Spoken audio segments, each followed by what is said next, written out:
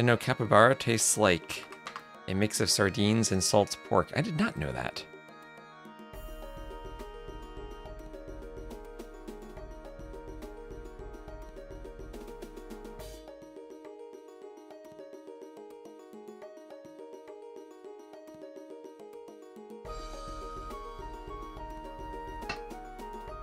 That coffee's still too hot to drink. So these best of sevens, I always feel that when I get to a best of seven, it's hard to evaluate the Civ draft, even though there can be players who just absolutely win the set straight from the Civ draft.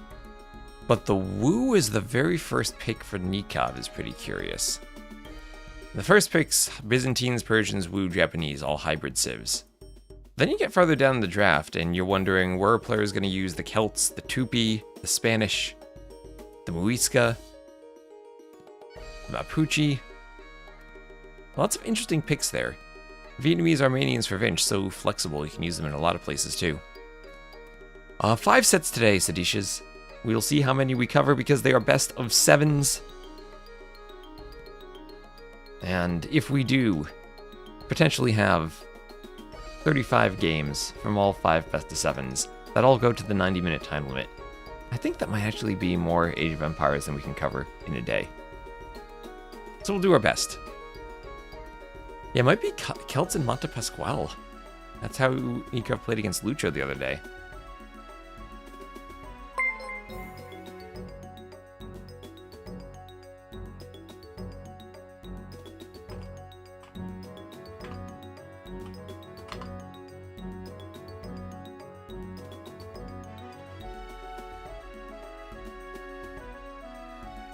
Alright, Onamaru, we're good on YouTube too. We're live everywhere. And indeed, they are in their lobby. We're good to go. And we'll cast this set at the same time. We also have Barles versus Sorakuma. But I'll cast Vinch because he's an Onamaru player. That'll be Vinch versus Nikov for the final spot in the LAN. JBR joining the lobby to check the settings. Right now, Vinch's Elo, 29-23.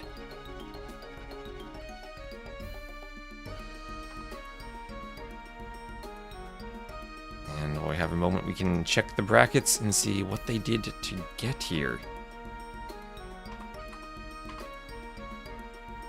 They're in bracket E. Let's go take a look at this. And can I fit the full bracket on my screen? There we go. So we'll have a Vinchester. He went through Carnage, Goku, and Vivi. Nikov had a great set against Lucho. Went through Jubileo, Husiel, and now Lucho. And the two of them will be trying to qualify for the main event this July.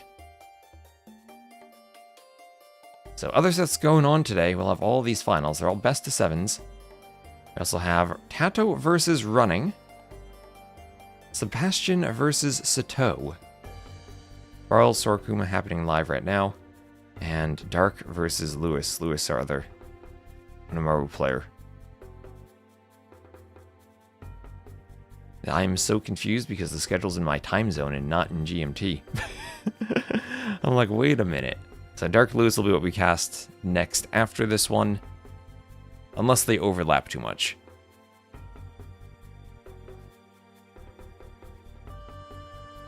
Ideally we get to cast all of them, but we'll have to make our decisions on the fly.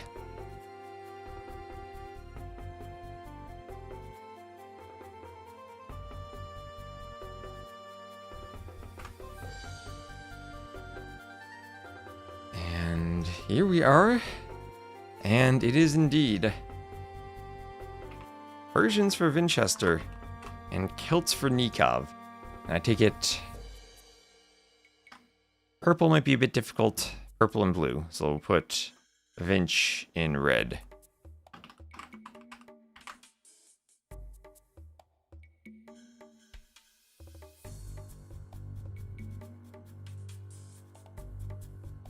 So first set of the day, Vinch coming off of what has to be a disappointment for him, not able to get a visa to head to the UK for Red Bull. And Nikov, who not at Red Bull, but recently had qualified for the China LAN last October. And has been at many LANs throughout his career. Both civs have similar Castle Age unique techs buffing their castles. Persians and Celts.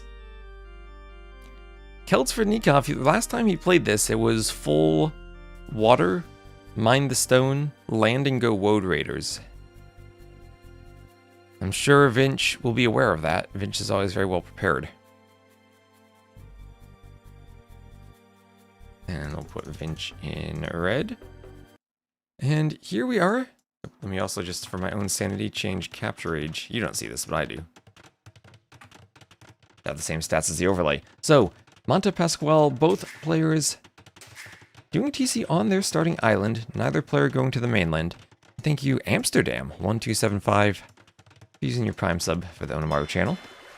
Different dock locations. Nikov going for the whale, Vinch going towards the front.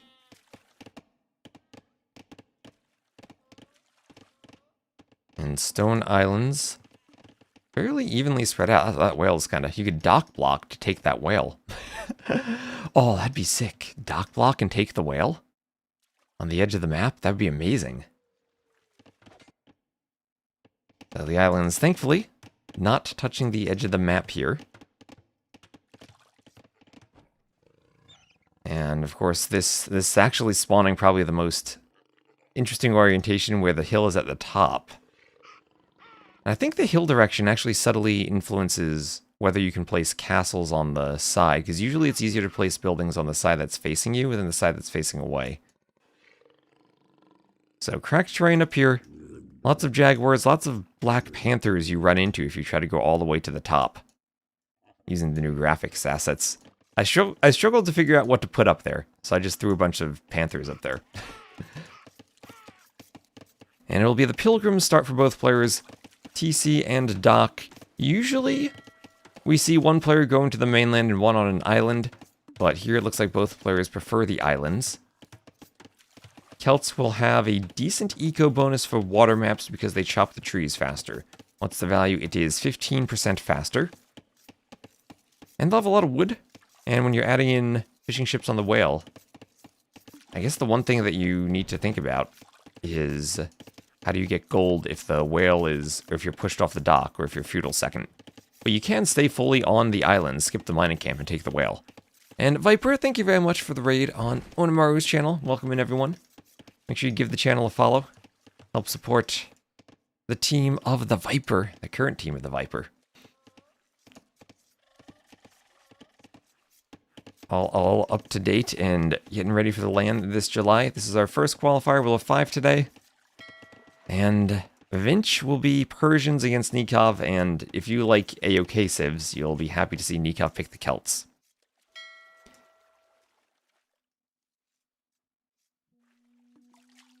When I consider adding Gaia Knights, Cavaliers, etc., you think the hill doesn't have enough predators on it? We have seen some villager massacres up here on top of the hill. So there's Loom for Vinch getting ready to click up as the Persians. And this map has been played in many different ways. Looks like both players here are deciding to go for the docks, and eventually also be trying to find a whale in the back.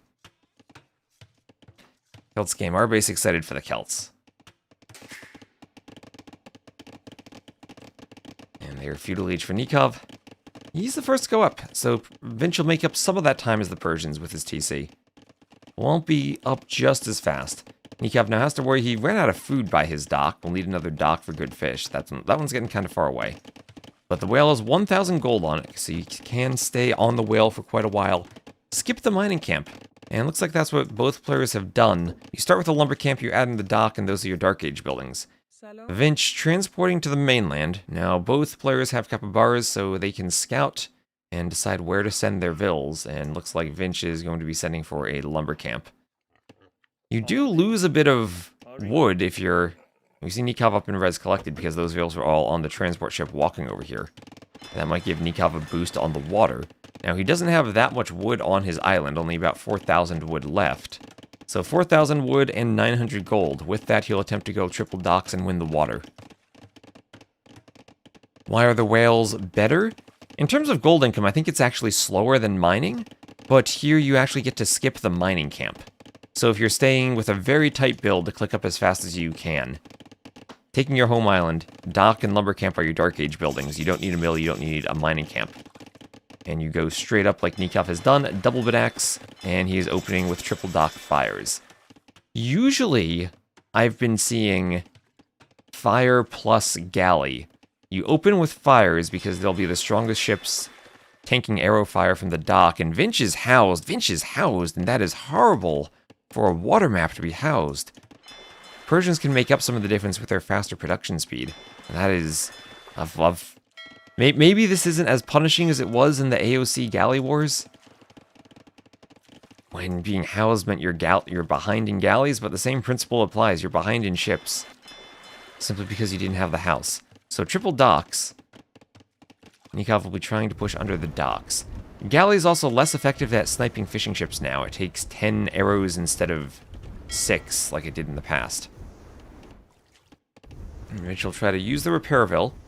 And Nikov finding a dock where there are no fishing ships nearby, so he's able to pressure that, but doesn't actually idle anything. You see on the water, he didn't scout Vinch's southern dock. So Vinch might actually have a bit of a hidden eco for the moment. But Nikov certainly ahead in fire ship production, and also ahead by 400 res collected. We'll have Nikov just now transporting over to the mainland, but perhaps at a smoother timing. When we see Vinch doing fishing lines, maybe a bit of idle time on some of the docks earlier, combined with being housed when he did that transport ship. No real pressure to do the transport immediately, and Nikov now with the fires. Kind of hard to tell who's winning the fight here. One Hulk from Nikov. The Hulk is probably what the dock tries to focus on with the fishing ship, because it is weaker with less pierce armor. We see that Vinch doing that over here. So Nikov has found Vinch's other dock, but is surrounding Vinch on water, surrounding those fires. And feels like Nikov's taking a good lead on water. He's actually ahead in eco units now to the Persians. Build counts are equal. And Vinch still trying to ferry more vills over to the lumber camp he has on the mainland. These pineapple bushes are reskinned berries.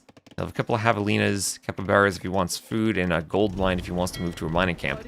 But Nikov now fighting vills on the wood line. That's one vill down. Fires can't shoot that far inland. Vill 6 HP. She'll escape being burned. Or at least escape being burned to the crisp. She did take quite a bit of damage. And it'll be fire plus Hulk. Nikov went fire plus Hulk in his Fernando de Noronha game, when pretty much everyone else had been going War Galley plus fire. If I recall, he was the Berbers, though. And maybe the faster moving ships affect something there. But here we're seeing the same thing in Feudal. Mostly fires and Hulks, less of an emphasis on galleys. And fire is still certainly the best ships at sitting underneath docks. Vinch's starting to recover his numbers a bit, but throughout all this fighting, Nikov has had the more efficient economy. And more efficient economy than Persians is crazy. But if they're using their docks for warships instead of fishing ships, and the TC is stuck on this tiny island where the vills have to be ferried back and forth, then maybe the Persians not really using their eco bonus to the fullest. And the Celts, they simply chop wood faster. They don't even need to do anything. And if anything, the Celts bonus just means Nikov is going to run out of wood on his island sooner and has to get to the middle. But while this water pressure is going on, we have an archery range transition from Nikov, while Vinch is trying to go Blacksmith Market and Fast Castle. Actually has a nice alcove where he can wall himself in. Already defending with a tower. Nikov opening with 3 militia. Thank you, Shepard, for the follow. And we'll have Loom also for Nikov. And this looks like a fight, looking at the HP, that Nikov's going to win, pushing Vinch away from his docks.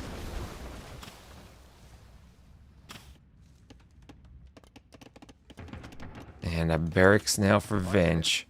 Nikov doing men-at-arms. He just did Loom. And we'll dive the tower with men-at-arms. Actually, we'll dive the vills. Might have wanted to have waited for the men-at-arms upgrade, but while fighting on the water, he's going to trap a villager. Or almost trap a villager. He's going to use the capybara to help trap. Jordan had a really nice goat block to kill a vill the other day. That vill goes down, finally, and men-at-arms will pressure the tower. Vinch not realizing that as Nikov is stuck between fighting the dock and fighting the fires. I think he does need to fight the fires with fire first. Men-at-arms still killing vills on the woodline, still raiding. And he's sending Nikov YOLOing his vills forward. He wants to destroy the tower. He says, I have so much wood stockpiled, I don't need a lumber camp anymore. Let's just fight the tower. Vinch reacts very quickly with some walls. But so does Nikov. Oh, no, wait, no, those are Nikov's walls. Those are Nikov's houses. I thought those were Vinch's houses. Those are Nikov's houses. And Nikov trying to keep Vinch's vills away. But this will pull Vinch off of the gold. When Nikov has a better resource stockpile, take Vinch off of the wood line. And that's going to hit the production on the docks. And we see Vinch, no fire galleys queued at the moment. A couple of hulks in there for Nikov too. And Nikov should win this fight. Or actually, actually it's close. Actually it's close. Actually has to pull back. Trying to reamass hulks. I thought he was going to win that, but didn't quite see the numbers properly. And now he didn't push the tower as Vinch takes the score lead. So big risk from Nikov. He was winning the water and pushed the tower. Did you get the player icons on the foundations? Houses are a bit tricky when they don't have as much color as some of the other buildings. Well, at least we put Vinch in red instead of going purple. So another dock from Nikov, as he has 2,000 resources collected ahead. Vinch somehow ahead in the KD when he took one good fight on water. I think Nikov might need some hulks to come back now. Has quite a few hulks. Hasn't been garrisoning the docks, and I don't know about this fight for him. He's not fighting with all of his navy together. But he's taking the fight while also pushing on land with some men-at-arms and archers. Vinch adding in a stable for a scout. And Nikov adding a market. So now the question for Nikov is, how does he get up? Does he... If Vinch snipes that transport, Nikov, be careful with your transport, Nikov. Be careful with the transport. He'll get over to the top. And men-at-arms will be fighting the stable. Vinch with a second tower. So 2 towers. They don't quite range each other, though. And that stable outside the protection of the tower, so Nikov with Celt men-at-arms can knock down the stable. Feels like Vinch is investing in winning the water, but I've seen so many games in this current water meta where it feels whoever wins the water loses the game because they invest too much into their ships. More ships means more investment, means less investment on land. So archery range now for Vinch. Still probably needing skirms if he sees Nikov has a range, but Nikov clicks up to the castle age. Vinch not too far away himself, though. Not too far away himself. Will be losing his stable. And now Nikov needs to make a decision about what to do with the men-at-arms now that he sees the towers. I think he probably could rush a tower. It all depends on whether Vinch can quick wall. Yeah, win water, lose game. I don't know if that's classic. I feel like in AOC it was win water, win game for the most part. And men-at-arms going for the blacksmith now. And gold mining for Nikov, and he might simply wait until the next stage, then add in siege, and try to not eat TC, but eat towers.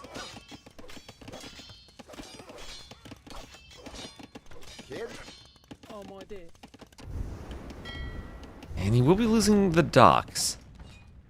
Now there are whales here in the water. 3 whales remaining, Vinch can take them. And actually, this might be why Nikov gave up on the water. He finished his whale. So all that gold income he was relying on from the whale, he took all 1,000 gold from it.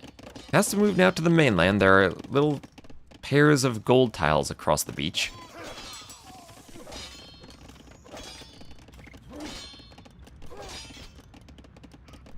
And Fletching coming in for Winchester.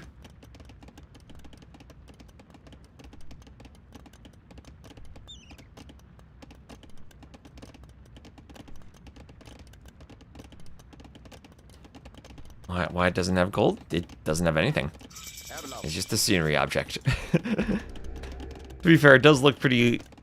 It does stand out for just being a scenery object. So another stable for Vinch, replacing the one he had lost earlier.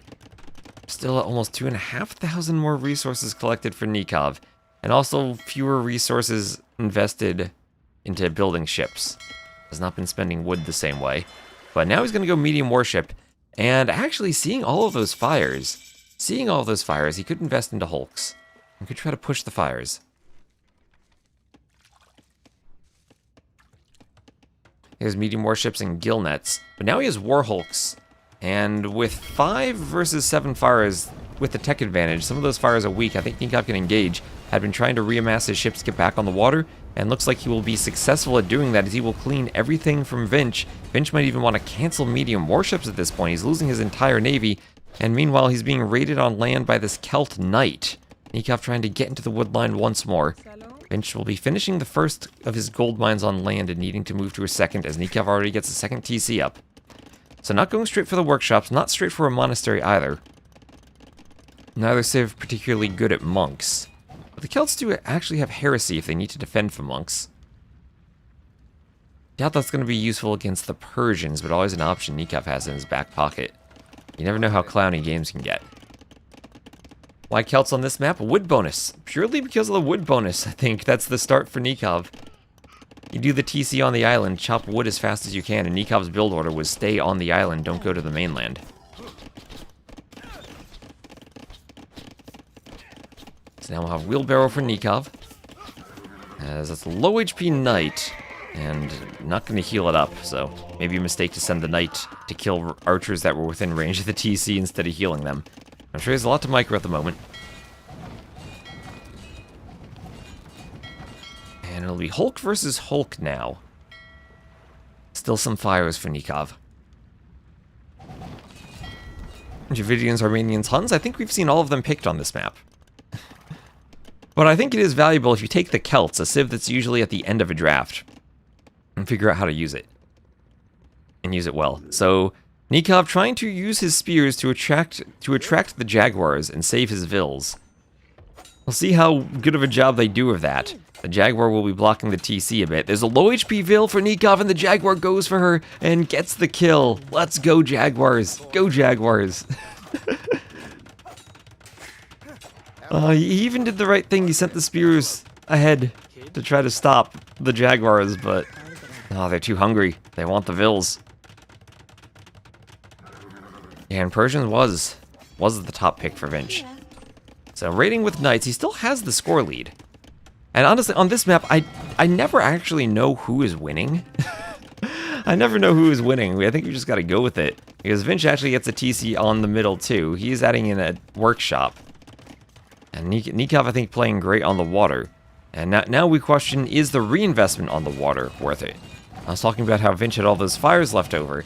Nikov decided he was spending on water rather than spending on land. That'll force Vinch to spend on water too. And maybe that's what Nikov wants, the eco setup where both players have lots of Vils on wood, so he's advantaging his bonus the most. And fight that Vinch is winning. Vinch keeps transporting. Jaguar. Yeah, Jaguar is MVP. I'll have a workshop farther up the hill for Nikov as he's trying to take the hill. Wheelbarrow horse collar for Vinch, adding in some eco upgrades, healing up his knights. And the Persian knights will be better than the Celt knights. Although Celts have one thing that the Persians no longer have, and that is Paladin. Without bloodlines in the final armor, they probably do lose pretty hard to Savars. But they do have Paladins, and if maybe we'll see a castle drop into Wodes. That's what Nikov did in his previous set against Lucho. He took the water, mined stone, and castle dropped for Wodes to get back on land. Now a few war galleys for Vinch. We're seeing the full triangle of water ships. Give the Jaguars a charge attack. Some of the Predators have a charge attack now. Some of them do.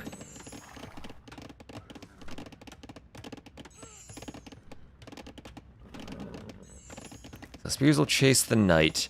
Nikov struggling maybe a bit to keep the Vils working. Some capybaras left. Now it's going to transition mostly to a fight on land. Nikov does have 4 monks, 4 to 3. And he's trying to pick the monks with his knights. Will he get it? Nope, doesn't get the monk. Gets 1. And capybara on the hill for Vinch. Won't be too threatening as Nikov keeps mining stone. And if Nikov is pressuring on the water, then he's doing one thing, and that is he's preventing Vinch from taking stone. Preventing Vinch from taking stone. As Vinch will try to move. He's sending Vinch, don't send 1 Vil up here. Don't send 1 Vil. No, you need to send more than 1. Not like this, Vinch. Not like this. I think that Vil, will the Vil survive? The other Jaguar didn't attack right at the start. The Vil's friends are going to come watch him fight the Jaguar, not bother to help. Oh, they are going to help. They are going to help. Vinch realized. And Celt manganel on the hill. 3 Persian manganels. Nikov dodges. Monks to convert the knights. Gets a hit. Half HP off that manganel. And now it's time to micro. Uphill manganels will tank hits. Apparently so too will downhill manganels. We have this beautiful new Celt castle. Another Jaguar helping out Nikov this time. But he's not going to deny the TC. Unfortunately, he didn't scout the TC as the castle could have been dropped on it. But he will have a hill where the Jaguars will not attack the manganels. On water, it looks like Nikov has come back to take everything. I don't know how the scores are still close. It feels like Nikov has a huge lead. I guess Vinch is keeping the KD fairly close. And Nikov has been killing more eco rather than warships. And, the monk? Okay, so the spear is not going to help the Repairville. He's just going to stand there, but the monk will heal the Repairville while the Ville is repairing the manganel and getting attacked by a Jaguar. Okay, there we go. She lives. All good.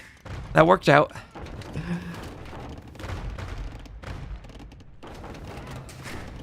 Manganel's still attacking the TC. If Nikov loses that TC, he has to be careful of wood. He will take the top of the hill. Maybe we would need more stone to get a second castle then to stop the push. Was a bit of a hill in the middle for Vinch, and awkward to lose the TC for sure. And a lot of Nikov's score still will be the fact he has ships remaining on the water. He'll destroy Vinch's fishing ships once the docks go down. It still has a huge eco advantage. He's not clicking Imp, though. We'll take Vinch off the top, so both players losing a TC. Persians with a downhill cracked terrain TC, and that still goes down quickly.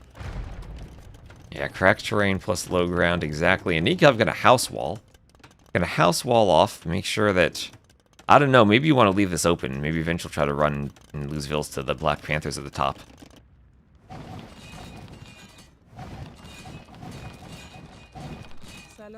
Oh, the Hulk struggling. Trying to find range to grapple the 1 HP villager, but can't reach. That poor ship is just lost sailing back and forth along this tile trying to reach the Vil. I think Nilly must be the captain of that ship with the pathfinding. Oh, those Vils are safe, just taunting the ship. You can't catch us. Meanwhile, there's a manganel fight too. Oh, 4 manganels down in 1 volley. Vinch trying to survive, but Nikov still has the Celt manganels. They shoot faster. Oh, is Nikov going Celt cav archers, or did he just convert Persian cav archers? I'm going to say he converted Persian cav archers. And then Vinch converted them back. Manganel's going down, but Nikov's starting to do woad raiders, and they will be raiding. Raiding Vinch's woodline, pushing him off of the lumber camp, killing a ton of Vils. That's now 111, as Nikov's Vil count is laughing at the mere 58 of Vinchesters.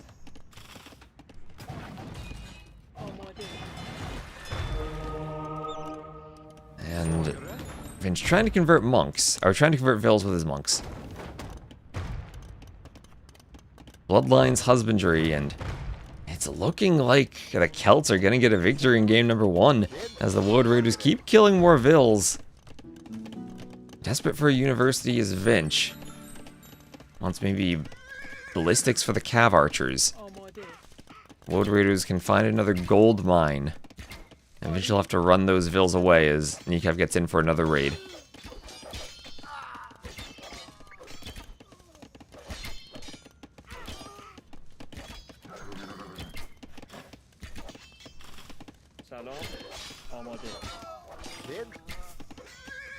And Woad Raiders will have to attack the cav archers.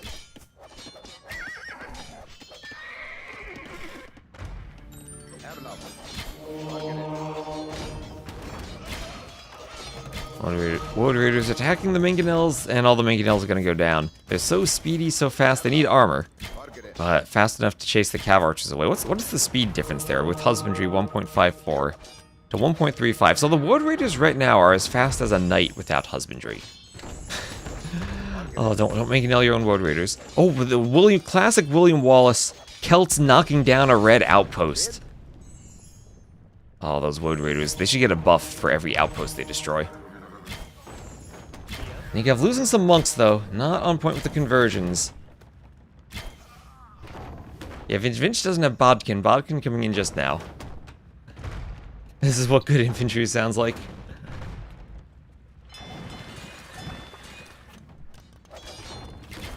And forward castle for Nikov right in the middle. And he's about to go up to Imp. So we might be closing in on GG if Nikov can do the castle and click up.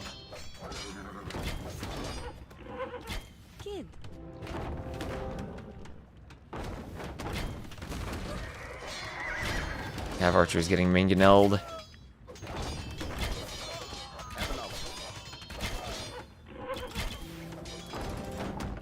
Oh, a nice hit on the Cav Archers. As all the villas come over, Nikov's trying to get the castle. He needs to buy his way up to Imp. He needs a bit more food.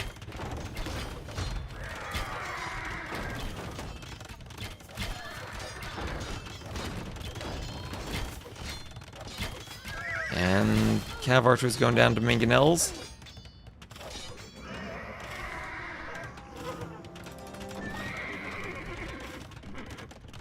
As the castle is up, and I'm struggling to see a way for Vinch back in this one now, as Nikov will add another TC, and he has clicked up to Imp, putting Imp, wait, he put it behind 3 vills. TC's on cracked terrain, but that's fine. I think he also deleted the TC from his starting island, because he was tired of hitting the idle vill button and ferrying the vills. Cav Archers from Vinch will keep running around. We'll have a couple of houses from Nikov going up, trying to wall off this area. And chainmail armor on the way. Woad Raiders killing the Cav Archers. Imp also clicked for Vinch. And actually, Nikov, Imp is behind so many vills that Vinch actually could get Imp first. Vinch finding ways to hang on. Downside is he doesn't have a castle for Trebs, would have to go for Bombard Cannon. The Celts do have a certain weakness to one composition that the Persians have access to. Hand Cannoneer Bombard Cannon. That would take chemistry and it's still a long time away. But if Vinch can hold with Cav Archers until getting to Hand Cannoneers, maybe he still has a shot in the army composition. Ram push from Nikov, and which castle has Imp? Or which TC? TC on the island, so Vinch still with the TC on the island, that's safe to go Imp. He does not have a way to stop the Rams right now.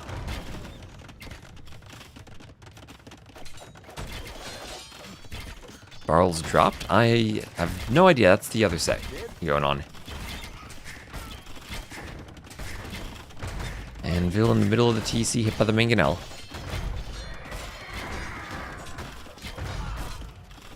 Okay, restoring, alright. Save and restore that works. A good feature. And TC pushed by the Rams. Beautiful garrison flags for those Woad Raiders and the Rams. Vinch desperate to hang on. I wonder if Nikov will be surprised when he sees Vinch hits Imp. But not much Vinch can do with the Imp. He doesn't have many resources. And chemistry is clicked immediately for him as he tries to do more ranges. But Nikov can start adding scorpions to deal with hand cannoneers. And Vinch up to the Imperial Age. Nikov with the Celts. He has Woad Raiders everywhere. Everywhere. There's no bracer for the Persians, so they don't really get a benefit from Cav Archers and Imp. There's Nikov up. And Vinch... Is Vinch going to call it? He will call it. And Nikov with the Celts over the Persians will take game 1 on Monte Pasquale. I didn't know what to expect from build orders when we saw this map. Celts certainly was not up there. But right from the start, the wood bonus staying on the island using the whale gave him a huge advantage over Winchester on the water because he had more res collected when Vinch tried to transport over to mine gold. Celts OP, maybe the build order simply of... Oh, let me look at the stats with the proper overlay.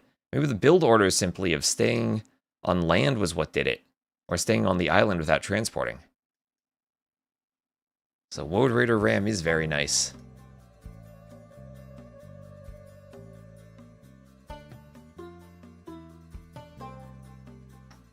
Yeah, Celt supremacy.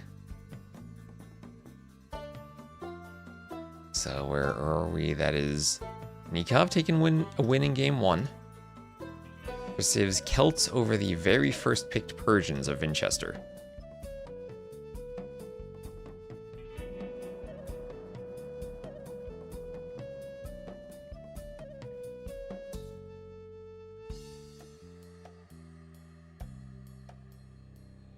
Only Leary had picked Celts. What, in Red Bull? I realized I forgot to make a Discord announcement that we're live.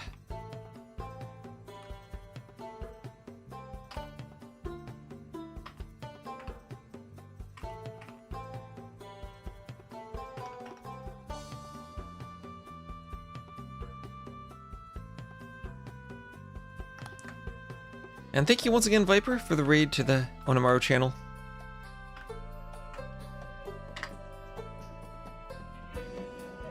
Let's double check. Right now, what are we at? We're at 1,835 followers there.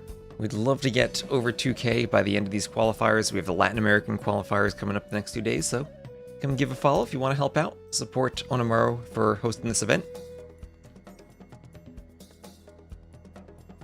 And thank you all for being here with us on our early Sunday morning. So game number 2 will be Amazonia. Jurchins, again, Civ picks from Nikov. Jurchins versus Byzantines.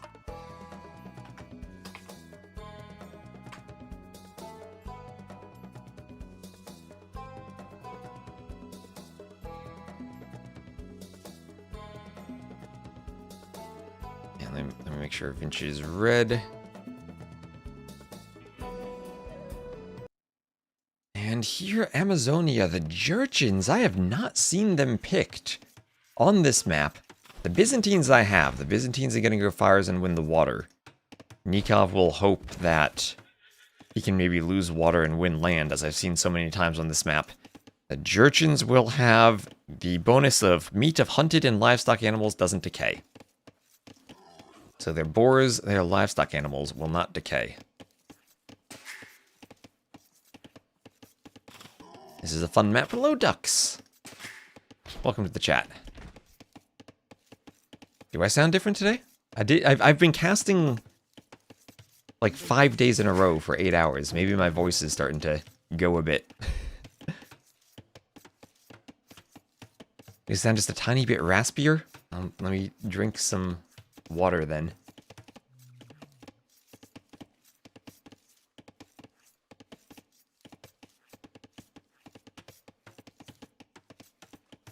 Either that or I'm hungover.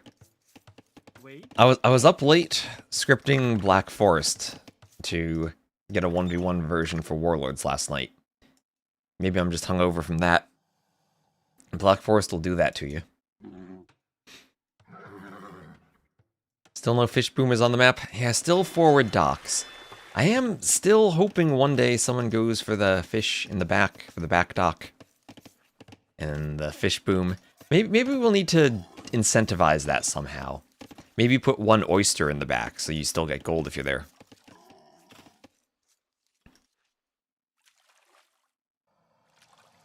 And maybe one big fish in the back? I guess you are giving up a lot of map control if you're not going for the middle. But the riverbanks are so large that hasn't seemed to matter too much. And Dragonstar actually did a back dock in one of his games that saved him because Monos went for a landing and he spotted the landing with the back dock.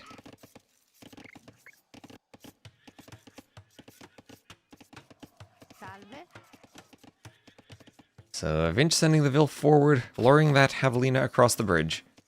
Always tricky because you can't quick wall on the bridge, but it's close enough it shouldn't be an issue. Oh, welcome back, Nikov. Well, where did Nikov... Oh, I guess from the appendicitis issue. I was like, Nikov hasn't gone anywhere. And I know exactly where Nikov is right now.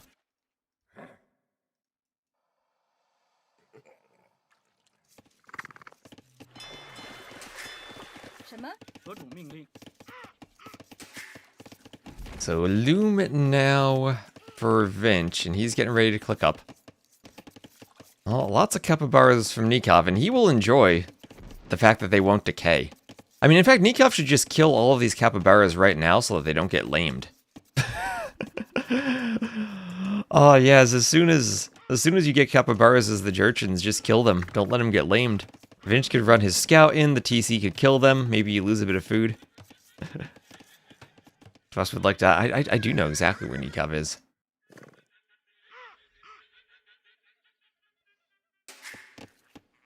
So, Feudal Age for Vinch.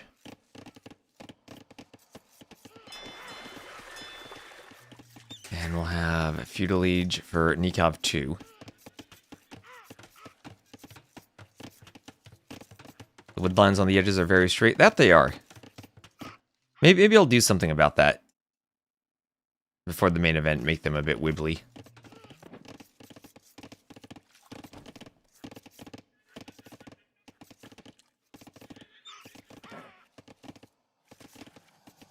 So now Feudal Age for Vinch will be a minute faster than that from Nikov. And with 2 docks on the front, it does look like Nikov will play this as take one of the deep fish, take the oysters and shorefish, and then give up water. Maybe a situation Nikov could consider taking the other deep fish and the oyster now, and then simply hiding under the dock later on, during the transition to feudal. Now I think this is also a map where a fast castle is viable, and we'll have a dock for Nikov.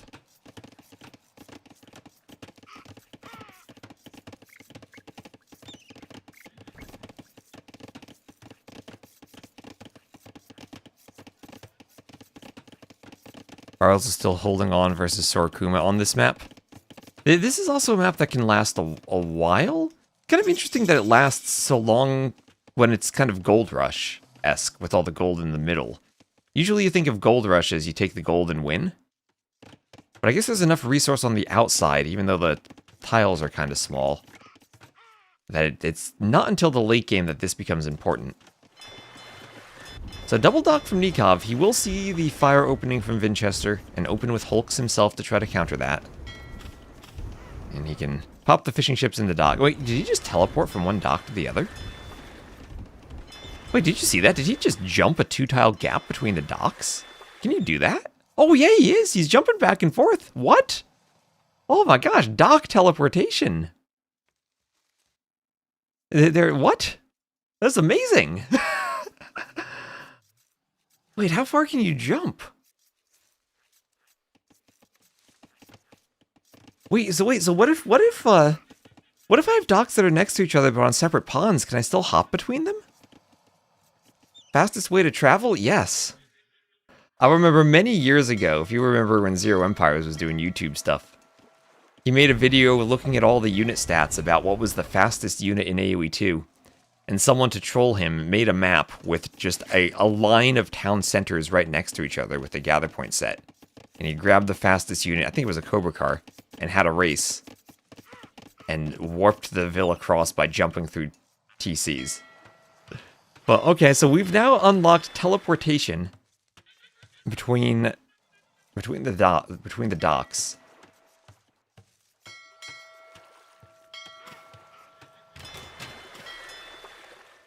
And Vinch can't really push Nikov's teleport pad.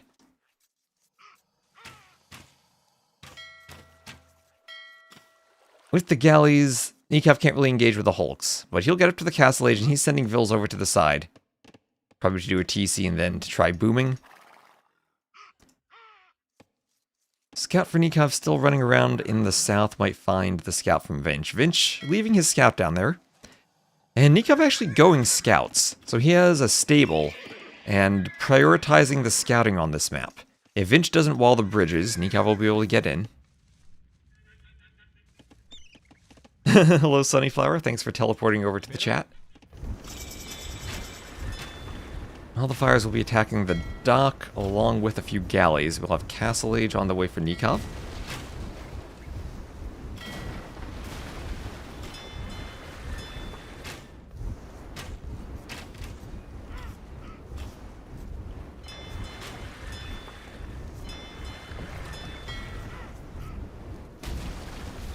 Fires attack the dock and the fishing ships go down.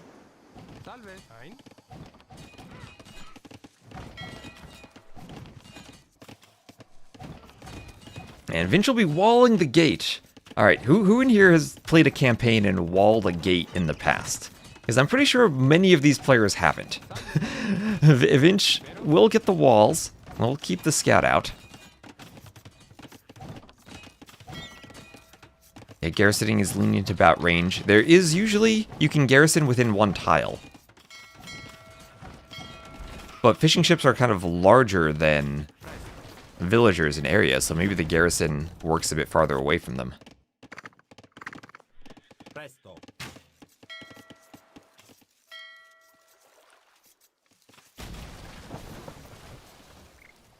Wall of bridge, wall of bridge. What, did I say something other than bridge?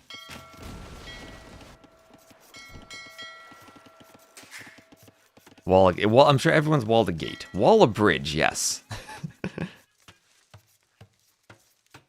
So fishing lines for Winchester. And we'll have a monastery up for Nikov.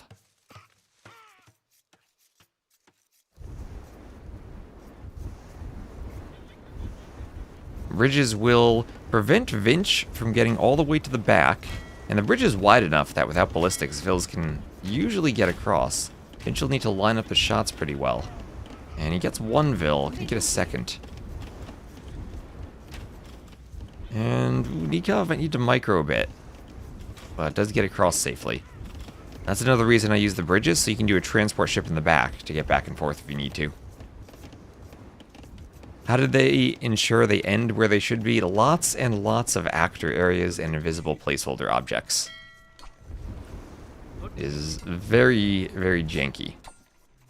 And ooh, 1 HP, that's all you need. Perfectly calculated from Nikov.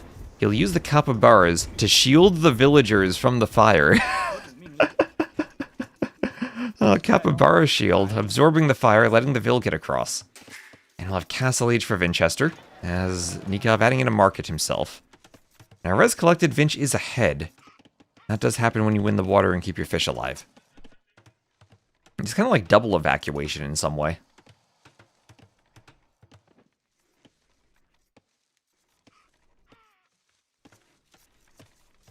Certainly unique from maps, I think. Some of the other maps we have, like Satan, obviously Arabia-like, or even Monte Pasquale, Pilgrims-like. This one's kind of its own thing. So horse collar and a wheelbarrow, or horse collar for Nikov, wheelbarrow for Vinch, as Vinch just gets to the Castle Age, adds in bowsaw. But in terms of actual villagers, 54 to 38, Nikov is ahead. Use a stack patrol? Well, I haven't seen the game, so can't really comment on that. Barracks for Nikov.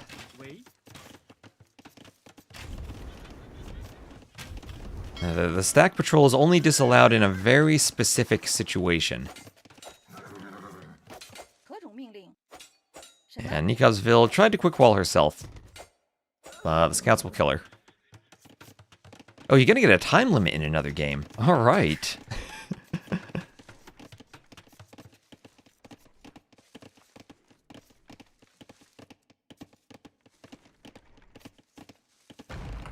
I'll get the brackets for you. So Gwenal goes out here being a bit of a alert to the scouts if you pay attention. Let's see if the monastery sees them. Yeah, so if you pay attention in the Fog of War, you'll see them running. And you'll get a bit of a heads up to the scouts. How many years for the time limit? I don't know how many years, but it is just over 90 minutes.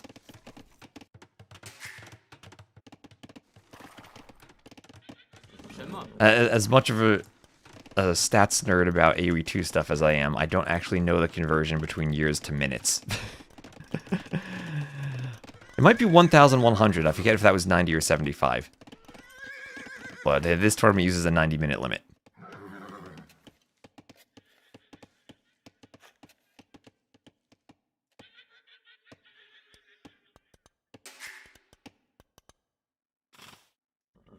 So TC will hit the scouts.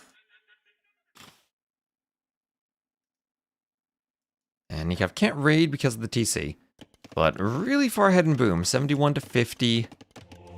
As he's picking up relics too. 2 relics already for Nikov. Actually 3 relics, he has one from the other riverbank. Finch out there with a camel or some scouts earlier to try to stop that. Finch is mining stone, so both players pretty heavy on stone. We could see castle drops come in, as a couple of monks will be picked up by Vinch's scout. Nice heads up play from Vinch. Nikov didn't wall. I guess it is kind of hard to wall when you don't have the water. And here is a barracks now. Barracks from Nikov. As the scouts will go down to camels.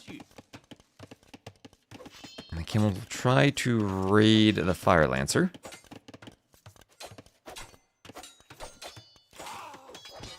Lancer down.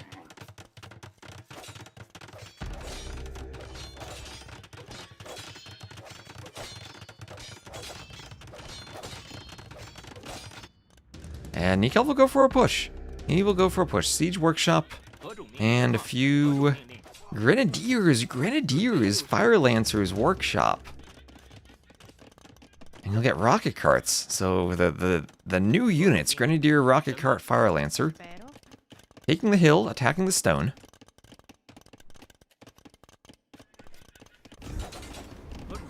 And Ville's all going down to the fires. Oh, this is the pain of the bridge. The pain of the bridge. The fires cooking the villagers. All of them get destroyed. That Ville even fell off the edge of the bridge.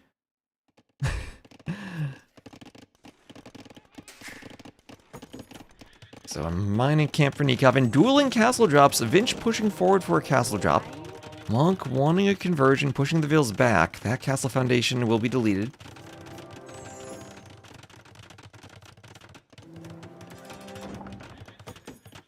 And we'll have a mining camp for Nikov.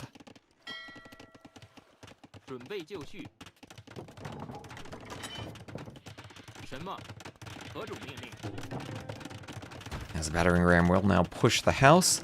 Eventual castle, the end of his bridge. As the ram pushes the house, Grenadier trying to stop the... Oh, Grenadier is trying to kill Villes on the castle. Getting a couple of hits.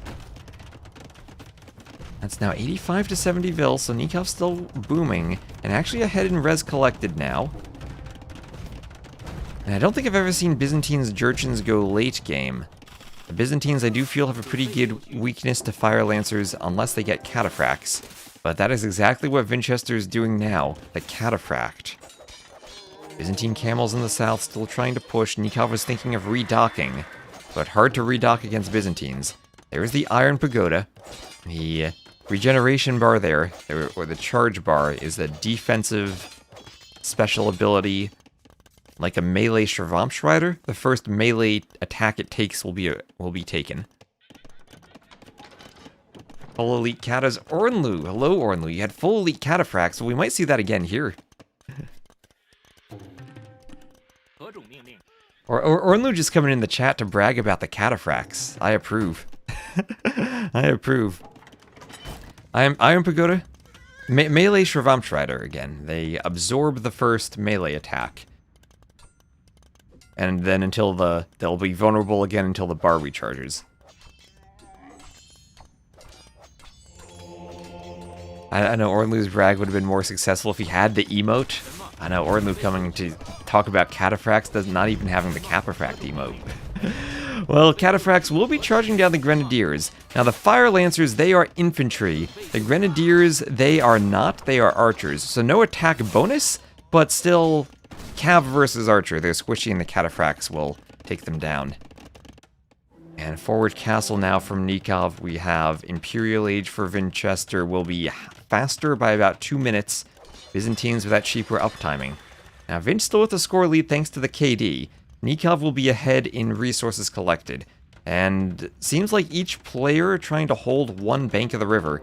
Vinch with a castle on one side, Nikov with a castle on the other. Cataphracts attacking the siege workshop.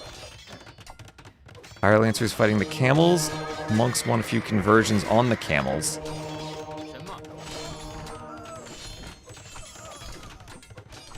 We did have the turtle ship game yesterday, but Running's crews had to do some swimming. Okay, a few vills down for Vinch doing the castle. It won't be denied, but it will be a graveyard. As Ballistics and Fletching come in for Vinch. And more Cataphracts. Cataphracts chased across the middle by the Caimans. Will be pushing the Fire Lancers in the south. Now, the one thing that Nikov still has in his back pocket is Elite Fire Lancer. Because once the Byzantines have to fight Elite Fire Lancer, they actually need Elite Cataphract. and Logistica, and those upgrades are far more expensive as the cataphracts will wreck the Gaia units. Where were those cataphracts for protecting the villagers in Monte Pasquale? Cataphracts here fighting the Iron Pagodas. The Iron Pagodas should also be pretty darn good against cataphracts. And that maybe forces the Byzantines into camels still, which are weak to the Fire Lancers. So I'm still not sure what the unit composition is going to end up being. Imp is almost in for Nikov. He will have a hill bonus, but he still will be taking a fight against a Byzantine castle. And Nikov also has to be extra careful not to build his castles within range of the water, where Dromins could become useful for Vinch. Nikov also now 4 relics. 5th one in the middle would be hard to pick up with all the cataphracts. Iron Pagodas versus cataphracts. I don't think this is a good fight for Nikov.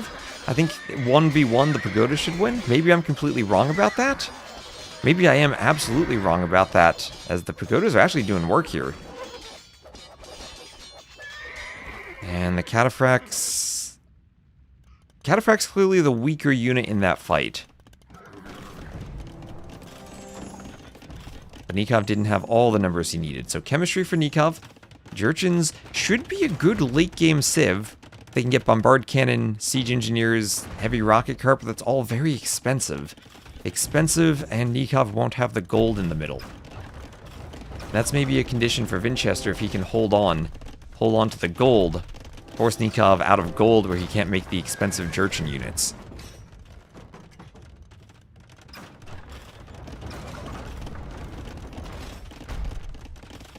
Yep, as Def Vader writes, the elite Fire Lancers actually have enough anti-cav attack that they do some bonus damage to the cataphracts. And with how expensive cataphracts are, from what I've seen, I haven't seen that too often. Elite cataphracts are a rarity, but elite Fire Lancer versus normal cataphract is okay for the Fire Lancers because it's still cost effective for them. Are armor upgrades banned in this tournament? Blacksmith upgrades of all sorts other than the archer line looks banned. I mean, we talk about Nikov not doing his eco upgrades. He has not done his blacksmith upgrades. Nikov does not have a single blacksmith upgrade. Do we need to remind Nikov to do his blacksmith upgrades now? There he goes.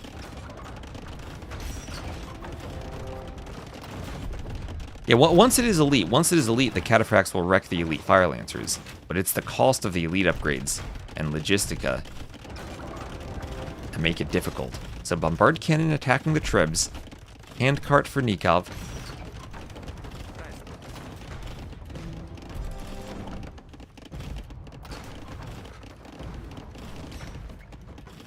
And this castle going down as Vinch does not have the stone to repair.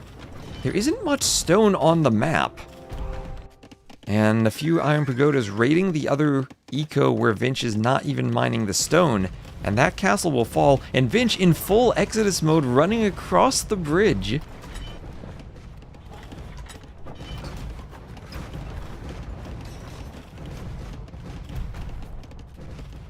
And he's going to have to run across both bridges to get over to the other side of the map, where he might just run into the Iron Pagodas. No, the camels cleaned that. But now he's even bringing the cataphracts with him, the Vils, the Trebs, everything running across. And Nikov is pushing. I feel that Nikov with this Civ matchup might be on his way to going up 2-0 over Winchester.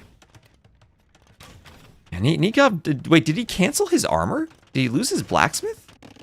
Must have maybe lost the blacksmith down here. Nikov doesn't have the cav armor. Nikov doesn't need upgrades. Doesn't believe in science, clearly. Clearly, he has played so much AoE 2 that he believes that the Earth is just as flat as these maps are, and doesn't need any upgrades. Oh, there he goes, ballistics and fletching. As this TC goes down, and Vinch is crumbling, he still has a score lead. And he is getting some raids in with cataphracts. Panic TC from Nikov to garrison against the cataphracts. The Byzantines are very difficult to kill, especially when they have water control too, because Vinch still will have all the gold in the middle of the map. But will that be enough for him? As Nikov has taken the score lead now. The cataphracts will start picking off some Vils.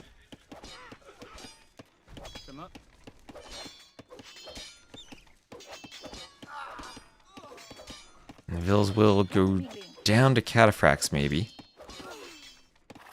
That is a good raid for Vinch. Nikov not reacting to this. He did the panic TC. Even doing Bracer for the panic TC, but he needs to garrison the Vills.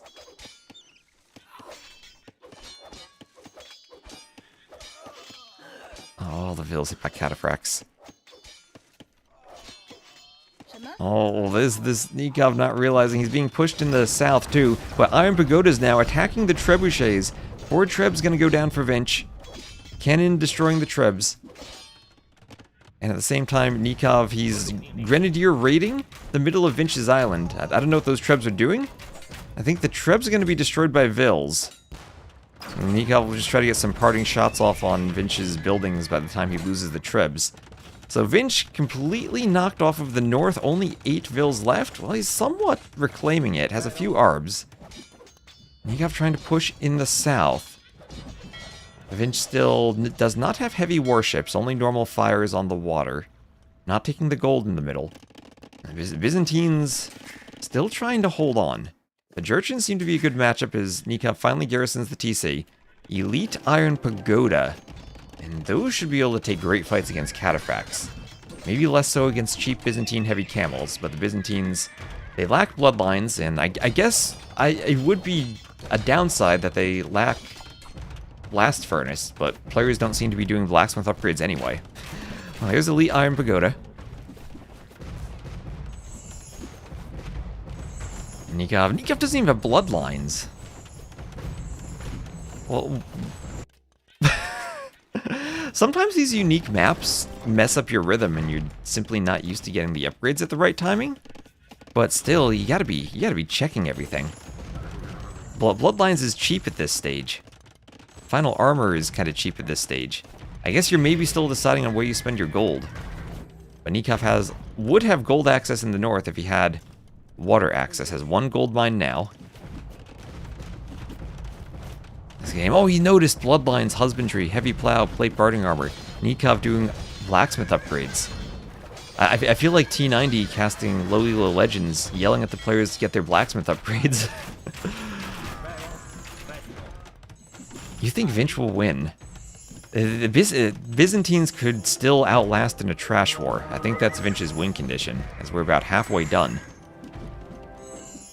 But he would need maybe some cataphracts still, and this castle could go down. Cataphracts, I guess at this point, are still too expensive to upgrade that Vinch won't be able to add them in. Byzantine castle is very hard to destroy. And Vinch floating a ton of wood. And that's the downside of being pushed off of this little corner, is that in the late game you're not going to have the farming space to spend your wood. And that's one of the things I've noticed on a few maps, where the space is a bit restricted. Your players float wood and don't have the normal farm counts that they'd want.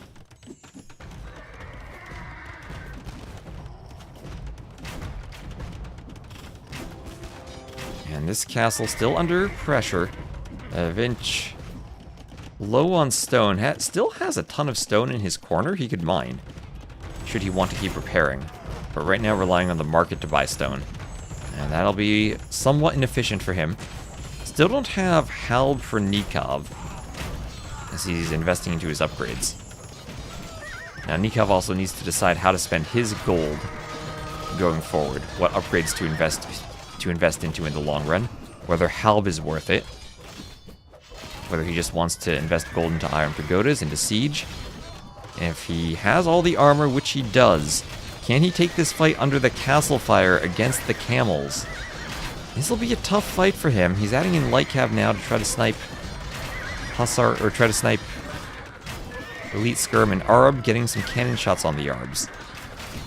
But I worry that might not be a cost-efficient fight for Nikov. Vinch is still pushing. We'll have Ring Archer armor for Nikov. As Nikov is... Oh, they're sharing a wood line. The 2 players are chopping wood next to each other. The Iron Pagoda says, "This is so peaceful, I'll attack a mining camp instead of attacking the Vills." And they will be chopping wood in peace next to each other for now. And Nikov's push. Byzantine castles are strong. And if Vinch had more farmers, I'd be telling him maybe he needs to do hoardings on the castle. Maybe this is where instead of farmers, Vinch could be thinking about docks behind the bridges and fish traps. So Nikov's island also raided by a cataphract. He'll lose farms there. These islands typically have a ton of farming eco added. Halb for Nikov. Cataphracts still not elite. And still only one castle for cataphracts. And still, although the Iron Pagoda just left. He says, we'll chop wood in peace. And water control still for the Byzantines. That's going to make it very tricky for Nikov going forward, because he now is down in score to Vinch. Vinch with the Byzantines still holding on. Nikov with 4 relics. Vinch could grab the one from the middle.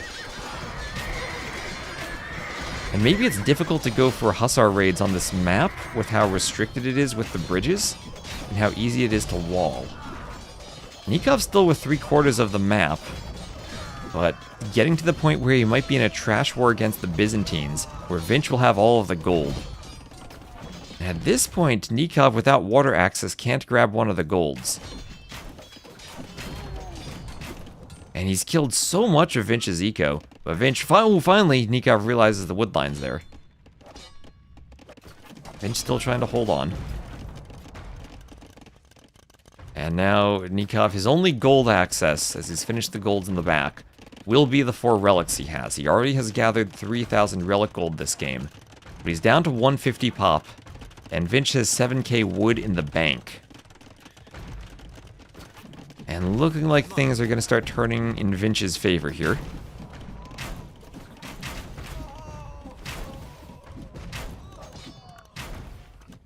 If Vinch sells gold... you mean if Vinch starts to buy stuff so Nikov can sell? Has Nikov on 72 farmers? He's maybe in a better setup with his food eco with all the land he has. So that's the better setup for Nikov, the food eco. And if it's Halb versus Camel, maybe he has enough Halbs. And it really is just one castle. If Nikov ever can push this castle, he can get into Vinch's base. But Vinch now finally focusing on the stone he has, can add more castles. And what is that? Elite Cataphract. He's getting a second castle for Elite Cataphract, seeing the Halb. We're seeing it, chat. We're seeing Elite Cataphract.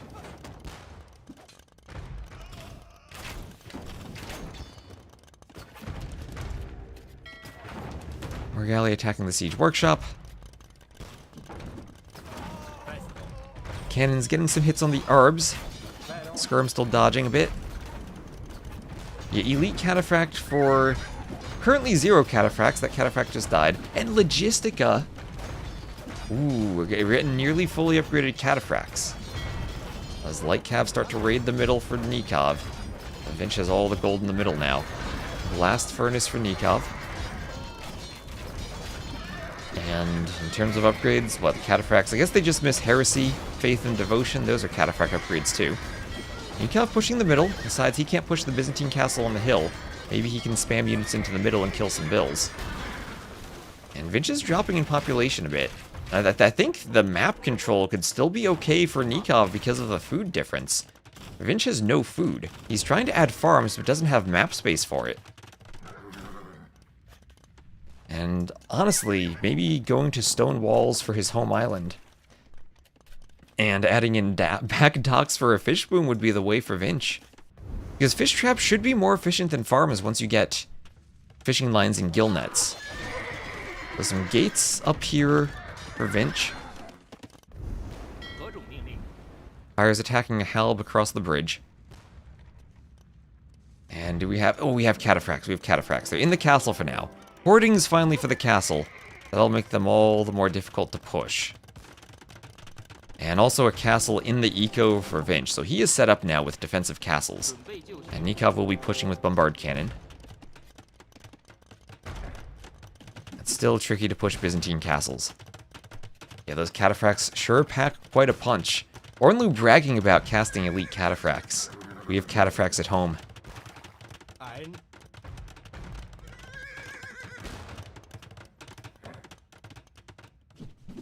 And here come the Cataphracts. What type of fight will we have?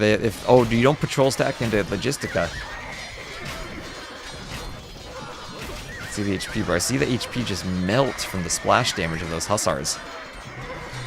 Cataphracts are about to feast if they can fight, running around the barracks. And they're feasting more cataphracts coming in. Cannon trying to kill Arbs. But cataphracts overwhelming in numbers here. Now the camels from behind, and that's the strength of the cataphract. Small units group up, they get slaughtered. Halbs come out, they don't counter the cataphracts. And Winchester will hold on to win. Byzantines strong enough. I'm still thinking Vietnamese to counter Byzantines might be a choice for the map, but Nikov tried something creative with the Jurchens. Didn't work out for him. And in the long run, 347 kills for Vinch. Eco, that's 5,000 more res collected for Nikov. And even with that res collected, Byzantines hold on. You don't think any Civ counters Biz? I think late game Vietnamese do. That's the best I've seen. Because Byzantines can't really fight the imp skirms.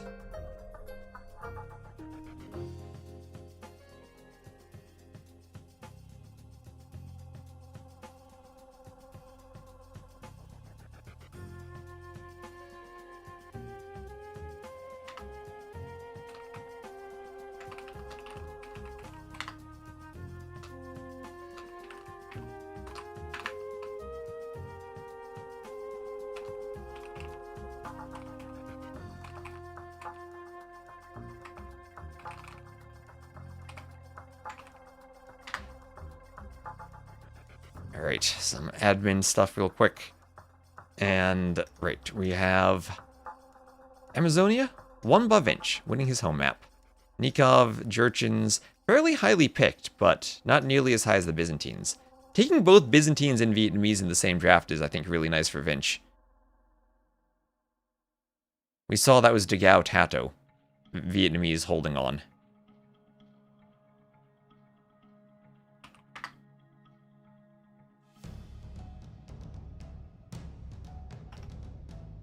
Yeah, how nervous the samurai is. Well, that'll probably be for Lensois Mariensis if we get there. Maybe it's Wu for Coast Arena. That has been pretty popular. Although to varying degrees of success.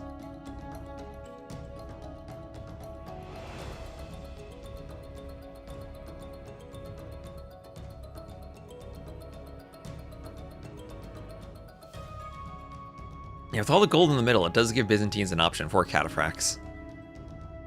And if I did manage to design a map for elite cataphracts, I'm happy about that. And Trognux, thank you for the follow.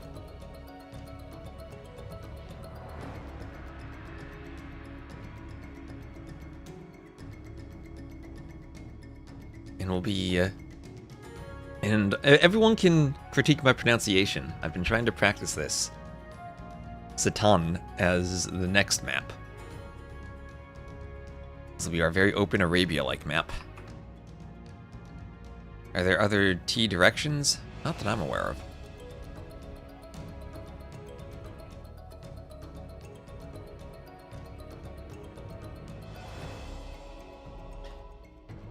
And whoa.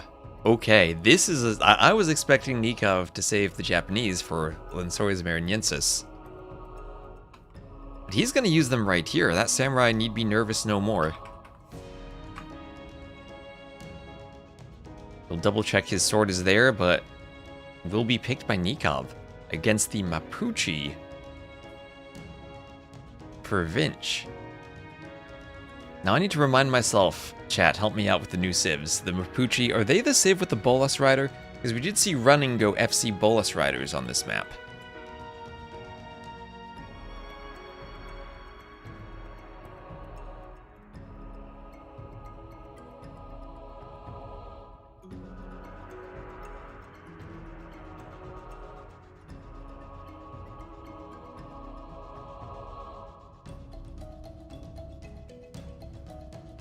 Yeah, Vinch picking the new civs. Tupi, Muisa, Mapuchi. He's hoping the power of the DLC civs get him to the Brazil land.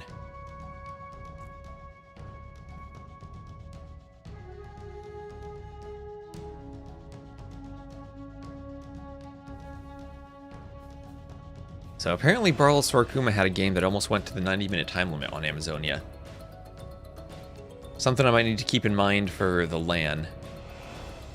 We might need to make the map a bit more aggressive, so so that we don't have time limit games.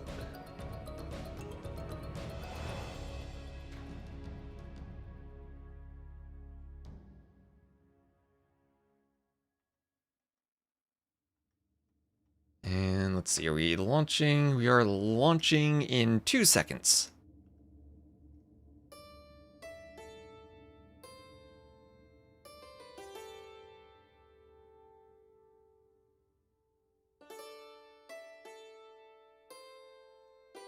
And Vinch in red. Let me swap that again. Here we are. Nikov will be the blue Japanese to the southwest. Vinch the red Mapuchi to the northeast. And what is this? The Bolas Rider for Vinch. Could this be FC Bolas Riders? We saw Running do that.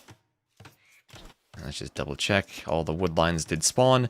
Oh, what is this lumber camp from Nikov? This is super efficiency. Look at that. He can get another 2 vills on this side. 4 vills on that lumber camp. Oh, that is the dream. He can even get another vill on the diagonal there. Have 5 vills directly adjacent to it. Oh, this is the dream lumber camp right here.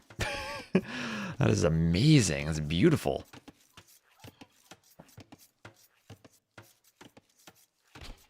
So, men-at-arms undoubtedly from Nikov. The only question is how quickly does he do the barracks. We had seen some super fast drushes on the map of players who skip the lumber camp and just do the barracks and use stragglers. This Rhea pushed in.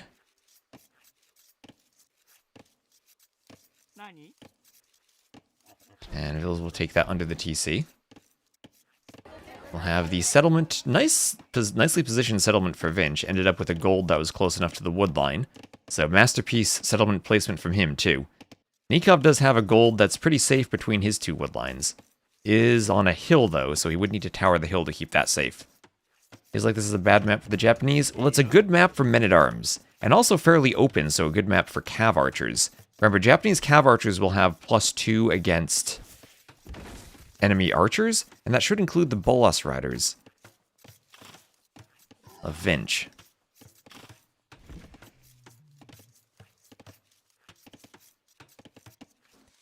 So the front of Vinch's base, very wide open. What he could, I know it's awkward to wall with the acacia trees, could get a wall up towards the front of the TC and do a circle around the back of his base. And actually have a pretty good set of walls. So there is Loom for Vinch, Loom also for Nikov.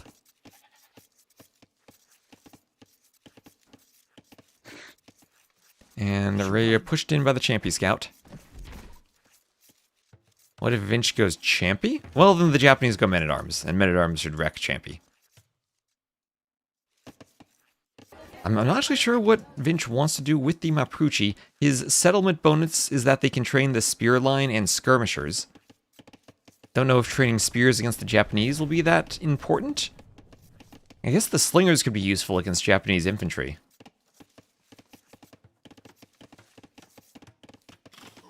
But I should think that Japanese cav archers win against the Bolas Riders. But I don't think I've seen that matchup yet. Bolas Riders have seemed very strong every time I've seen them in a game. And Nikov going 3-4 militia. Japanese 4 militia plus arson. Maybe even more men-at-arms added in later. Break through buildings. So a situation where it's extra important for Vinch to be walled against the early pressure, but extra difficult for that to happen once arson comes in.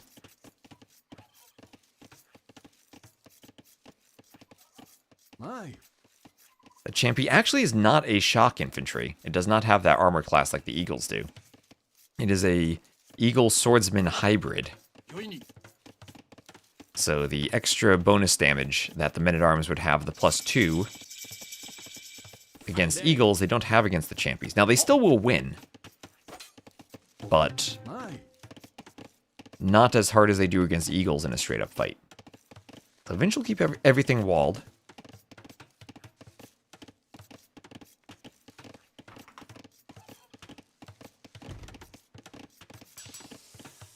And a blacksmith will go up for Vinch.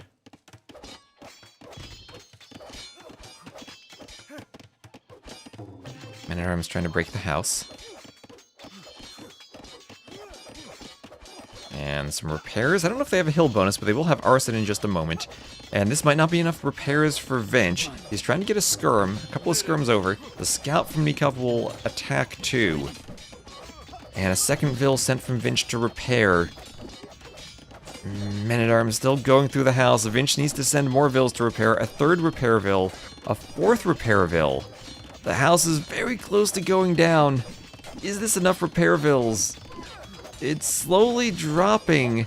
The Men-at-Arms have enough HP to tank the skirms. Vinch needs maybe one more repair Vil. This is going to be very, very close. I've seen it drop to a 1.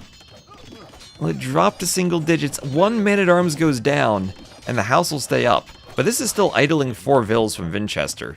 So one Man-at-Arms to idle 4 Vils that much, probably worth it. That was so close. Wait, but no, Vinch, he got you baited. Nikov turned left and came back. Vinch has to send the Vils back again. Here come more skirms. Okay, Nikov not getting in. That's why I feel the Japanese need 5 Men-at-Arms. When you get to 5 Men-at-Arms, you get to the point where it's almost impossible to repair the house. But I think they do need the 5th. 4 is very close, as we just saw. But you can still send enough Vils. You get 5, and then the pathing is so awkward you can't actually surround the house all that well to repair. And once again, repairs on the palisade. Houses with the negative melee armor go down pretty quickly. And Nikov will be aware of the house now. And the Japanese, this is why Japanese were picked on the map. Applying all sorts of forward pressure. And I do like that Nikov's civ picks have been a bit unconventional. Not going Maya or Jurchens on this map like we've seen fairly often. Another settlement for Vinch. And a good defense from Vinch, being able to train the skirmishers without needing an archery range. I mean, this settlement for them, it's basically a barracks, an archery range, a mill, a lumber camp, and a mining camp, all rolled into one. And the only thing he's needed was the blacksmith for fletching.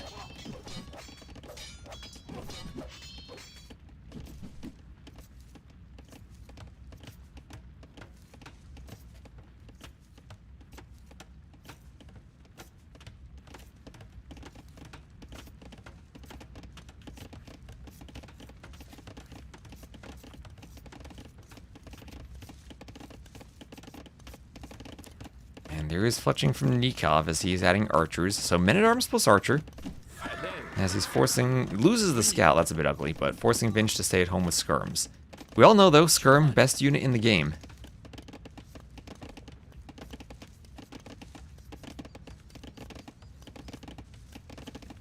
Why does the training time bar on the settlement look so jank? Is it to compensate for the slow production? What do you mean looks jank? He's not trading anything now.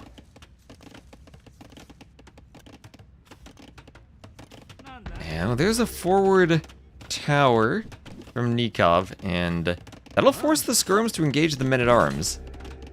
Vinch will try to fight with his Vils. Men-at-Arms have to fight skirms, push them back under the tower. The tower does need to go up for Nikov to fight the skirms. So far, Vinch defending well. And the tower... Oh, hit by the Vils actually forces Nikov to fight more forward than he wanted to. The tower very close to going down. Man, Nikov sacrificed almost all the Men-at-Arms to do the tower. Maybe needed to do the walls earlier, but that was a great fight for Vinch. And tower backfired for Nikov. As res collected, Nikov is ahead, but he just lost all of the Men-at-Arms to skirms. Skirms extra OP. Still clean up the Men-at-Arms.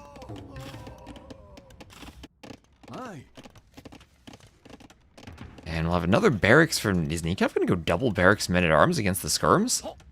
At some point, though, you get enough skirms, you can fight Men-at-Arms. 9 might not be the number against double barracks, but it's getting close to it. So Men-at-Arms have 45 hit points, so it'll be 9 volleys from the skirms. Vinch, he can keep pumping out skirms from all these settlements. He's got 3 settlement production. Oh, 215%? That is probably just a capture age bug then. Same thing as the pastures that appeared on the minimap extra large for a while. So Nikov with 1 forward Vil, doing some walling to trap the skirms. He'll trap them and try to keep the Men-at-Arms chasing. But I think that was a disaster tower from Nikov, and threw away some of the lead he had. So still 300 res collected ahead for Nikov, but he's spending so much on the Men-at-Arms that Vinch is getting closer and closer to the castle age. Adding in an actual archery range now. What is this building? Yeah, skirms counter everything. Arson men-at-arms forward. They have armor. Part of me is always tempted to do forging Japanese arson men-at-arms and push everything in the feudal age.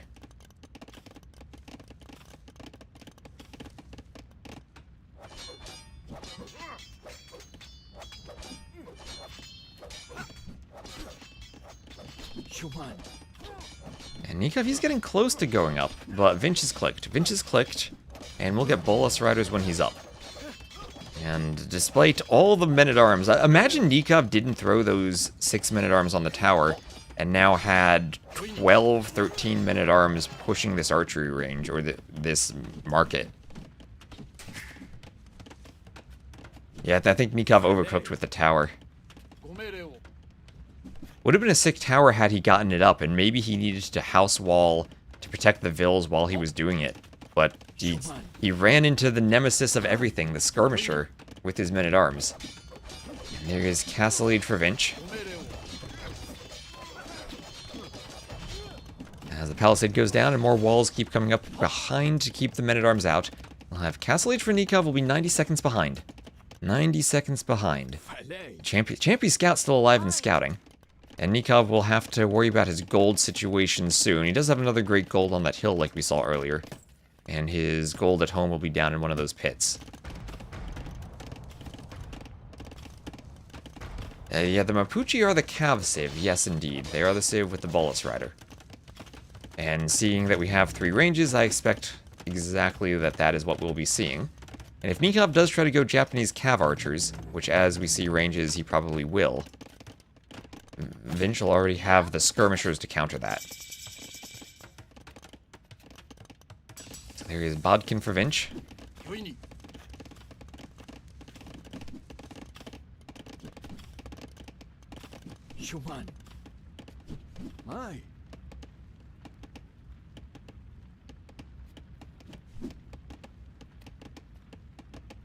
Sounded like Balls Rider rather than Bolus Rider. Oh my gosh.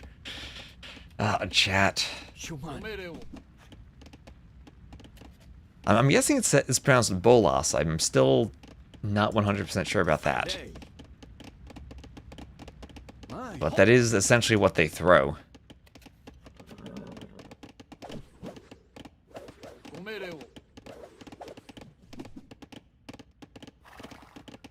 It is, I mean, that is what they're throwing. A couple of, I guess, heavy-weighted objects linked together. Various dart weapons, kind of similar to that, used throughout history. At some point, I think the Roman legions even moved from javelins to some type of throwing dart. But here we have the raid, and this is very, very difficult for Nikov to deal with, as he has to resort to skirms now, and he's in the position Vinch was in earlier, defending with skirms, but against a far more powerful unit than the Feudal Age archers and men-at-arms. Far more mobile, far more dangerous, and with a charge attack that'll slow down enemy units. Nikov going for elite skirm, but without ballistics, still struggling to hit the speedy cav, essentially cav archers. And there's ballistics for Vinch. I guess ballistics helps them throw their bolas more accurately. Used to hit the opponent's legs to make them fall down. That would explain the slowing effect. That would explain the slowing effect. So, Town Watch from Nikov. Ballistics also from him. And ballistics plus bowsaw for Vinch. As nice elite skirm versus normal skirm fight for Nikov. I think he wins that as long as there's no hill advantage for Vinch, and I think that's a good fight. Vinch not really paying attention there. Trying to micro the Bolas Riders as Nikov is sacrificing vills to keep them out. But Vinch is opening up an 11 vill lead now, and it's just skirm for Nikov, not even going for cav archers. And his eco is struggling. Even though he has more res collected, still struggling as Vinch is pulling far ahead in vills. That's now a 12-to-1 vill KD from those Bolas Riders. No armor for Nikov. I guess you do need armor for the skirms because of how high this attack is. And this unit is insane. We saw this with the Shenbei Raider, a buffed cav archer, And how strong those are for the way, well, that's essentially what this is, a buffed cav archer. Skirms all dying. And as much as skirms are the best unit in the game, Vinch will be able to field his own skirms. Making them from ranges now instead of just from settle. He's making them from settlements too. Well, let's see that bar. Does it go to 215%? Because it's slower here. Let's see, almost 100%. Oh, and there it goes, there it goes. We'll have 215% skirmisher action as we have a fight in the middle, Vinch dancing with the skirms.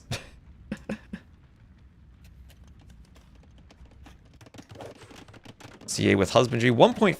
I think it's slightly slower, but Nikov will call the GG. He did a lot of early pressure with those men-at-arms, but I think that tower backfired on him, and once he lost all the men-at-arms, couldn't push the buildings anymore. Lost all of the aggression. And Vinch was trapped in his base. He had to resort to skirms the entire game. Nikov was trying to find ways to shoot over the walls. Couldn't quite do it with archers against the skirms. Tried to come forward with the tower to apply more pressure despite the walling, but maybe just not enough tower vills. Maybe he needed to wall in front of the tower so Vinch couldn't run it down? Because at that point, Vinch had just enough skirms that Nikov couldn't defend his tower builders with the men-at-arms. So, GG. Check out the stats. We'll have 45 to 20 on the KD for Vinchester. Eco will be better for Vinch 2 just at the end. Nikov had, and you can see the pressure the men-at-arms applied. Nikov was consistently ahead in economy, but after taking those losses, was behind in Castle Age click time, and being behind against the Cav Archer Civ on this map means you get picked apart and raided. Maybe if he had more skirms, but wasn't really committing to them. And interesting pick for the Japanese on this map. And certainly can work. You can see the value in them with the men-at-arms. But Vinch perhaps a very good civ for defending with the settlement production. So Nikov losing one of his home maps. And for the civs, it'll be a loss for the Japanese. Very highly picked for him too. And a win for the Mapuchi. Best of 7. Best of 7. Yes, best of 7. We have a ways to go. And Fernando de Noronha will be the next pick. Berbers versus Armenians. And Nikov had played very well with the Berbers on this map previously.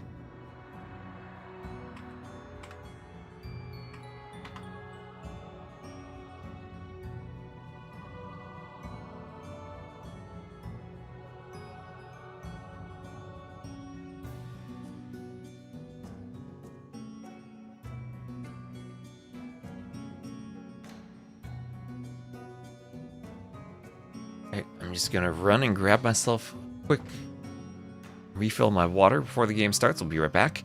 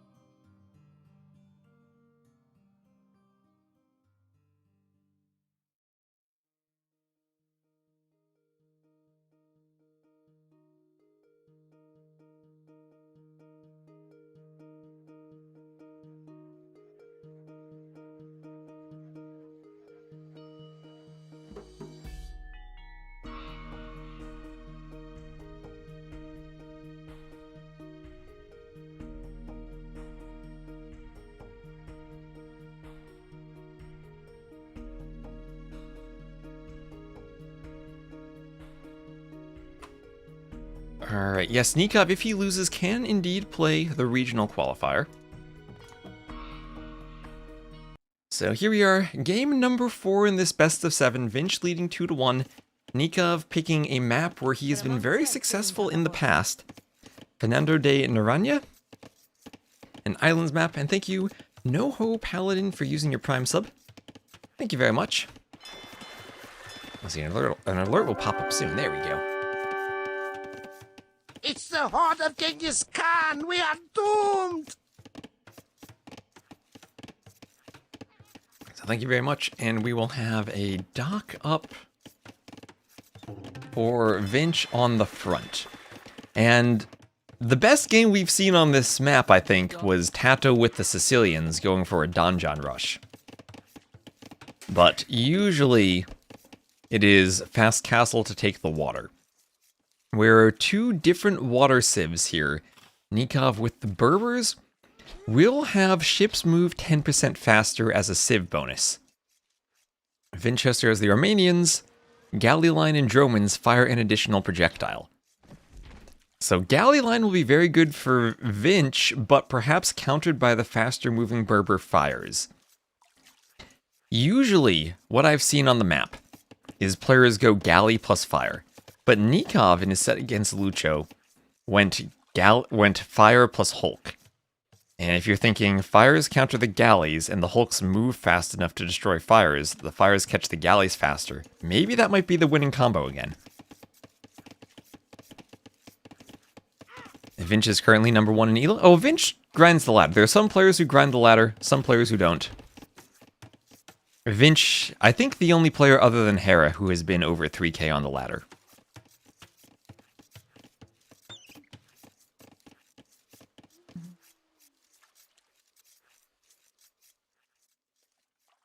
The map also has a few whales and a few sets of oysters that you can gather from.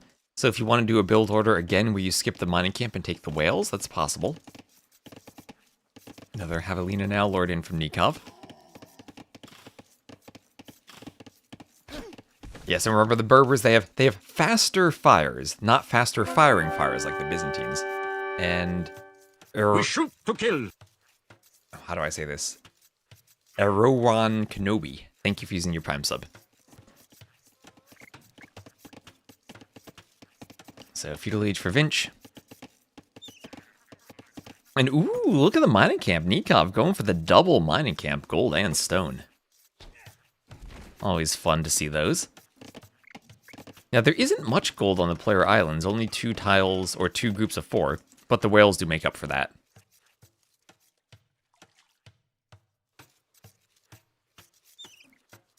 So, Feudal Age and Loom for Nikov. Could Nikov be taking... Wait.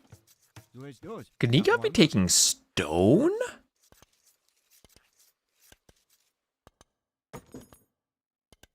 What is Nikov up to? There's no transport ship. He's doing Loom. Is he gonna castle drop for camel archers? Chat, what is going on? What is Nikov doing? Those vills, they're mining stone. They're mining stone here. Nikov's not gonna play a standard water map. I don't know what civ would actually be better on the water. Late game, probably Armenians if they get Cilician fleet. But I guess that doesn't affect the demos all that much these days because no one makes demos.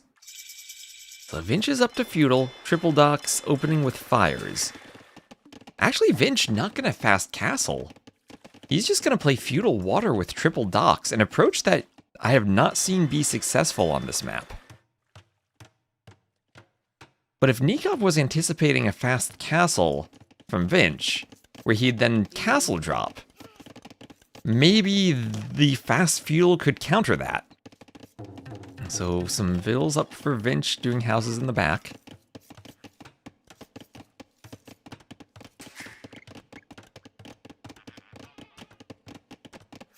And a pig under the TC now. Feudal Age just about finished. And there we are, Nikov up to the Feudal Age.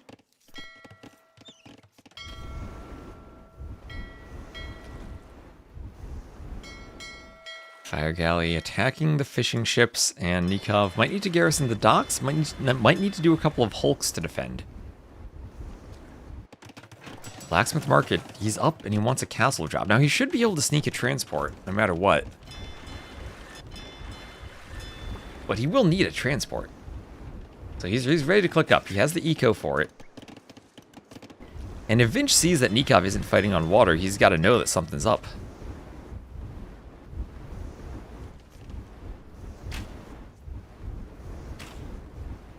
So for sure he's going to castle drop, for sure. Castle Age for Nikov. On the way. Where is the transport? The transport in this dock. He's going to have to maybe loop around the back of his island, I think. He can't go around the front and show it off. And he needs to go now. Yeah, there he goes. And with the Berbers, it is so fast that nothing in the feudal age will catch it. And there go the villas. Only 8 villas. And it's hard to sneak a castle on the island. And if he's going camel archers, he might want to think about doing fletching on his way up to the castle age just to ensure he has it. And he's not going to loop around his island. He's just going to... Don't run into the galleys. Well, his fishing ships were being chased. He knows where they are. And he's going to loop around. Will Vinch see this? Vinch doesn't see it. Okay, we'll keep Vinch's line of sight in our vision, and we'll keep an eye on that transport from Nikov. So Vinch at the front pushing Nikov's island. He sees Nikov's not on water. He has to know something's up. We see him walling his island and scouting. So the timing for this could be the scout goes over here and then runs back to check the other side. Vinch, no outposts, and well, he's doing the right thing scouting, but he's not scouting both sides. Nikov, and here, there's the transport, there are the vills. In the fog of war, where does he do the castle? Where does he do the castle? Right here. Vinch doesn't see it. Vinch does not see the castle. So Sneakov here is sneaking the castle. Vinch walling, but walling against the transport ship. Nikov will dock here too, use the fishing ships. And Vinch has no idea this is going on. He's up to the castle age, so he can't research town watch. So one of these players is probably completely dead right now. I'm not sure which. Vinch has 11 fishing ships, all working, and now he sees the castle. Now he sees it. No stopping it now, 90%. And I think a mistake to kill the vills, because the castle can hit the scout now? How does that miss? Okay, never mind. Buildings without ballistics don't hit. They don't hit at all. Is that a good castle? It's a sneaky castle, and he has camel archers, and camel archers are insane. What I don't like, though, is castle dropping the Armanians, because they can make fortified churches. And I think this could be a simple monk defense from Winchester. So the one vill here will go down. Unless the fishing ships garrison the dock, and they can kill the vill and the camel archer. No ballistics, and it can't even hit a single villager. I like the energy. Nikov probably needs a workshop now. I mean, Rez collected. Vinch has been fishing. Nikov hasn't. Nikov doesn't have stone for another castle. Archery ranges. It'll be skirm defense. And I think just skirm and church, and Vinch's is winning.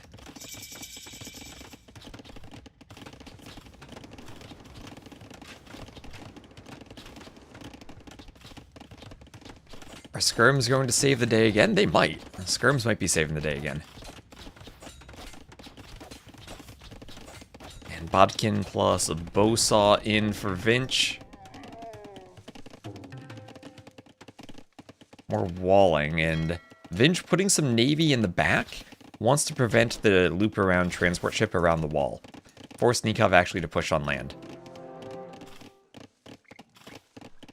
He could go for a surprise petard. Fletching just did on the camel archers. Going for the workshop in the manganel. Will this be fast enough, though? Will the manganel be able to push fast enough? As Vinch will get a second TC. Golden stone on the other side of his island. And remember, also lots of gold from the whales. Also, Vinch can transport to the middle and take golden stone here.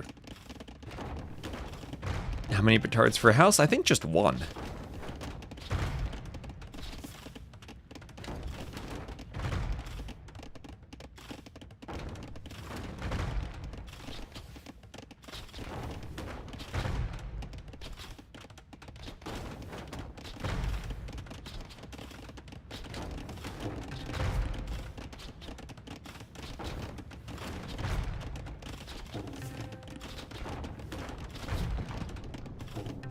House falls.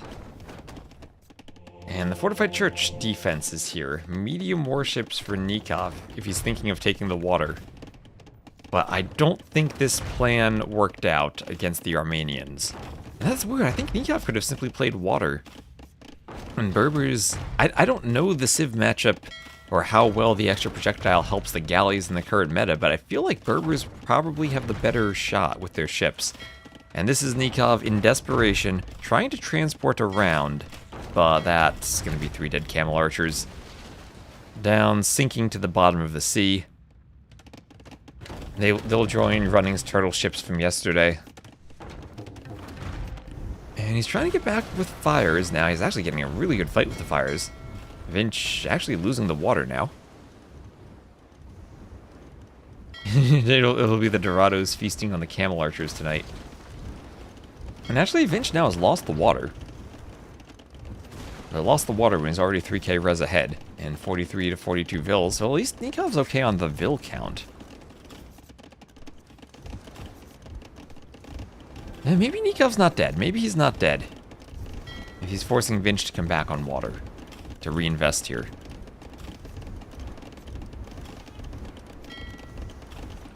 Nikov will be fighting under the docks, but his reinforcements arrive very quickly. They do sail fast. And he's taking a good fight against Vinch. And Nikov, I think, has enough numbers now. He can fight this alright. Lost the dock, and there are some fires that are at the front. Vinch isn't using them.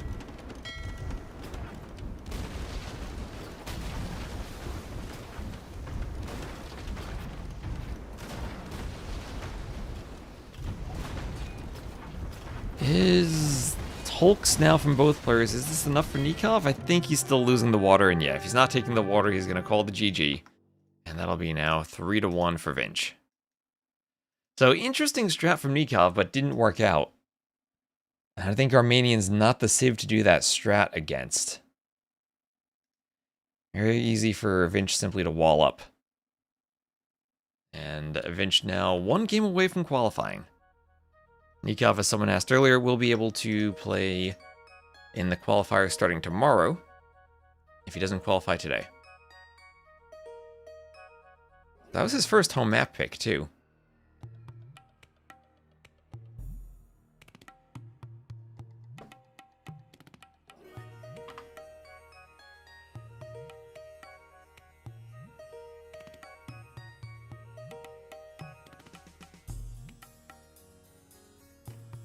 Is it possible to watch Lewis? We will watch Lewis as soon as this set is over. Transport meta is so 2019. So much gold from the whales.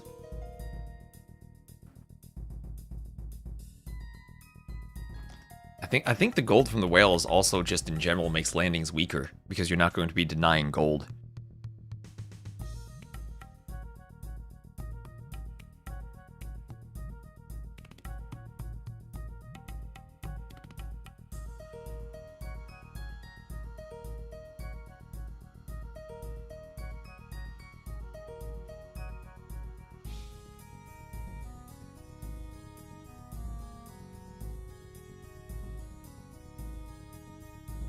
Looks like Dark and Lewis are starting their drafts.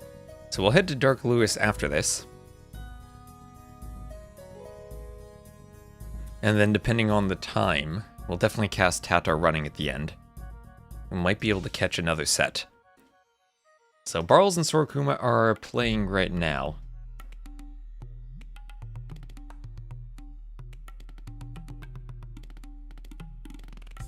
And it'll be the gunpowder map.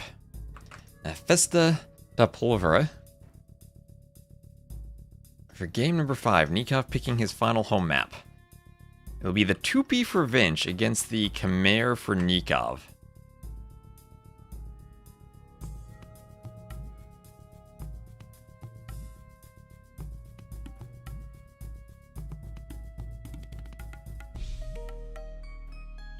This is the map with the explosive gunpowder barrels that'll open the walls. Maybe time for another sneak from Nikov if he has a plan.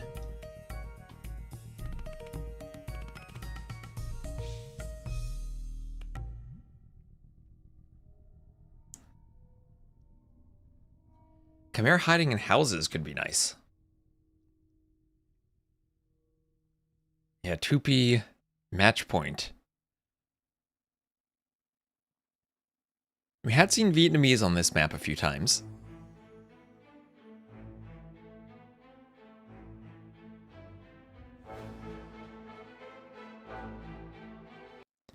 And here we are, so Vinch will be the red Tupi to the northwest. Nikov the blue Khmer to the southeast. Immediately they delete walls. And And, I mean, what do the 2P do? Every time I've seen them, it's usually been FC Blackwood Archers. Maybe a possibility here. And Vinch is going to go for the for the triple Javelina lore. And try to bring all three of them back to his town center. And that's players just say, you know what, we have all these vills on food. Let's not take the food here. Let's take it to the TC. And Jordan, thank you very much for the raid on Onamaru's channel.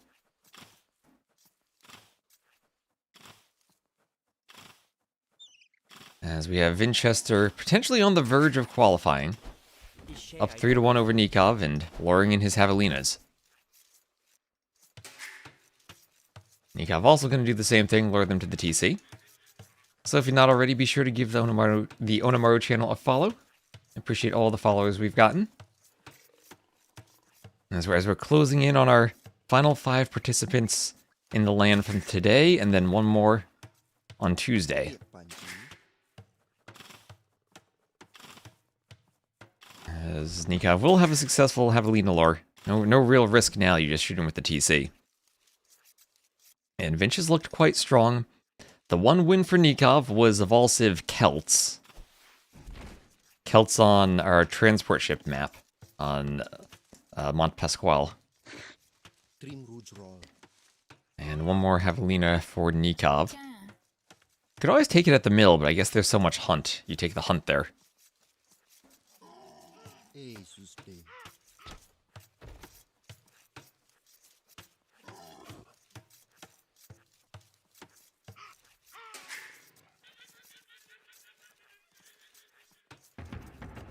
And barracks at the front for Nikov. Oh, that Vil very weak. Nikov has to block. Has to block. And we'll hop inside. So gets the Vil in safely. Ooh, almost lost the second Vil. One more hit away, but he's fine. Nothing out of proportion there. And gunpowder kegs much weaker to melee units than to ranged units. So Vinch will just weaken them. You can weaken the gunpowder kegs in the Dark Age.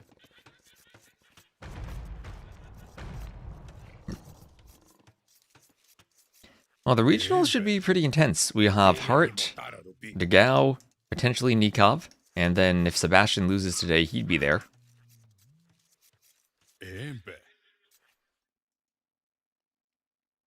Kapach should be there. And 3 damage, so you weaken them. You wait until Feudal, and then you can get in. So 20 Vils and up for Winchester. And likely go ranges then if he's weakening the barrels and going up fast.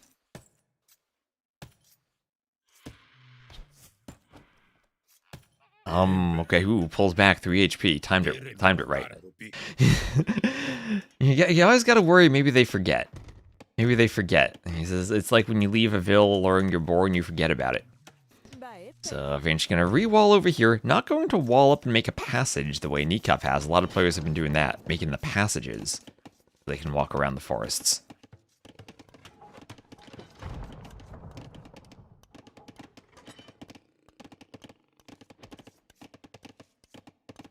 You would either completely ignore your eco or blow up every melee unit on a barrel, nothing in between. So on the outside of the map too, there are barrels on the outside of the bases, so you can do some sneaks around the outside. Some rock terrain here, so you can't simply wall to the edge of the map. And now Nikov also attacking a barrel. You can sacrifice a melee unit, the 0 melee armor, 8 pierce armor. So you have to plan to weaken the inner barrels if you go for this. And Nikov, no, don't lose your scout like that, Nikov. Well, he's in with militia. I mean, one militia has to be better than one scout, right? His men-at-arms, he wants arson. Vinch has to wall, there he goes. This Vil not walled, but he'll try to run. Well, Nikov forgetting the scout. That can't be what he wanted. I mean, unless he was planning... Was he planning just 3 militia, no scout? He'll force a tower up from Winchester. Vinch will do a blacksmith and bring an archer over. Once Vinch gets 4 or 5 archers with fletching, then he attacks the barrel and gets in. Nikov will have to wall behind this.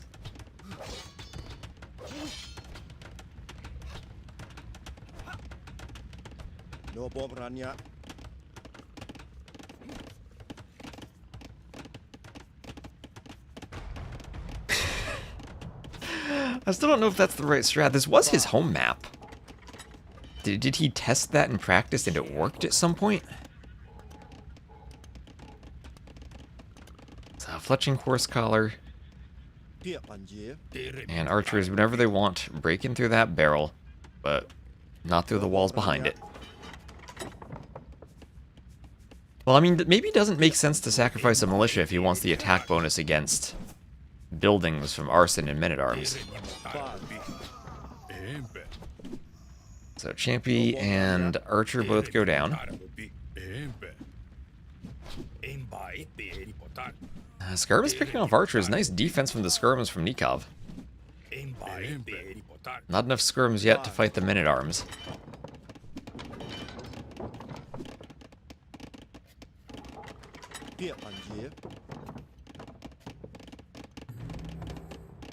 And skirms 2 will be popping out of the archery range.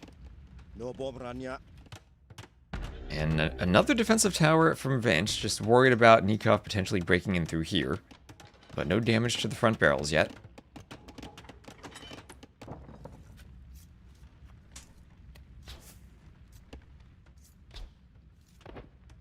A couple of deer being shot over here in Rhea, so...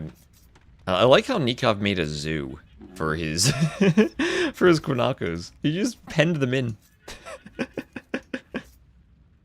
He just has a nice zoo over here. There'll be militia or men-at-arms or longswords or something running through. They'll destroy the barrels. Nikov will go to quick wall. And the animals are going to block him. Or they'll die to the barrel foundations. Their corpses will block walling. Meanwhile, through the barrels on the other side, looks like Vinch ran into Nikov, who already had rewalled.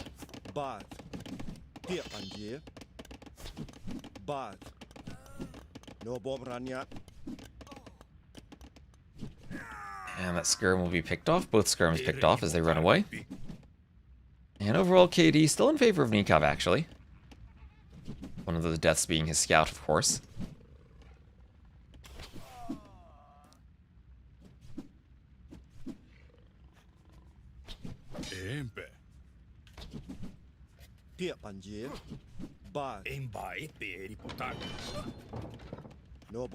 Skirms picked off. And so far, just kind of skirmishing in the middle. Res collected still very close. Khmer farms and Khmer house garrisoning. I think pretty nice for the Khmer on this map. As it can be awkward to place farms somewhat because of this rock terrain in the back. Kind of limits your farming space.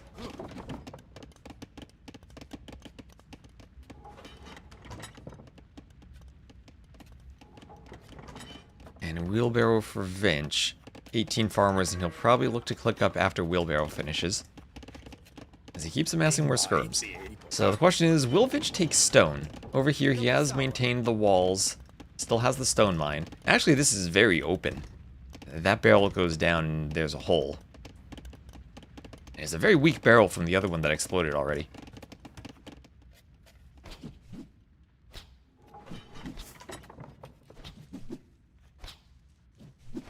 Nikov will break in through the western base now, but Vinch already prepared with a tower. Yeah, Stone Axe. Stone Axis would be he has to go to the back or it's in the other area.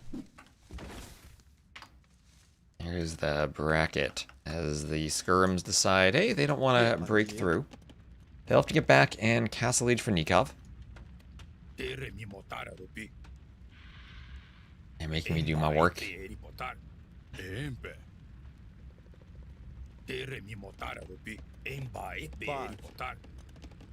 So castle age also for both players, and we'll also have scale barding armor for Nikov.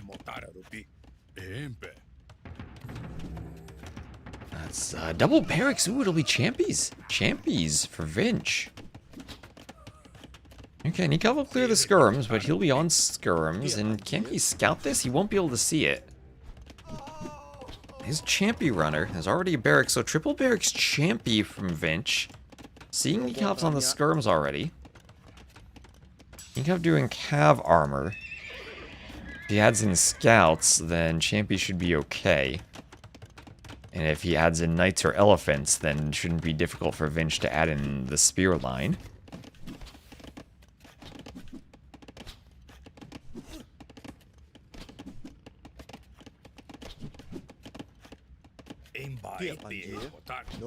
Archers forward, they'll dodge the skirms.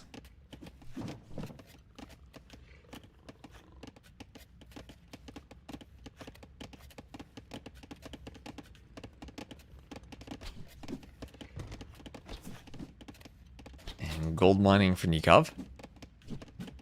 So he's investing into his eco upgrades as he's not going to break in time. And now we'll see more champion runners trained for Vinch, trying to amass some more. Remember, they also could head to the outside and try to get around the back of Nikov's base. And honestly, you break through these barrels, maybe sacrifice one champion to get through. That could be a sick play. Of a monastery now for Vinch.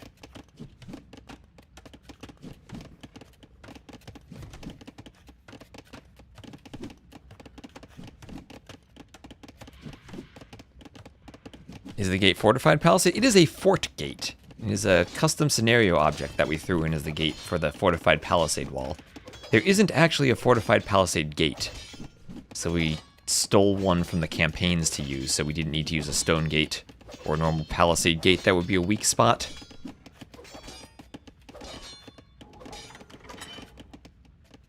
And here come the champion warriors. Chasing the knights, chasing the skirms.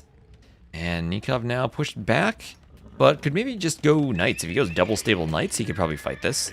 And it'll depend on numbers, so monk plus knight should be good. This is the final qualifier.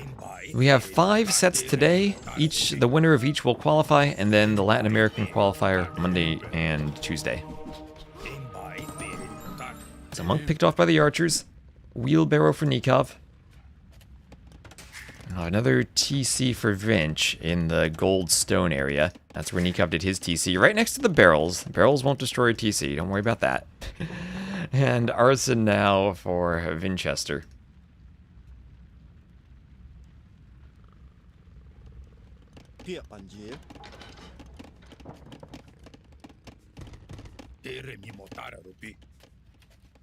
Here's forging and wheelbarrow for Nikov.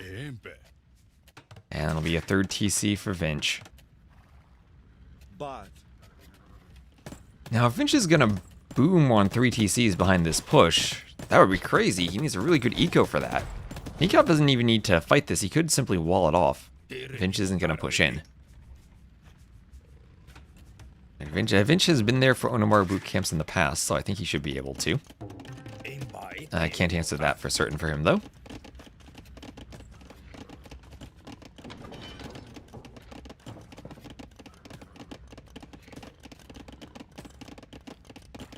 Villagers should be able to safely dismantle the explosive barrels. I'm still saying some unit should be able to pick them up and turn into petards. So champion warrior is still chasing the knights. We'll have bloodlines and husbandry for Nikov. As the siege workshop comes forward for Vinchester.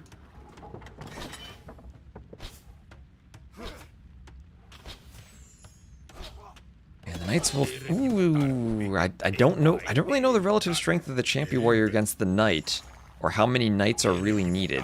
Nikov's trying to add Chimera Scorpions. We could actually see a... Wait. What if we get dozens and dozens of Blackwood archers from Vinch versus Heavy Scorpion from the Chimera? That could be an absolute slaughter. I mean, I have seen Blackwood archers, once they get the poison damage... Fort archers and fortifications deal poison damage. How the poison damage deals with siege, I'm not sure how the siege gets poisoned, but the Blackwood archers are actually insane against siege. I've seen them beat siege onagers on Rage Forest. So I'm actually not sure how Heavy Scorpion versus Blackwood archer would go. I would guess it's a massacre of archers where the scorpions win, but I'm not actually sure about that. You poison the wood of the scorpions? Is it no poison on siege? Maybe they're just so powerful themselves that they destroy siege onagers. I've seen them wreck siege before. So So here come the Champies. Champies themselves want to wreck siege. They'll be attacking the Scorpions. And a monk or two in the back will be enough to force the knights away. And Nikov not quite able to take the fight. Vinch will do a TC in the middle. And that'll still be a Vil lead for him, as he's booming now on 4 TCs. And I think it has to be 4 TCs into Blackwood Archers, but maybe he just continues pumping Champies. Right now, Nikov doesn't seem to have an answer to that, doesn't have enough Scorpions. Nikov probably will need to wall the inside of his base. I don't think the TC enough stops this. Maybe it does for now. There aren't too many. I'll let a knight in for sure.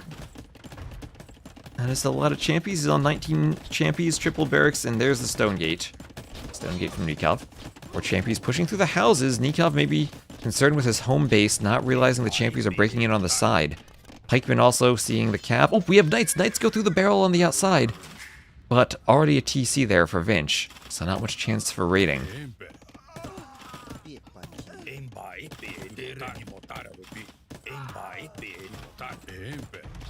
Champies now chased by Knights. And Scorpion defense for Nikov, who still has a score lead. He's down in res collected. And playing very defensively. Oh, Garrison, the TC can shoot the barrels and kill the Champies. 11 Knights should beat 19 Champies.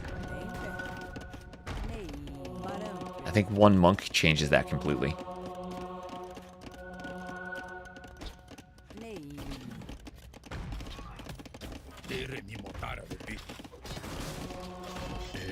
You see with the Knights pushing on the Champies.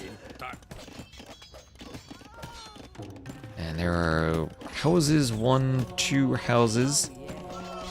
Knights will attack a monk.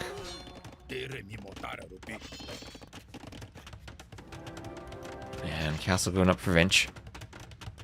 And the conversion luck not on Vinch's side, as now Knights now pushing in, killing Vils on the farms. Killing, is that a Vil? Killing a, yeah, it's a Vil there. Using the monkey rock as a wall. I put that there for scenery, but he's using it as a wall. All right, castle protecting the monkey tree.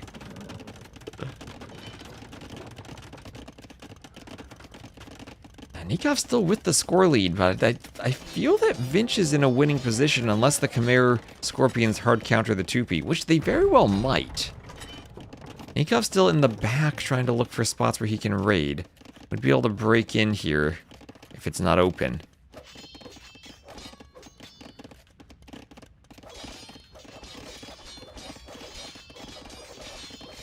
And is he devoted? He's not devoted. Lots of pikemen now also for Vinch. Easy to swap barracks production over to pikemen. Vinch doesn't notice and doesn't repair. Will maybe lose a Vil? No, Nikov not fighting the Vil. Wants to fight pikemen instead. Okay, turns around. At the front, forging for Vinch. He takes the score lead and keeps pushing in. Some Blackwood archers popping out from the castle.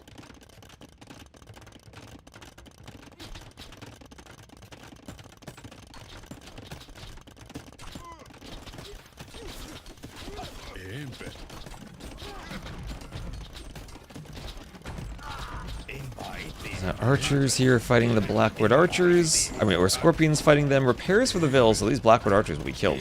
Those Scorpions slaughtering them. Some more on the other side, but Vils will run away. Nikov gonna head to the outside. He has some Knights trying to break through again. Trying to use the outside to raid the outskirts of Vinchester's economy. But Vinch reacts with some very good quick walls. Oh, Vinch is going for a castle, but Knights are here. This could be a big fight. Big fight, Knights come in. Can they kill the castle Vils? They're not going for the army, they're going for the Vils. Vinch decides not to do the castle, so Nikov will be safe. He'll kill the Vils, and can even fight the pikemen, archers, and manganel. He'll get the manganel.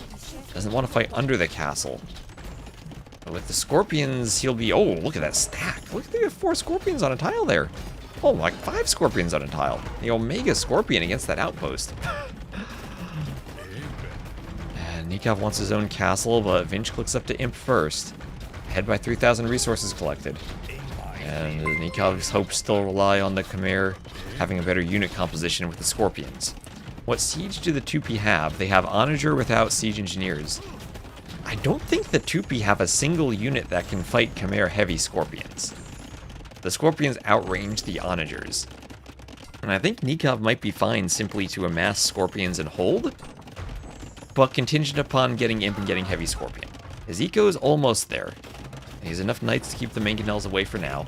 And if Vinch can't push and kill with Trebs quickly, I think Nikov holds on. Open, we have a pause. We have a pause. What's the pause for?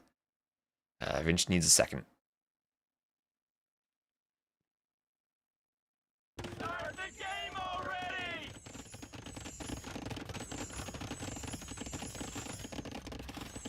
already! Check the tech tree pause to see what the Tupi can do. Realize there's no option against the Scorpions. I mean, maybe the option against the Scorpion is simply enough Blackwood archers.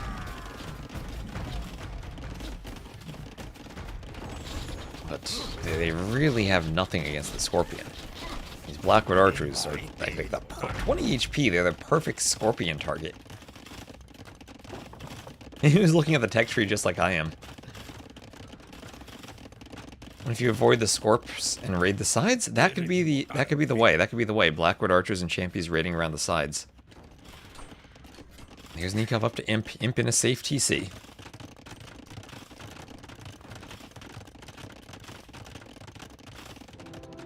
And another castle for Winchester.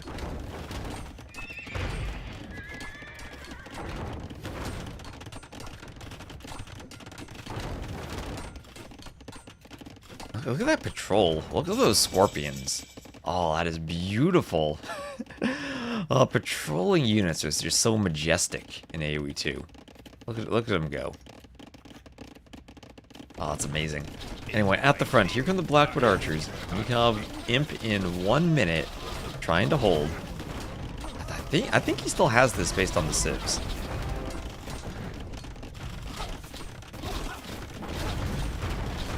And Scorpions fine against manganels with their range. They outrange the manganels. 8 range, they'll get up to 9 with siege engineers and Imp. Nikov, I think, simply needs to afford the Scorpion upgrades, and he'll be okay. And Vil in the back. Hello, Vinch's Vil. Nikov with an outpost, so he will see that.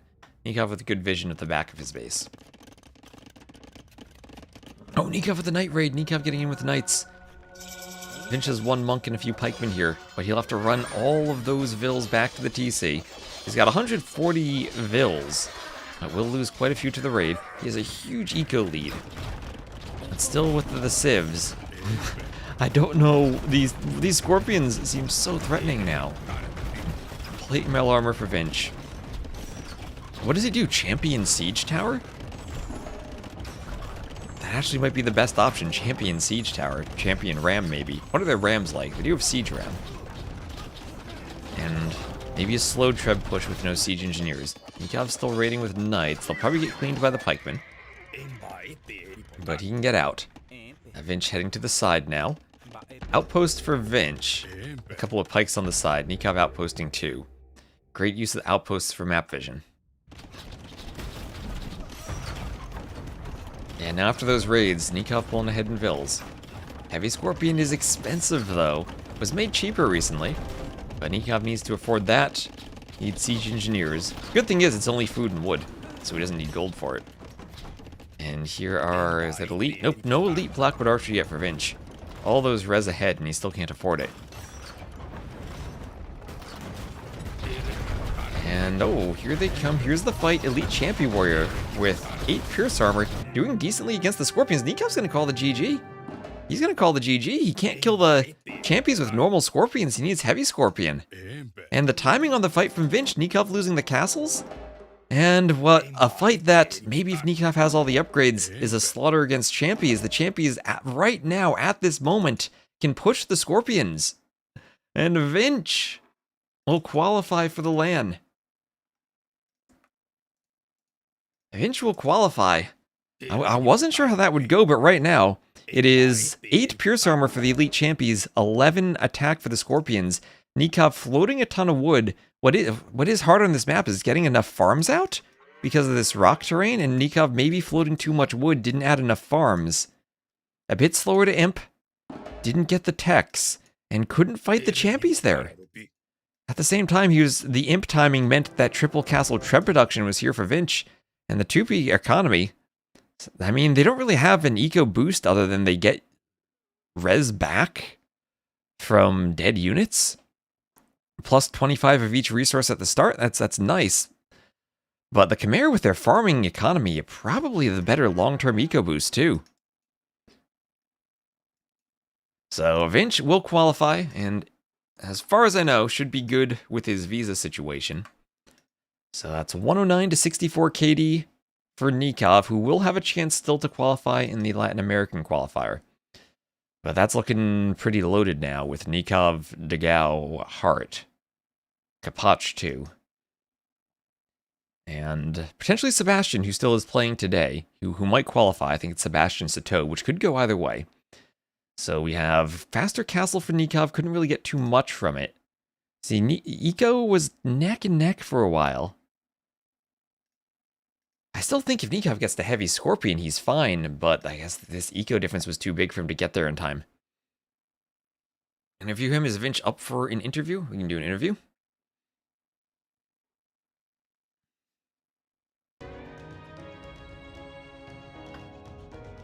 Let me go see if he's around.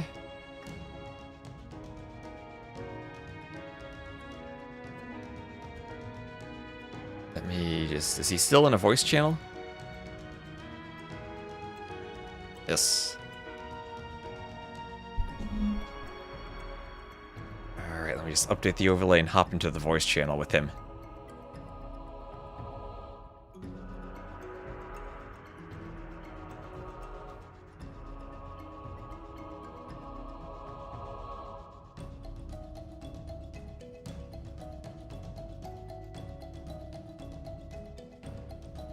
Alright, hello Winchester, congratulations. Hello. So you're gonna be heading down to Brazil, and how does this feel? Obviously, you qualified for Red Bull, weren't able to attend with the visa. How are you feeling now that you're going to land that? In all likelihood, seems like you will be able to attend.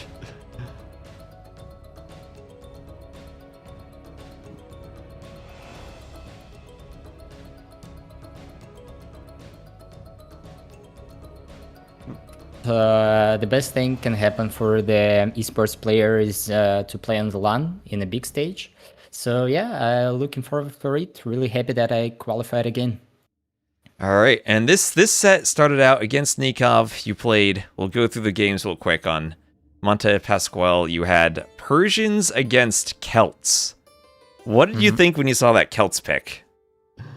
He played as Celts, actually. That was even my idea. Before I saw his games, there was Lucha yesterday. They played when I already fall asleep, and before I went to sleep, I was thinking like, wow, Celts must be a great idea there. And actually, not the way he played, but in case if you play the Justicia on the big island, I think it's really easy to snowball for Celts with only playing on the small islands. Then you land with the castle, then you can go for Wood Raiders and White Celts, because they have both wood bonus for amazing water play, and at the same time they have a food and gold unit which kinda has no counter in the correct proportions. So that's why I think Celt is amazing choice there. But yeah, I was kinda ready to pick Persia there, but didn't execute that well. Yeah, it seemed interesting at the start when we could spectate and obviously see the resources collected, how impactful the wood bonus was when you can stay on the island and just take whales and you don't actually need to transport. Because that's a couple hundred res collected when you're moving all the vills to the mainland if you want to do a lumber camp or a mining camp over there. Yeah, it's a little bit tricky. I still think that playing on the small islands is better than on the big one, but I was trying to rely on Persia bonus with my better protection, so maybe I can be a little bit with later timing, but I'll have in exchange good efficiency on my villagers with the wood. But it ended up that Nika was really sharp with his build orders as usual and just snowballed me on the water a little bit. Not how I used to play the water. I think Nika caused a lot of troubles to my style. Yeah, and well, moving from the Celts to another original game, Age of Kings save, where you had the Byzantines on Amazonia. Kind of a tricky game against the Jurchins, where you had to hold on for a long time and go for cataphracts and kind of win through gold control. I feel like Nikov maybe not picking the standard civs we've seen from the maps so far. Did you think that Jurchens were maybe a bit of a curveball from him? Because it seems like Byzantines with the fires on that map kind of have been one of the favorite civs so far.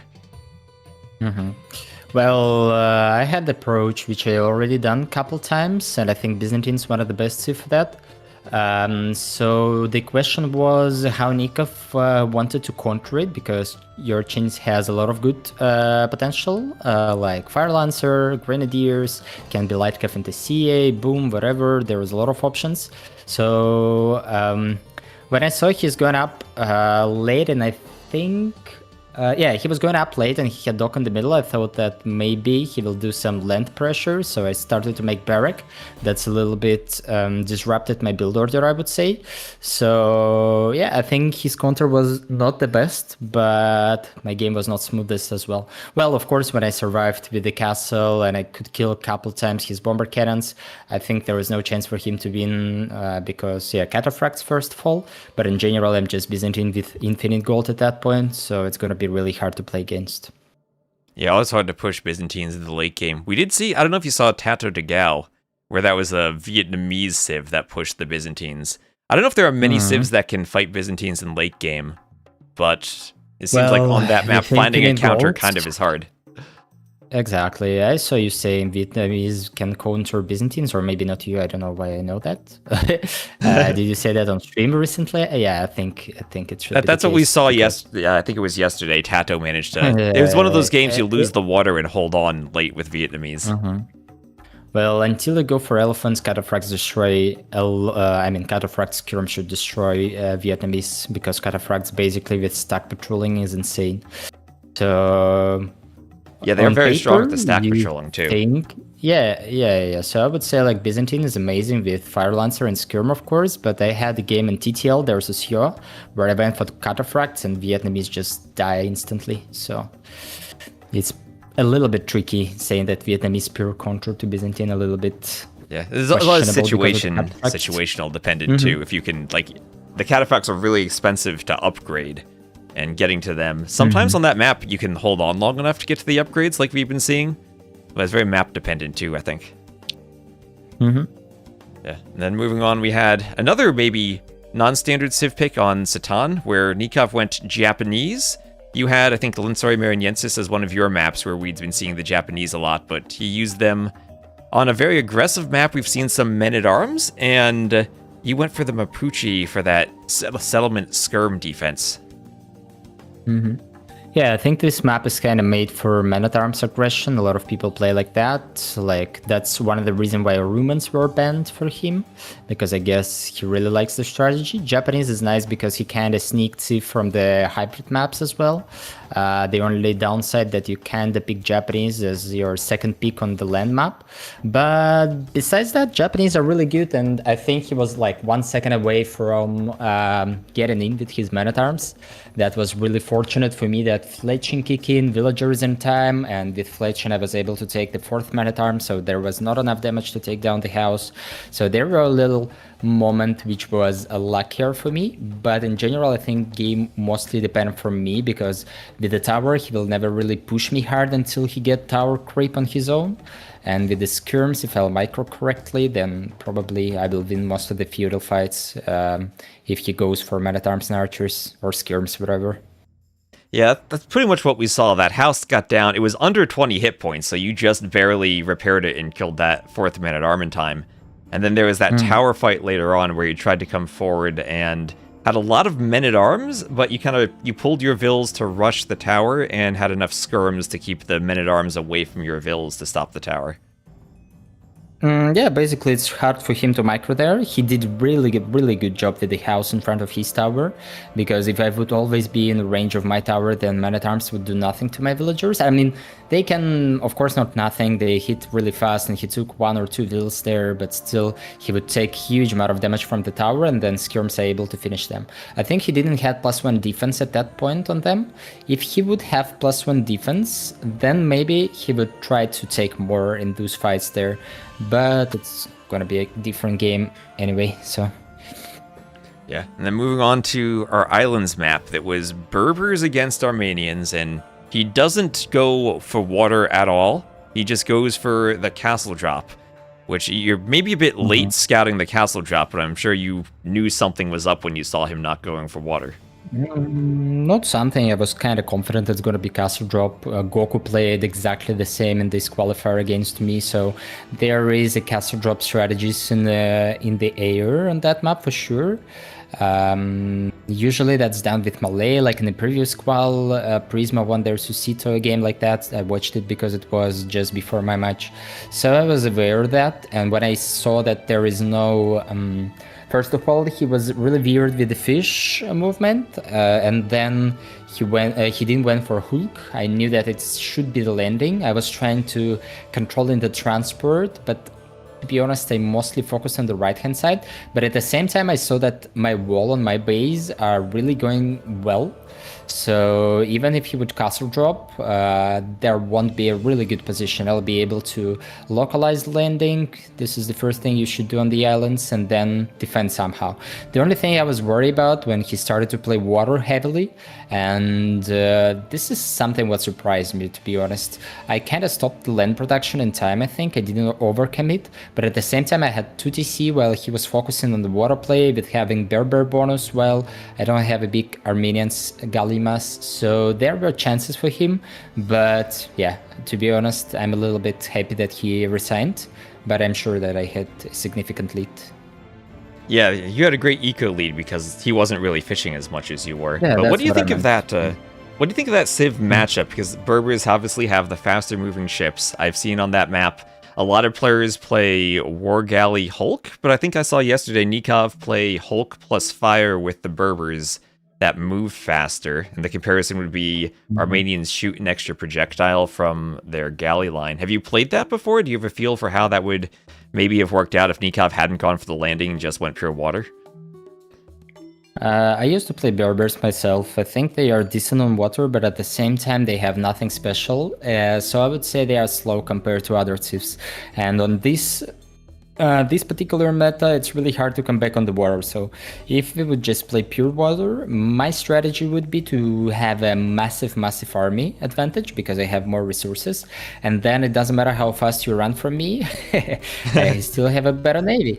So yeah, on paper I was aware that Nikov likes to play hooks. I was aware that he would probably pick Berbers because we have a lot of hybrid maps, hybrid Civs banned, so I was aware that he would pick Berbers. Of course, it's not like, you know, very big difference, and my Civ is much better, but I still going in this matchup confident that I think if I play perfect, my Civ is stronger than his.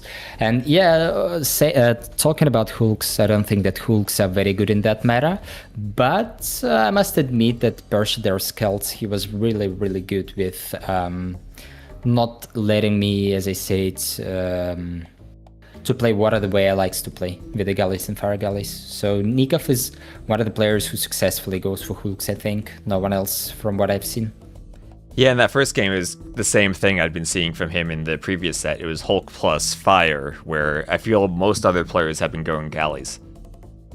Yeah, I mean, Nikov playing that insane. I really like the way he's playing, and the fact that he gets the good result with that. A little bit surprising to me, but I understand why it works. So yeah, I mean, Nikov has a good preparation for sure. All right, and then our final map on our exploding gunpowder barrels map. That Chupi versus Khmer. So what were you thinking of that Civ matchup? I was a little bit skeptical on picking 2P, to be honest, because before I picked them as top 1 pick, and I was expecting ban 2P from him, so I wanted kind of debate ban from him. I still think this is very strong Civ, but I can't say that I was ready to play with that. So yeah, and they didn't pick it both early in the draft, so at some point I realized that I can pick it. Why not? And my strategy here was that he would expect a fast castle, especially when I realized I'm gonna play against Khmer. I was sure that he would expect fast castle, so I would just play the strategy which I liked to play on that map with the Feudal approach, and I would say everything went smooth. His score was higher, but I know that he scouted a lot outside. So it's a little bit hard for me to judge. That's one of the games which I need to look into. So I would assume that with my rate, first of all, he lost the fight. He was investing more into knights. Then I had more relics from the middle. And at the same time, the rating on the bottom side of his economy had massive... that was massive. So he lost a lot of villagers, a lot of momentum there. And from there, I was only a little bit afraid of scorpions. I even checked the siege engineers for my onagers. But yeah, I guess his eco was too damaged, so he couldn't manage to get all the upgrades. And then champ is enough, same like eagles. When they come close to the scorpions, those dying. I think that could be a mistake from him actually to bring the knights to raid my economy, because my economy was good enough with 4 TCs. It didn't really change much, but at the same time, if he would have a death ball with scorpions and knights, maybe cavaliers, then maybe he could start to win all the fights and then snowball from there. Yeah, that's what it felt like. I wasn't really sure what the Tupi would do if Nikov does get to that final stage. He gets siege engineers on the heavy scorpions where he's outranging your onagers and has enough attack probably to deal with the champions, but you took the fight at pretty much the perfect time where you had all the pierce armor on the champions and he wasn't able to upgrade the scorpions yet. Yeah, but I still wonder how the matchup would go, because again, you can spam a lot, you have a lot of gold in the middle, you will outlast him gold-wise. So, yeah, it's a little bit tricky. I wonder how it would go if, let's say, at that point he would get all the upgrades. So, yeah, it's I cannot... I don't know, because we have lack of experience in such situation. If this would be Mayan Seagull Warriors, 100 HP, that's gonna be a win for Mayans for sure. But 2P, I'm just not sure. Yeah, I don't know what to think of the 2P late game, because it feels like they don't really have too many options, but then I've seen Blackwood Archers on Rage Forest, once you get the poison damage, somehow dominate against Elephant Archers, Siege Onagers, so I really don't know what to think about them yet. Yeah, that's what I'm saying. It's a lot to learn about new civilizations. All right, well, congratulations again. Thanks for having the interview, and I'm sure I don't want to keep you too late. I'm sure it's late for you, and you probably want to sleep. So thanks again, and once more, congratulations, and we'll see you in July. That's the thing of the late games. I will not sleep next few hours, and the sleep mode is broken. That's why I'm happy that's the last tournament game in the next few days. Okay, yeah, thank you again. See you guys. Have a nice time watching other qualifiers. Awesome. See you later. See you. All right, so thanks to Vinch for the interview again. And we will hop on into another set right away, as what is going on. Probably Dark versus Lewis, so we'll head straight to Dark versus Lewis. Let me just get some ads out of the way on Twitch. And I think I fixed my Discord. Every time, it's weird, every time I start OBS and start Discord, I need to manually tell OBS to collect Discord audio. But I'll be more aware of that for next time. So we have Lewis versus Dark as our next set. They're in the middle of game number 1. So let me get their drafts set up for a moment, and then we'll hop into the game. So...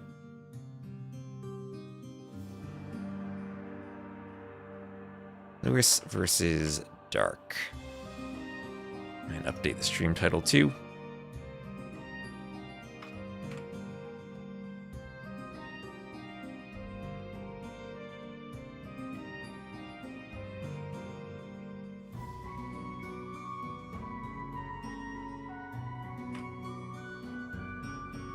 So Lewis on the left, Dark on the right, and our first game will be Coast Arena. Dark picking the orange color. Interesting. And it'll be Italians versus Muisa.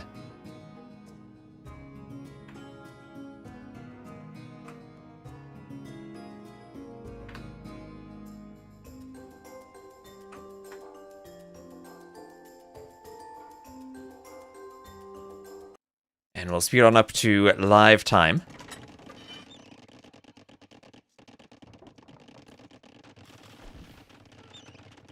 And we'll have Lewis to the west as the blue Italians, Dark to the southeast as the orange Muisa. The Muisa on a closed map because they can monk rush very well.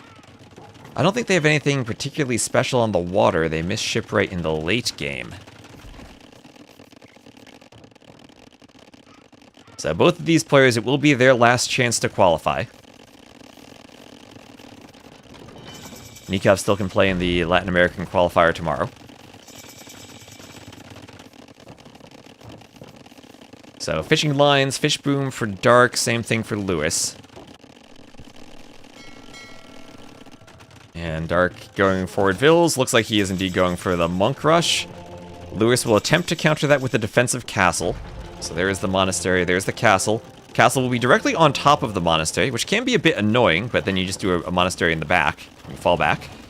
Genoese crossbowman against the Muisa, attack bonus against Cav, but countered by the unique unit, the Guetra warrior, the skirmisher, and also no Cav for the Muisa. How many spots are at stake in the regional qual? Just one final spot. 16 players for one spot. In 2 days, scheduling that will be hectic, I'm sure. And we'll figure that out, who exactly is playing in it after Sebastian Sato finishes. So, workshop with Rams now for Dark. They were about 22 minutes into the game when I joined, so we're still catching up to live time. Ram push as Lewis goes Imp. Vils take down the Ram. And another forward castle. Ram does its going up with some repairs on the Ram. Ram going for the Treb, doesn't quite reach it. And Dark will be losing the castle to Trebs. And the Ram push, though, getting into Lewis's base. Oh, hello, Lewis is going to be 0 TC gaming as he loses his TC, and he's also losing control on the water. So Lewis down to 9 fishing ships. They could even be picked off around the top. And Lewis is coming to the middle of the map with no TC and a Treb. Wait, there's no TC on the map right now. Dark also lost his TC. His TC was Trebbed. Alright, so neither player has a TC. Neither player has fishing eco. Lewis is forward on the water. Lewis with 9 fishing ships, maybe the better eco. Castle drop from Dark, and he'll call the GG. Okay. Alright, so the game... Sorry, we did have to fast forward through that. The game reached a state where we had 0 TCs.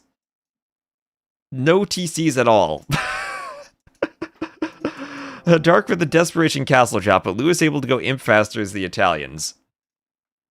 He will win game number 1.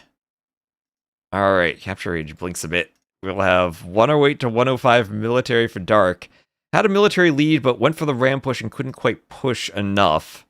Lewis got imp and got Trebs. Italians, a beastly civ for this map due to the faster imp for the Trebs and the good water control, good fish boom. I did like Niaz's play with the Vikings against the Italians on the map in his set the other day. Seems to go to 0 TC quite a lot. So that will be Lewis winning Coast Arena. So Lewis, last week, lost 4-3 against freaking Andy. And this will be his last chance to qualify. And I'm sure after losing by a single game to MBL, and then also losing by a single game to Viper, with 2 chances to qualify to Red Bull, and then losing by a single game to Andy, he must be hungry, starving, to make it to a LAN event. The next map will be Valle de Selva. Dark swapping over and picking red this game. Dark swaps his colors a bit. We'll have Britons for Lewis and Shu for Dark as we load in. Oh, what a game that was. What a game Coast Arena always gives us.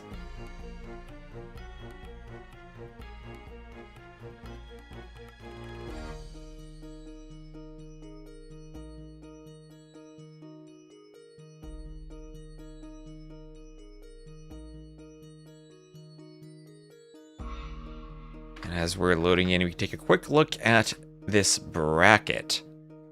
So this was the bracket where Heart did upset, or Heart was upset by Dark. So Dark advanced past Heart to the finals. Dark, pretty tough sets from him, Mihai and then Heart. Lewis now did beat Kingstone. Kingstone will be eligible for the regional qualifier, so will Heart. So both of them still have a chance. So one of your pacifist campaigns on YouTube. Really love your delivery in the video. Well, thank you. Those were a lot of fun to make. Maybe one day I'll do some more campaigns. The original campaigns are what I have the nostalgia and the fun memories for.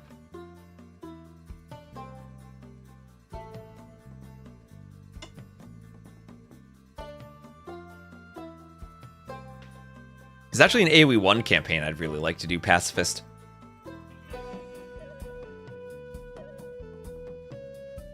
So, Lewis Stark loading in. We'll have another 30 seconds. And Britain's Shu, a matchup we've seen several times on the map. FC War Chariots for Shu, it has been a pretty popular strategy. The Britons picked because of all the extra capybaras and their herdable bonus.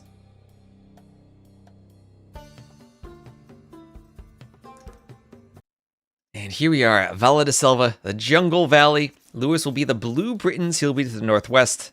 Dark, the red Shu to the southeast. In the middle of the map, there is a patch of deer that Dark will head out to.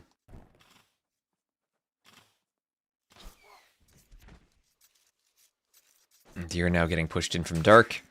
And a tapir chased under the TC. And a bit of a speed up there. And will he mill the middle? So taking the deer, downside is you're not scouting for capybaras. And Lewis already out on the map finding the capybaras.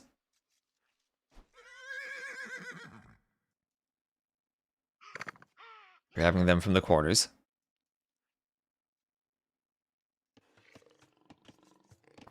Is Barl's Sorokuma still going? They did have a super long set, and yeah, it looks like they're in game 5 and they're still going.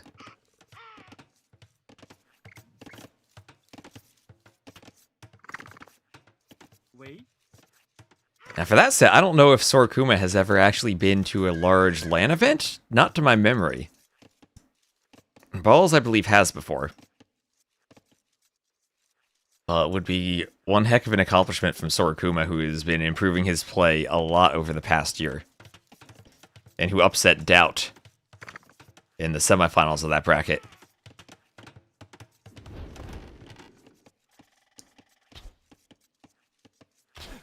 So the mill is forward. Vils will take the deer. Mandatum. And another forward mill for Lewis. So back wood line. We have seen on this map some very aggressive drushes.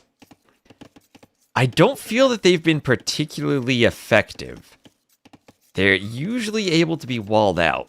You have a nice lumber camp nook here from Dark. That is a super efficient lumber camp. But there will be a gap behind it at some point. There's some rock terrain. I feel like it's no lumber camp on this map ever is perfect. Lewis's is really good, though.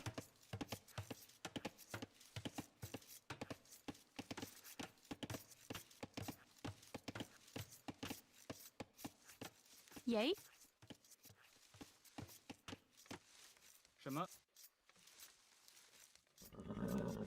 So, deer in the middle versus extra capybaras. That's the approach. As Dark moves out to scout, he's not going to find capybaras all that often because Lewis has already picked them up. There are enough, and they are hard enough to scout, that your scout often does miss them by a couple of tiles, and a bunch of them against the edge of the map that Lewis just missed. There will be loom for Lewis. And there's still a passage in the back. He's a Veil out there. He's aware that he needs to wall it. And he'll be walled up towards the TC. This is one of the two walling strategies we see on the map, that you use the TC as the opening, as the rock terrain goes through it, and then you play in the back of your base. The other option is you do a cut where you go on one side of the rock and secure one half of your base. So Vil and Scout now, as Dark comes forward with Vils. What's he going to hope to accomplish with those two Vils? He's not up yet. He just wants to Vil fight the Scout. There's a lot of capybaras that just got in. And not going to get anything done with them. That's just a bunch of idle time to walk forward and walk back. So Res Collected, we see that booming for Lewis now.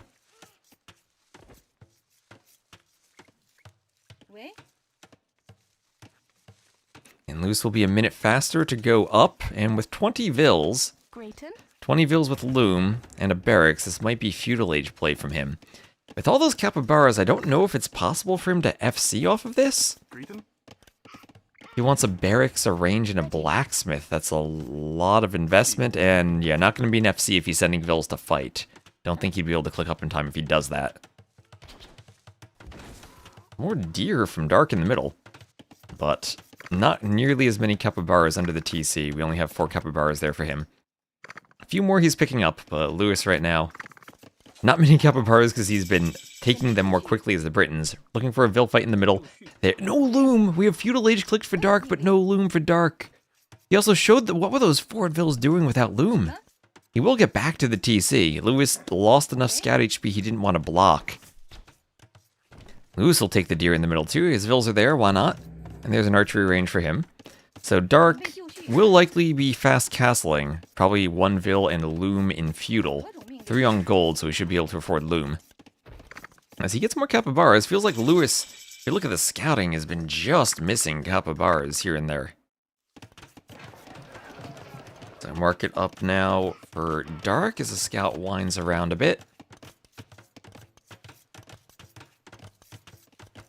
And double bit axe for Lewis. And that'll also be Loom, so Loom for Dark. And if this is FC War Chariots, we saw this exact matchup where Sebastian won with Britons against Yo, going for the FC. The Britons with extra range on their crossbowmen means that the crossbows do a pretty good job of countering manganels. And we've also seen manganel versus manganel usually end up what happens, as manganels are a pretty good counter to the war chariots. And with extra range, if crossbows are camping defensively on the TC, they can be useful against the war chariots too. Let's see, what is my Discord ping?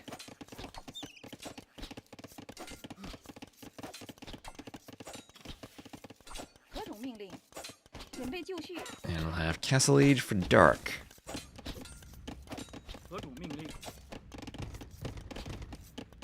Palisade Wall. The spear stopped poking it for some reason. Why did he stop? Maybe Lewis stopped him. That was strange. So 3 archers in the range. Lewis wanting to go up fast himself. It's hard to fight war chariots when you're in Feudal, and the Britons won't get extra range on the archers until they get to the Castle Age. Castle here for Dark. And good alcove for the vills around the lumber camp in the back. Vills want to repair this wall as the archer shoots them away.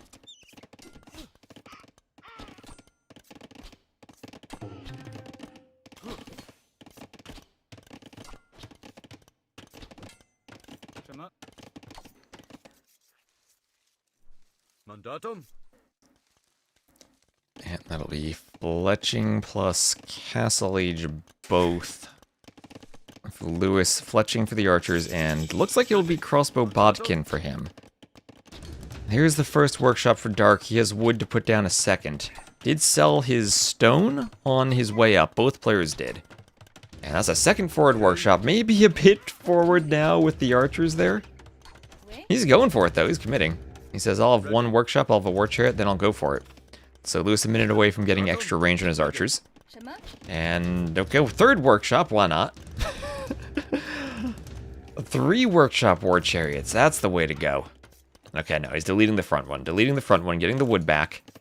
Making sure he can do war chariots. Has 1 safe gold. It's enough gold that he can push forward. Mandatum ready. Yay.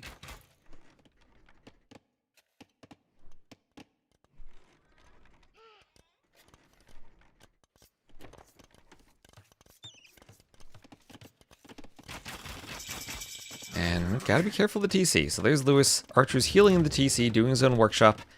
And looks like this will be manganel crossbow.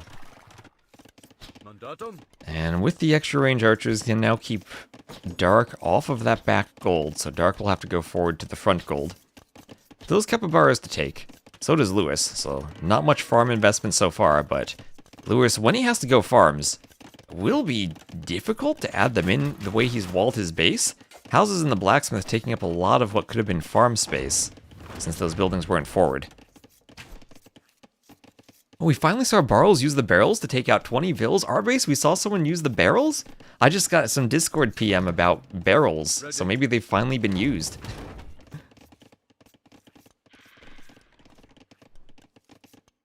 Fine, I'll need to go cast that game then.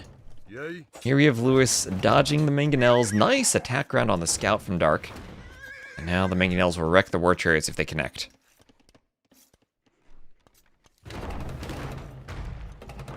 Hey, you can send me a clip, just DM it to me on Discord.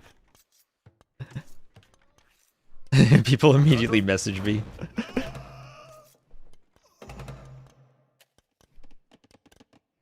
So, Bodkin for Lewis. I saw they were in Game 5, so if Barles won Game 5 with a barrel, I'll finally be satisfied.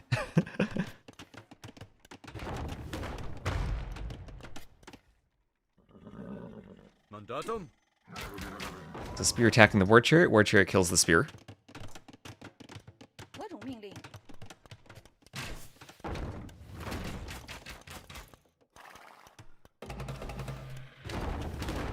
Manganel's trading shots. Manganel's dodge. Ooh, nice hit on the Manganel. So Dark with 3 Manganels still pushing. Super hard to push Britain crossbows. 8 range, they outrange the Manganels.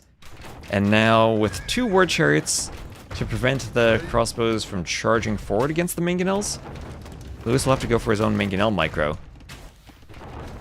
And awkward as long as that Repairville's there.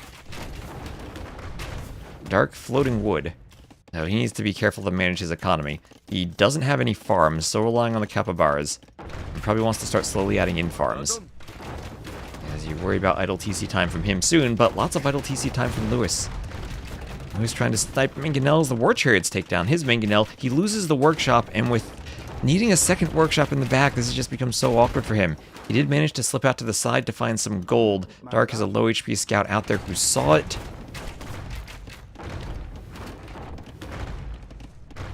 Ready.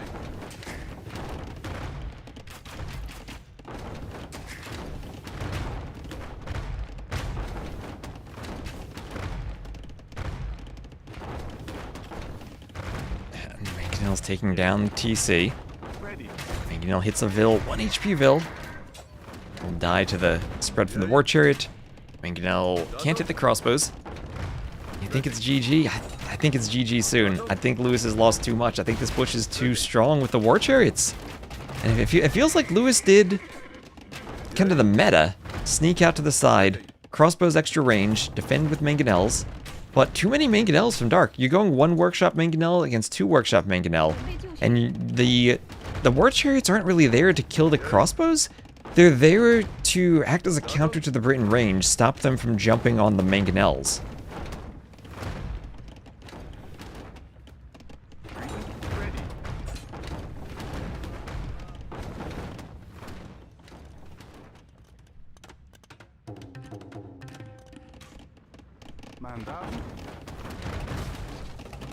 Manganels counter each other.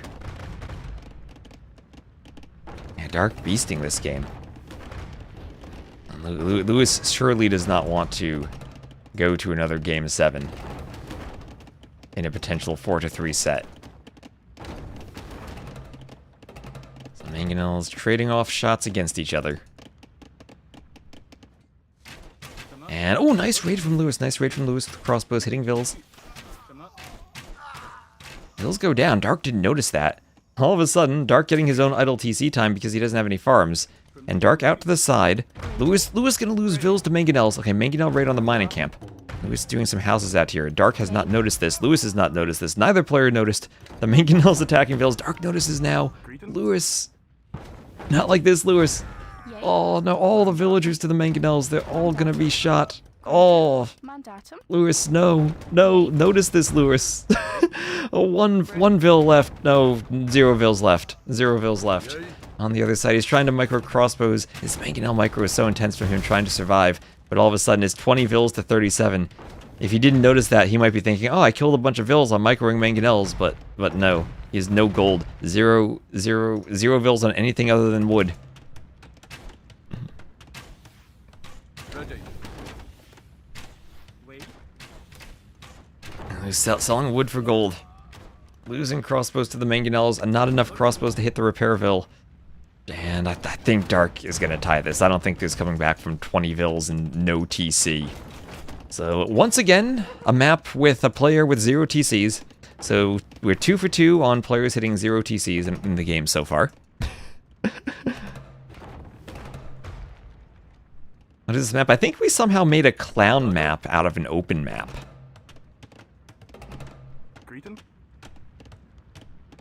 I think we somehow made a map where the meta is FC Manganel Monk arena style push.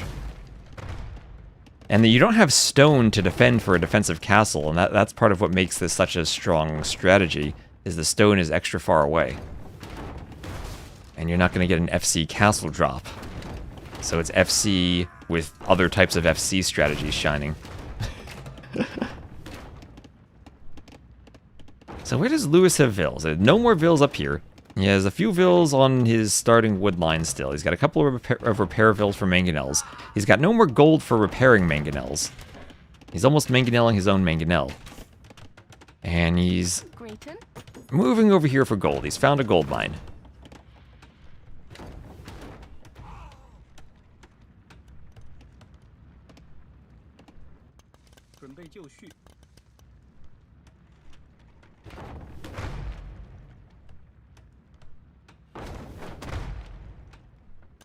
Ready. Oop, oh, this would be horrible if that Jaguar gets killed. Some of these vills are weak. Jaguar going for the vill. And goes down. So one crossbow, 2 HP left. Is that manganel going to go for a 2 HP crossbow? As the manganel is still trading shots over here. That manganel, ooh, not going to clean the crossbow. Crossbow just going to keep the vills away from the papaya tree. Manganel micro with one war chariot in the wood line. That war chariot, if that just rolls over here, will kill all the vills. Well, Dark's manganels go down. And I wonder if Lewis is thinking, I've cleaned the manganels, I'm okay. He's not okay. 17 to 44. Still 0 TC. What's the vill difference? The vill difference is Lewis is 0 TC gaming right now. At the very least, he is the Britons. He has a wood discount if he needs to add more TCs, but the manganel might find another gold mine. Yes, Dark sees it. Dark wishing he had an explosive barrel here. And those vills will rush the manganel, but the war chariot should take them down. We're still trying to micro crossbows. At the very least, Lewis can put his entire attention on the crossbows.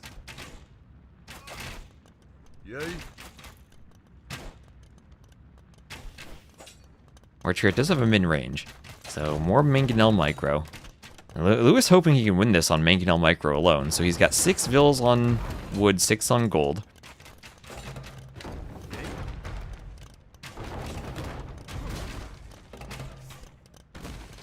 Manganel hits a vill. Can an admin? No, admins can't do that. There's a 90-minute time limit. Okay, so Lewis down to 12 vills. still microing the manganels. Loses some crossbows. Manganels trade. Another crossbow down. 2 HP left. As a manganel shot. And he's going to be defeated. Where are his vills? Where are his vills right now? So he's got 6 on gold, 6 on wood. 0 on everything else. Well, he doesn't need food because he doesn't have a TC. All he needs are crossbows.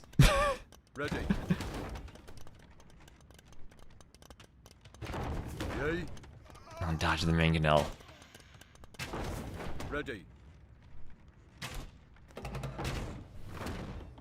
Split on the crossbows.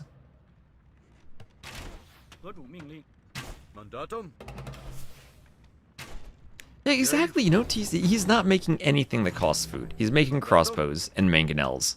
That's all he needs. If he gets to 200 pop, 100 crossbows, 100 manganel, maybe he's a shot.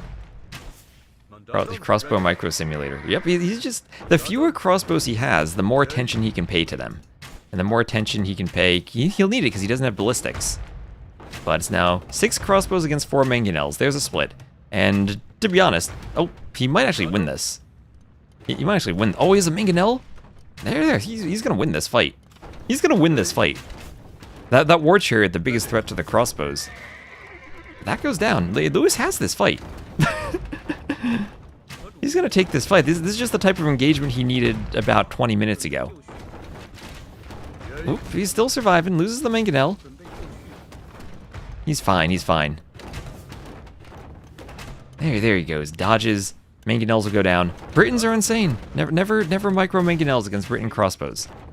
The Briton player knows what they're doing. There's a split. You can pick the Repairville.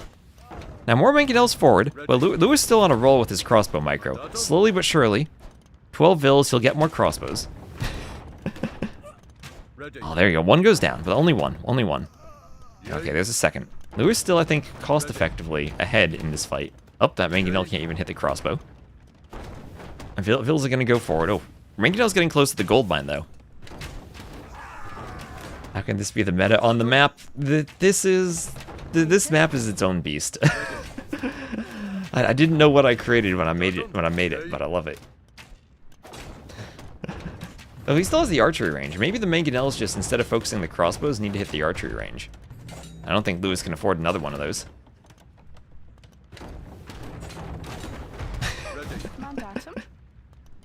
So Lewis, now he's down to 10 Vils. One of them's idle somewhere. Oh, that Vil's fighting.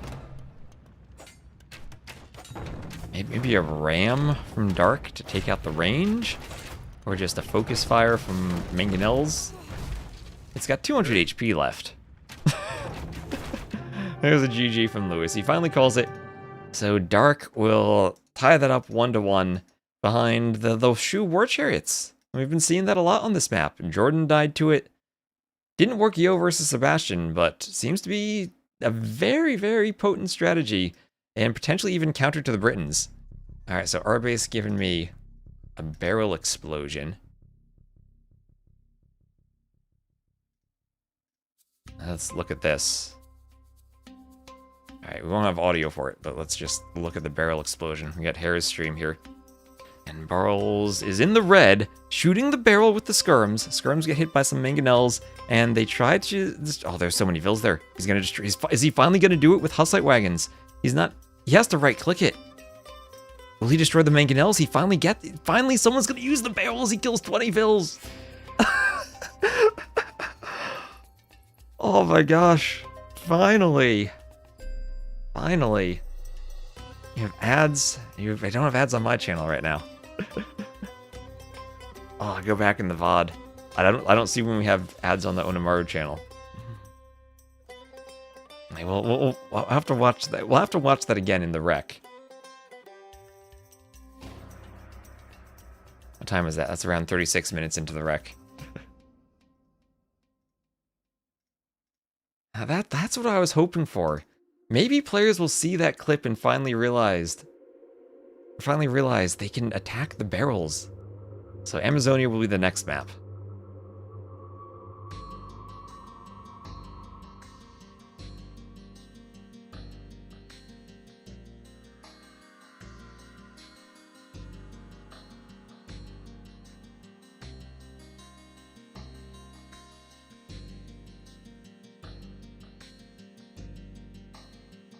Do players will just clear them early to prevent this?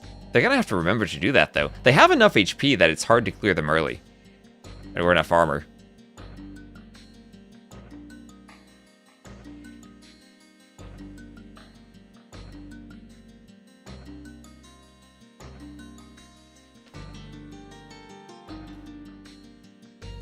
And let me see if I can maybe add audio. We'll watch that again while we're loading in.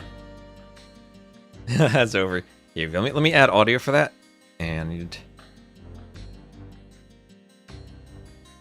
do this maybe one more time.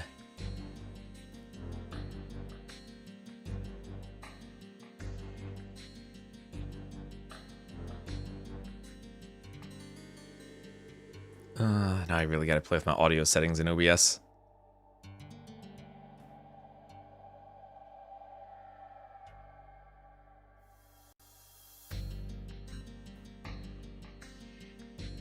Alright, hold on a second. Alright, so you guys ready? Let's go watch the clip one more time. But Barros has a lot of stone. That's what I want to say here. Tower coming up for Barros. Try to one day finish that castle is what he wants to do. Shoot the powdered keg! He's going for the keg! Oh my goodness, this better be so strong. If this is underwhelming, I'm going to be pissed. Oh my goodness, that was insane. That's what I'm talking about. Go for the keg, brother. I've been saying it. You go for the kegs. Ah, finally, we have someone doing that. I've been waiting so long for that. Ah. Alright, finally, 20 Vils. Anyway, let's see. Let me leave the previous match. And next game, Amazonia. Burgundians, Vikings. Okay, I've not seen Burgundians here.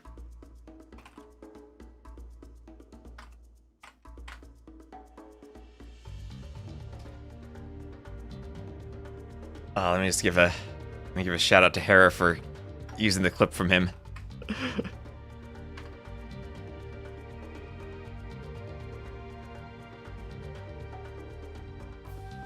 Beautiful. That's what I've been waiting for. That's what I've been waiting for. Every game we see players army by the barrels. No one goes for them.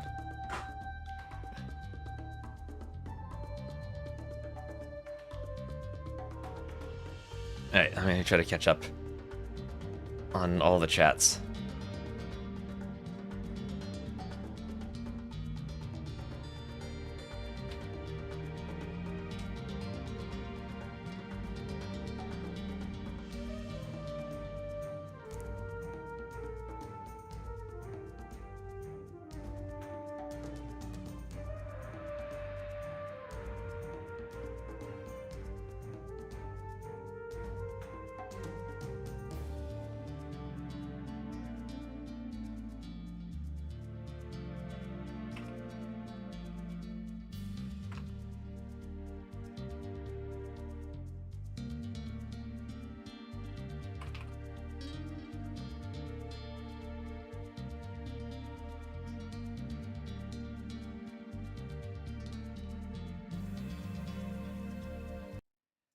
Alright, here we are. So Lewis will be the blue Burgundians to the southwest, dark the red Vikings to the northeast.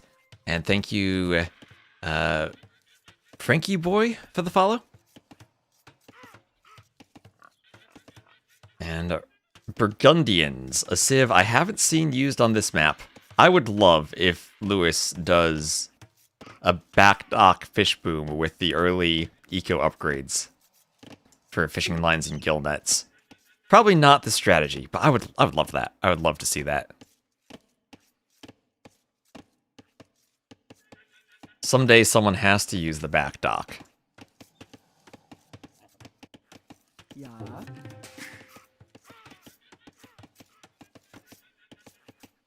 So, forward dock from dark. No surprise there is the Vikings. Only question is whether he goes feudal or fast castle for longboats. Lewis, though, Lewis. Lewis could be... that feels going to the front. That feels going to the front. I was about to say Lewis could be our savior and go for the back dock fish boom, but no, he's going to the front. Taking the oysters.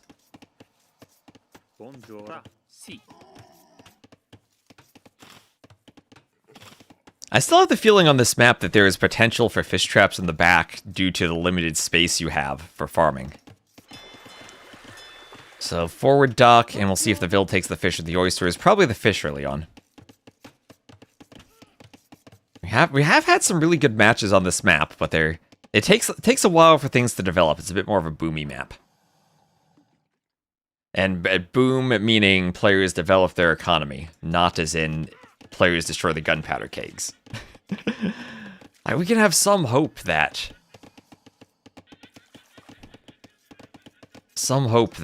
players realize now how powerful those kegs are. And Jordan said they tested it was too difficult to pull off and it's easier to just make use of the sides. I'm thinking more kind of late game, like that situation we had with Vinchester, where he was raided and didn't have much map control.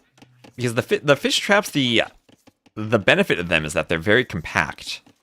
And you don't need 3 tiles per farm and drop-off sites. Here you put them around docks, and you can fit 3 or 4 docks in the back, so even if you lose water, you'll have them. And it might not be go for it immediately. It might be go for the water in the middle. And then fish boom kind of more towards the late game. I guess it's maybe too expensive to add fish traps at that stage. Now that's probably what really hurts it, is you have so many vills that you put on farms, it's awkward to go fishing and booming at the same time. So, but before the main event, this is a map we'll probably make a few adjustments to. As far as the other maps go, I don't think there are very many balance changes to be made. I think they all turned out pretty darn well. Maybe the islands map, but I don't know if we can change that at all. It's just a water map at this point.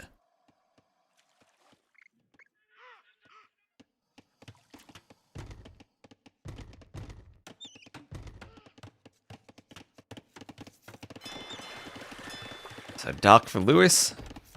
And double docks. Okay, so he will be aggressive on the front. As the Burgundians, he does have the Dark Age double bit axe. So it might affect his uptiming if he has to spend food early on to research that. But he will get more res collected over time on his way up.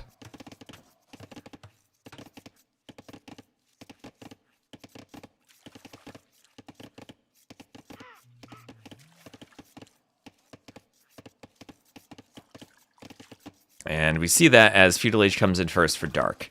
So Vikings, with the cheaper dock, have a pretty smooth Dark Age for growing fish, but we see how quickly the deep fish run out on the front. So barracks on the front for Dark.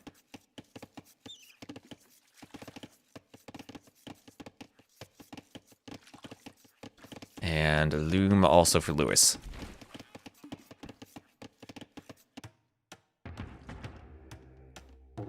I have a barracks and a house.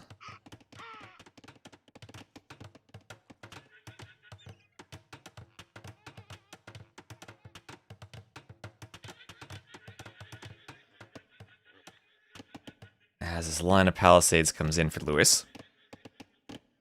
So he's just going to go for the good old wall off and boom in the back strategy. I'm thinking maybe the map becomes different if I actually remove the golds from over here and just make players rely, maybe put a few more golds in the middle. So like you can wall off and take the hunt, but then you won't have gold access.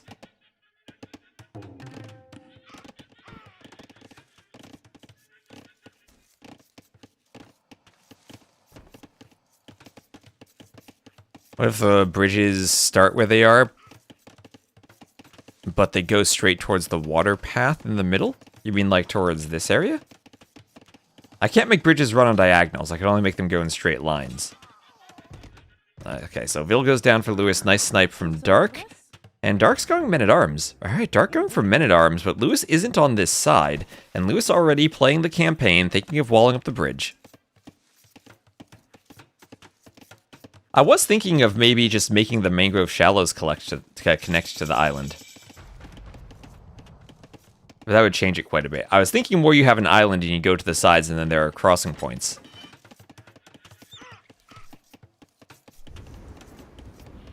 And will this Vil finish the wall by the time the men-at-arms get there? That's gonna be close. It's gonna be very close. And actually it won't be close at all because the men-at-arms stop. So Lewis, he has to be careful that the Vil doesn't open the gate for the men-at-arms. And it does, but the TC's there, so the men-at-arms turn around. They'll just try to go through the palisade. Holtz for Lewis defending against the fires now.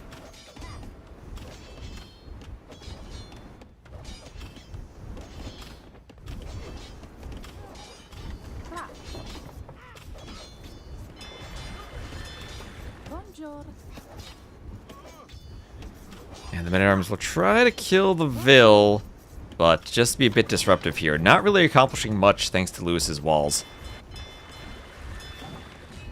So Vikings just kind of naturally seem like the better water civ, even though fires with the Vikings still feels so weird for me.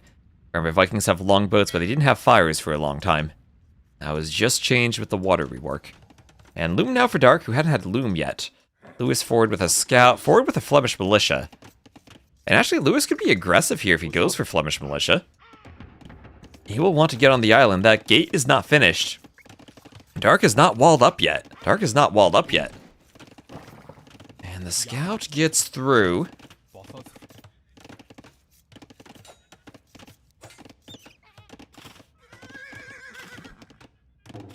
And this will be walled off nicely using the dock as part of the wall. Vil opens the gate, of course. Vils do that. And one Flemish militia is in. Not too much potential to be annoying with low HP, but at least is in.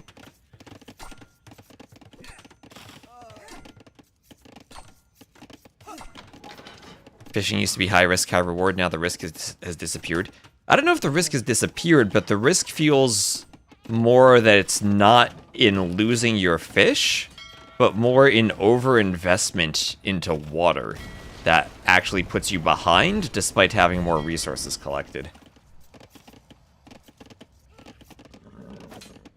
That's what it feels like to me, because I've seen so many maps where players don't win when they have a fish boom, like a clear fish boom.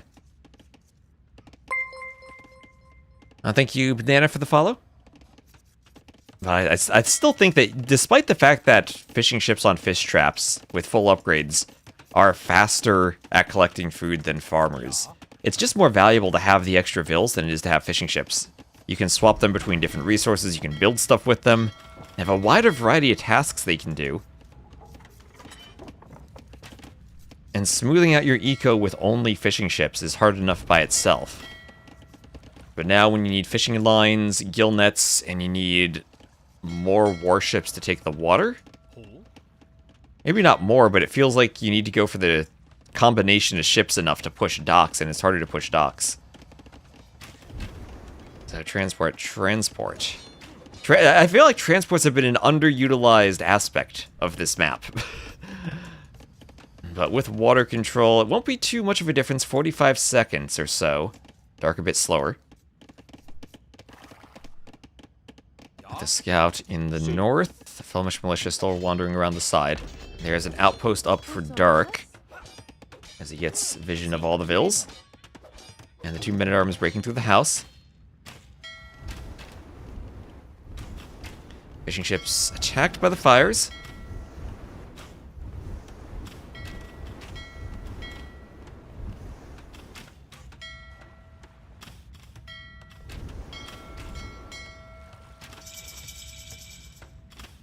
There's Lewis up to the Castle Age.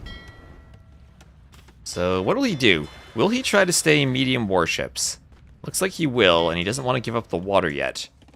But that'll be against immediate longboats, so probably medium warship plus longboat production. 1 range from Dark, as he'll wall and he'll try to boom. Militia attacking the house, and we'll have another TC here for Lewis. So TC between Hunt and Stone.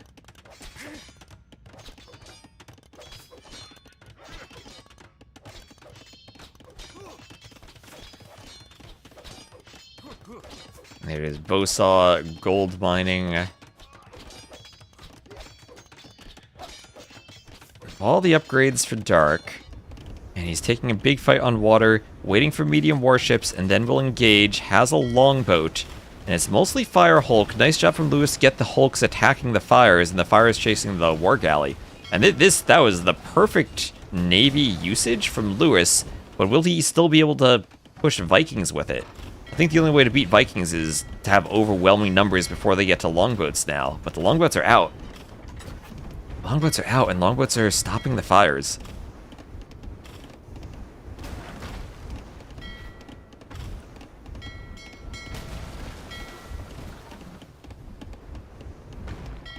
Fires all going down. On the side, we'll have 1 spear dying to the TC. But it will scout the stone from Lewis. Now, stone could just be for more TCs. He did sell it to go up. Let's see, before he went up. Capture H loop. Scroll up. Or how did he sell it? Okay, he didn't sell it then. Never mind. He built TCs. Thought I had sold it there and then mined more. But nope, he built TCs with it. Win. TC hiding by the monastery. I didn't see it on the minimap. Who won? Vinch won that. Vinch qualified, and Nikov has another chance over the next 2 days.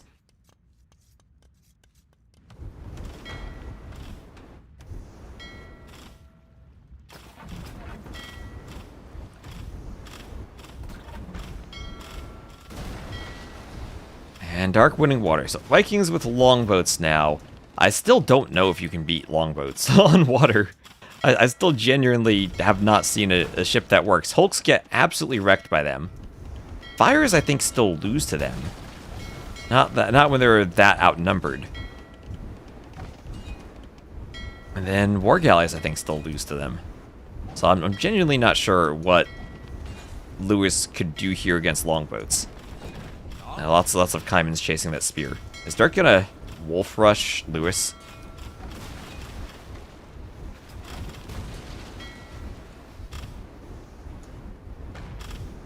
And they pressure with the castle. Yeah, pressuring with the castle feels like it's good on this map. And we will, speaking of pressure, have forward ranges from Dark.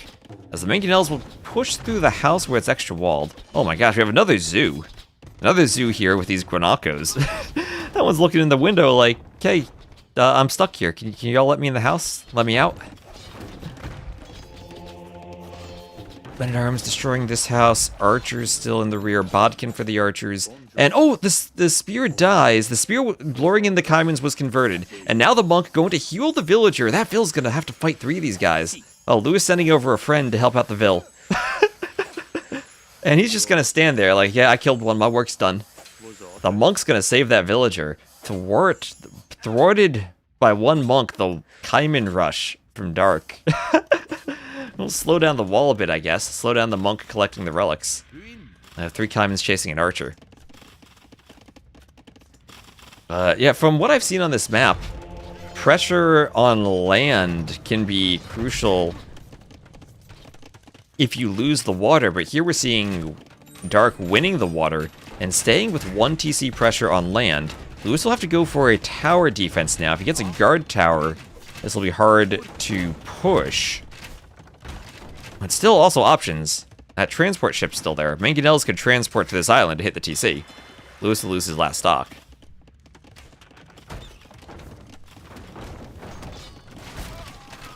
One manganel hits the other manganel.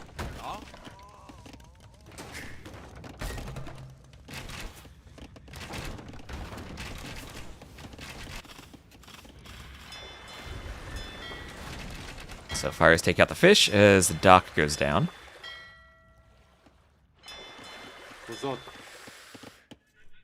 And we'll have Sanctity for Lewis. As Lewis goes for another TC, he says, I'm being pushed, I'm just going to outboom this. 72 Vills to 53. Dark isn't getting a huge fish boom either. There aren't fish on this map.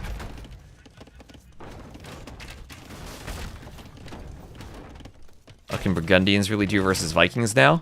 Well, we've learned that late game can be a tricky matchup. Vikings with some options, they're cheap, or with their extra HP pikemen. Their extra attack arbalest. Would making it oysters? I think that would make the middle too strong. I didn't want fishing ships to take the oysters and get a huge fish boom, because then I think the map becomes you win the middle and it's over.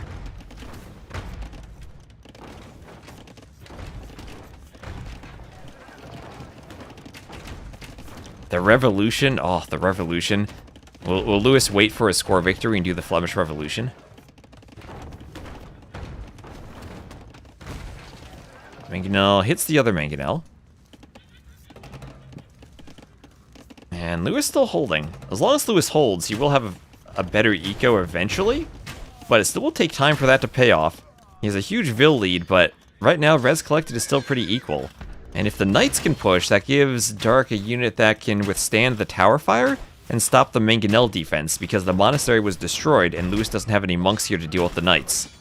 And not having any monks will be devastating for him, because now the Knights just can have a field day, even with only 1 armor.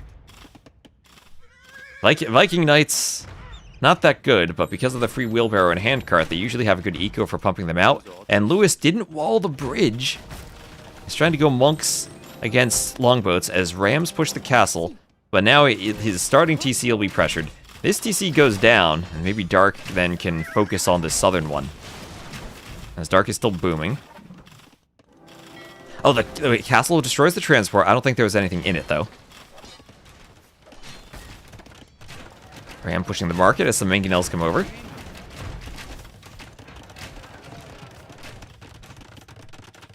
He needs some heated shot. Lewis trying for another TC to hold this southern area. Doesn't want to give 3/4 of the map up to Dark. Now the crossbows did come away from the TC to pick Vills down here. Lewis outposts even his own base. He has outposts everywhere. And now Dark has to be careful against those manganels with crossbows. But the Knights still no armor, so Lewis can use the TC to defend as a market goes up, but a ram and manganel now coming again from Dark. Dark continuing the pressure, adding in another stable. And we'll be going pretty heavily for Viking Knights. We'll be going Imp soon, too. And the question is just, will he be able to make double stable Knights while going Imp as the Vikings? That's a choice, but if he has the eco for it, maybe he can. So it'd have to be a fast Imp and then a castle push from him, or maybe a defensive castle if Lewis goes forward. So Lewis nowhere close to imp, but we'll try for a forward castle. Vil deleted to come out, and that will be Dark adding a castle too. Dark, I think, gets there before Lewis does. We could have Vil fights for a castle drop, as the market will be rammed down from Lewis. Lewis using it before it falls. And only a watchtower, not a guard tower, as more crossbows and knights come in. Lewis will have to run the Vils to the TC, as Vils do a dueling castle drop here in the north. Ballistics for Dark. Lewis decides he's just going to make a romantic castle and try to rush it up faster than Dark does, realizing he's losing in the south. And this has been a good push on land from Dark, as Lewis will pull back, not do the castle. Dark won't need to rush all the Vils. Yeah, Lewis can't figure out what to build here. Still just trying to manganel down the crossbows. And no, that doesn't hit anything. Knights get in. And still those only +1 armor Viking Knights, proving effective for Dark. That Vil is just going to chill within the murder holes range until Berserks come out. There is Imp for Dark, and maybe GG once he gets Imp. I'll see even if this castle goes up, as the manganels will take down a TC with another shot or two. Crossbows, they do see the castle. And with the TC down, the manganels could try to stop it. Imp actually from Lewis, who clicks up. I guess we still have to remember, 99 Vils to 72. Lewis still might have a better long-term eco than Dark, who's only on 2 TCs. Lewis lost a TC, and he's still on 4. And this castle, also Vils going down. How many Vils will go down? Lots of Vils, actually. There goes some of the Vil lead. But it's still up by 20. Yeah, and res collected even with the Vil lead. And now he's starting to pull ahead, just a bit. Just a bit. Yeah, Vil taking on the castle on his own. Saying, I can't run away due to murder holes. I'll just attack this castle with my knife. I'll stab it. Stab it, it'll eventually go down if I stab it 4,800 times. How do we do the interview with Sorakuma? Well, I didn't see the set at all, so I don't think I can interview him. Is anyone else casting who could interview him?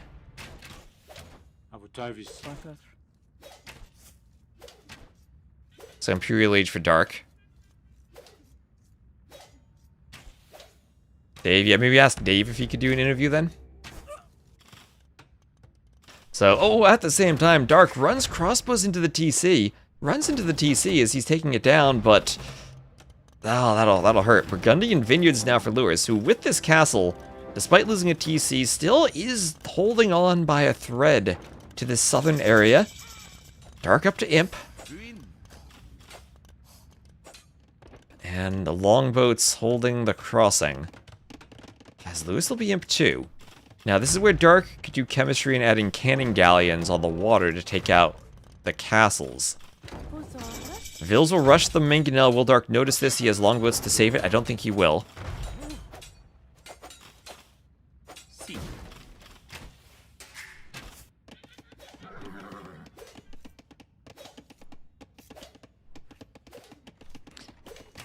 And chemistry for Lewis.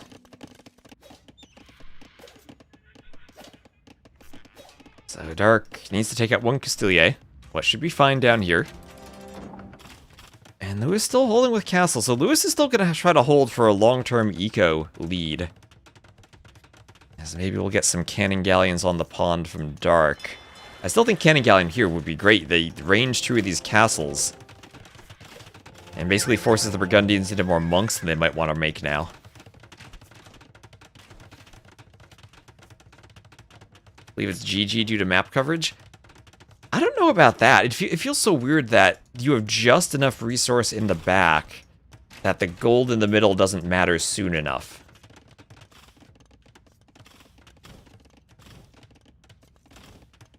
But now Dark basically has the water and has 2/3 of each riverbank. And he's getting into the composition he needs of Viking Archer and Pikeman and Berserk. Lots of crossbows, and it's figuring out for Dark now what order he needs to add the upgrades in. How to protect the Trebs as they attack castles. They are on hills, so a bit hard to push. And since Dark doesn't have a castle in the south, the only siege he'll have will be rams.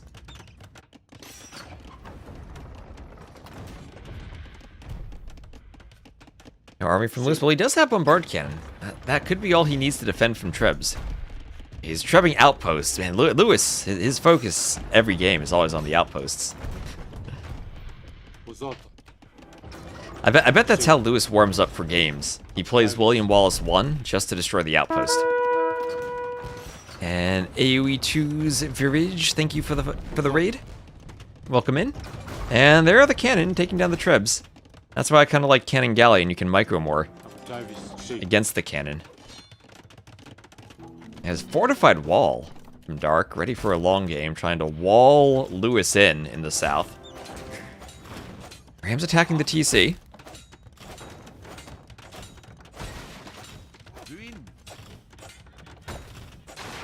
And the Ram goes down. Berserk trying to kill the Vil. Maybe the Knight will finish it off.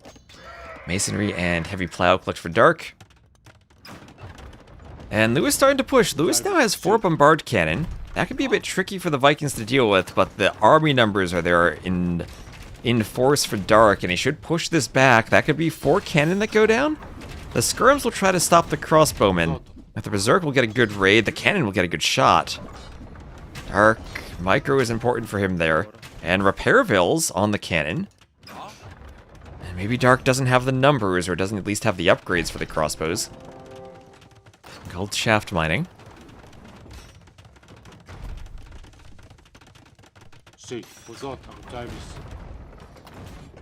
And conscription too.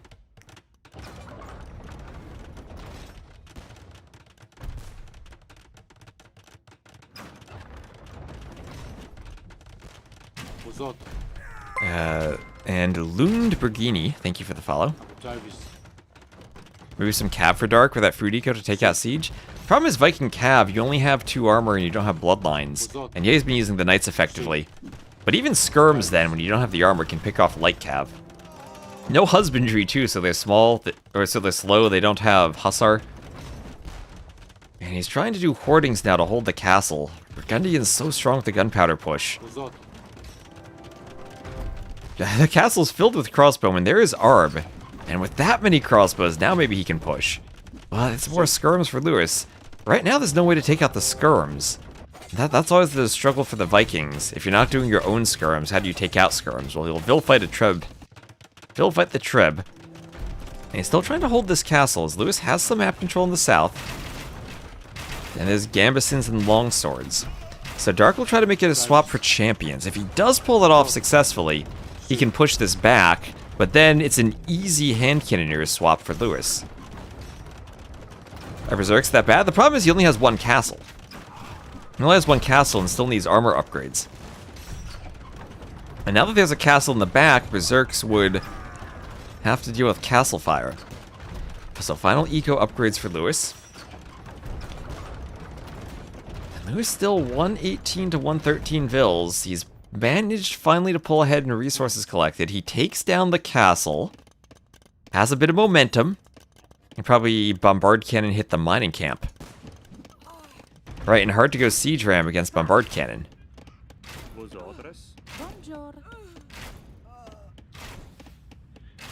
Phil's killed by the Arbs. And Skirm two-handed swordsman.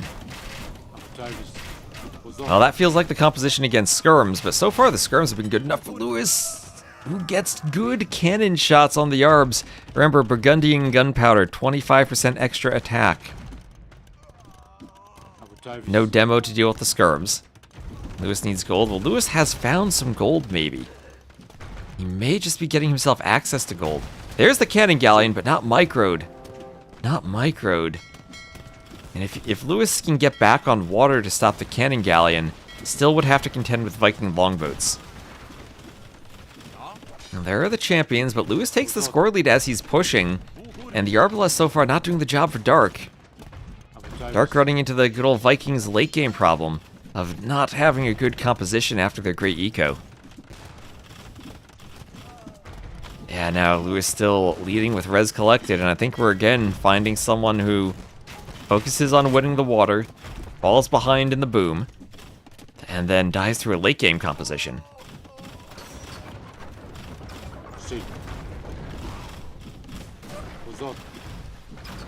Cannon now. Lewis needs to micro. 0 fish traps. I mean, same thing for Lewis. Maybe they need to play Rage Forest, but no fish traps in the back while booming with TCs. Oh, Nightlife, thank you for the raid.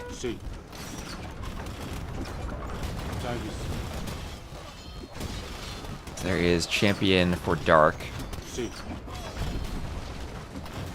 Never doubted Lewis. And Cannon don't quite hit the Arbs, they have to fall back. And, oh, NVZ AoE, thank you also for the raid, everyone raiding. So now the champion swap occurs, but hand cannoneers are out for Lewis. He has a hill to hold. Vikings, of course, have extra hit points on the champions, but still won't help that much against the hand cannoneers. Lewis now investing heavy warships. He's investing into docks. Cannon galleons from Dark, trying to take some of the docks. And Lewis still holding, even with Arbs in the south, not losing his base.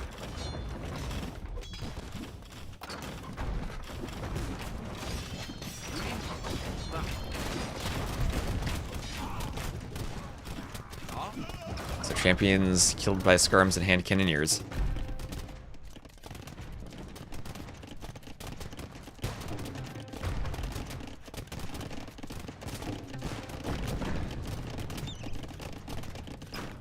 Skirms keep raiding against the Vills, and all this farming space from Dark going to be stopped. The treble hit the TC.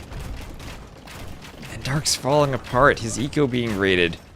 If Lewis can get back on the water and stop the gold, then it's over. Maybe Lewis needs to just understand how good explosives are against Vills and go for demos. That would be sick. You'd get some nice demo shots. They still can kill Vills. But looking at the KD, Lewis about to even it up despite having lost the water earlier, and those deaths he has are just skirms. So incendiaries, final fireship upgrade, trying to stop cannon galleons and champions. Can he push longboats? A couple of hulks out also for Dark, and there is Lewis killing the gold Vills in the middle. And Vikings maybe not able to hold the water without their imp upgrades. Still just war hulks, so medium warships. Longboats are insane. Longboats are still insane. Oh, nice cannon shot. I think Dark needs siege rams. Well, hard to afford siege ram when your farms look like this. And the Vills are running away.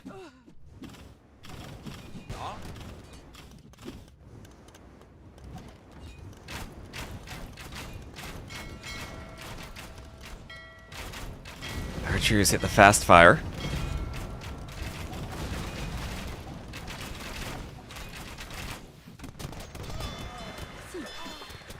Champions killing quite a few Vills from Lewis, trying to stop the docks, but now the skirms can push the water. Skirms will be useful against the war hulks, probably not as much against the longboats. Dark trying to get a castle up. But Lewis now has control of the northern riverbank and is pushing on water. Are longboats just truly this good? Are unupgraded longboats truly good enough to push fast fire ships? What upgrades does Lewis have? He siphons an incendiary, he's just missing Carvel Hull. He can't get dry dock. Skirm still pushing.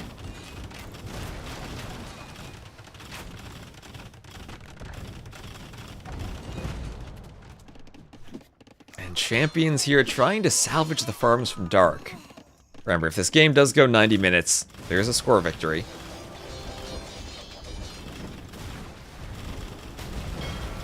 Castle hitting some of the fires. Fires getting taken down by longboats and castle fire. Leather archer armor for Dark. Skirms killing champions as the cannon pushes Dark off of the north, and now this is maybe, finally, the last fight for Lewis as all the Vills will run into his army, trying to flee across the bridge.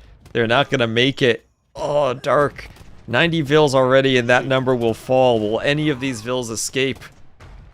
Lewis ruthless in his raids. The Vills trying to make it to the bridge. The forward farmers will, the lumberjacks won't. And now Dark down to 78 villagers. Still, he he's 12 longboats and he's holding the water. Longboats are stronger than they've ever been. Dark doing chain barding armor. The longboats are clumped up, though. Wait a minute, wait a minute. Lewis's outpost, he sees that. He has 3 cannon on the way. Will he get a shot? If he could get a splash attack there. He can get a splash attack on the longboats. No, he's not going for it. He's not going for it. Oh, Dark pushing Lewis's island. Kind of weird to see Lewis losing the back of his base while still having the island. Now he's pushing Dark's island. So they've swapped islands. At least their armies have. And Dark will move across the bridge with the champions. Like, it is so cool to see units moving across bridges. That is still really cool. So, capped ram for Lewis. As he has unfinished docks over here. And the champions are trying to head off the skirms, but they'll make it across the bridge anyway. And masonry will come in for Lewis.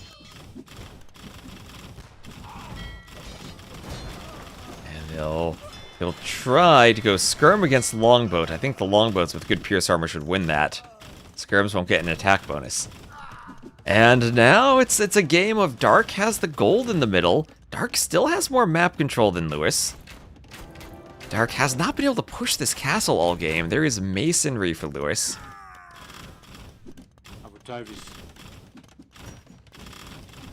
And Lewis can't get back to the water, so Lewis somehow trapped to the northern riverbank with a ton of wood.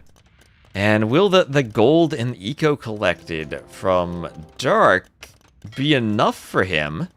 Because he does kind of have to push Lewis, thinking of the score difference. Lewis up in score, and he can simply try to hold using the hills. Even with the longboats, the water player not with the lead yet. And this army, champs and skirms across the bridge. Trying to get back up here in the north. Architecture for Lewis. Extra HP for the buildings. Yeah, Burgundians and Vikings in a stalemate late game. Where have we seen this before?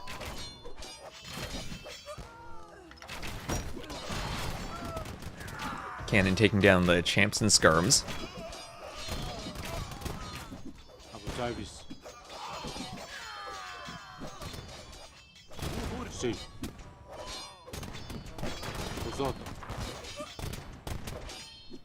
Rams, maybe killed by champions.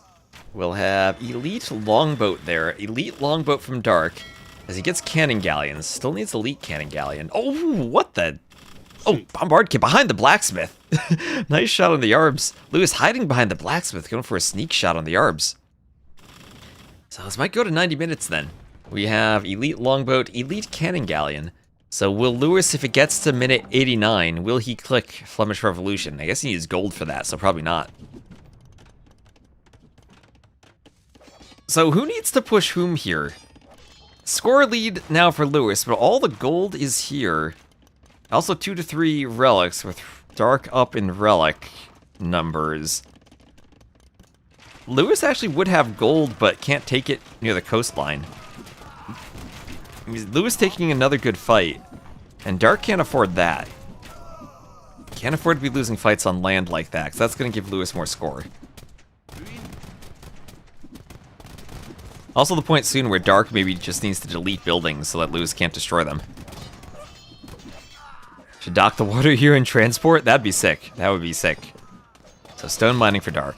Still on this map, I think players may be missing out on some transport options. Transport opportunities. Yeah, Lewis has 7k wood for throwing down siege workshops.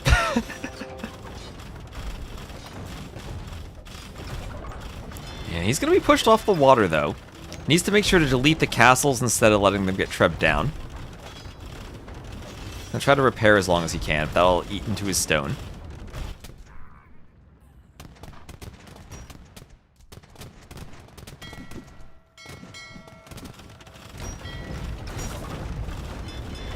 Cannon galleons taking down the docks as the fast fires are destroyed by longboats.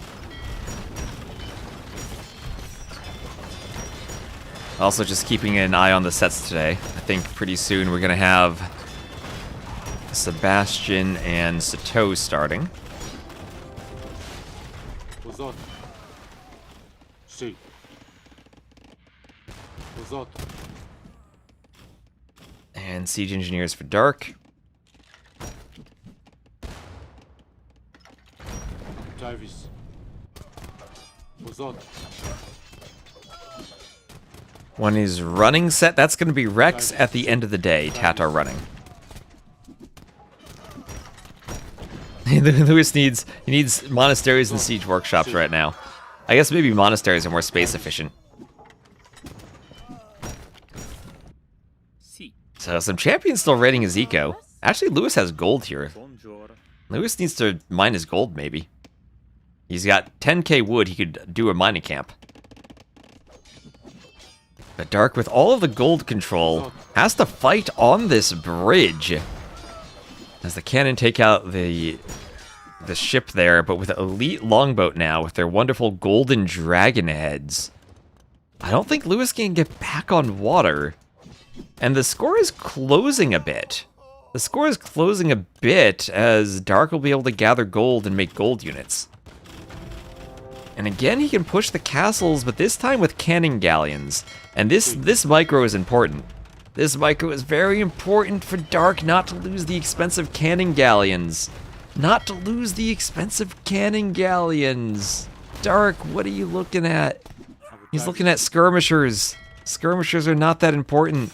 That is a huge score benefit for Lewis. But with the trebs, yeah, Lewis needs to learn about the delete the castle strat.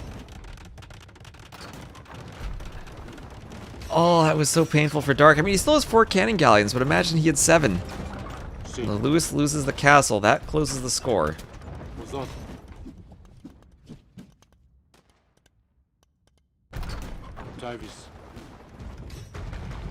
Cannons attacking the trebs.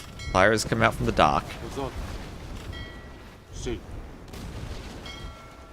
the longboats need to destroy those fast fires before they destroy the trebs. Some more trebs deployed from Dark. He can take out another castle. The score lead for Lewis dwindling a bit. And Dark may be able to hold the river until the time limit. If this castle goes down, Dark would take the score lead. Lewis is still down here somehow, but fortified walls keep him out.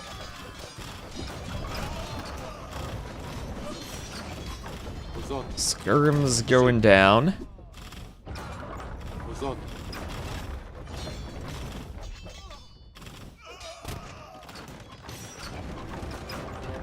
These trebs will take out this castle. And the score flips now for Dark as he holds the water and he takes out the castles. And without gold, Lewis on 10k wood, I don't see a way for him to push out. And if he sells wood for gold, then that's going to be horrible for his score. TC down. And Dark with the longboats just might have this. Dark's been fighting just well enough not to let Lewis push the bridge. I mean, Lewis also could have pushed in the south here on land. But Dark's been trying to hold him up here.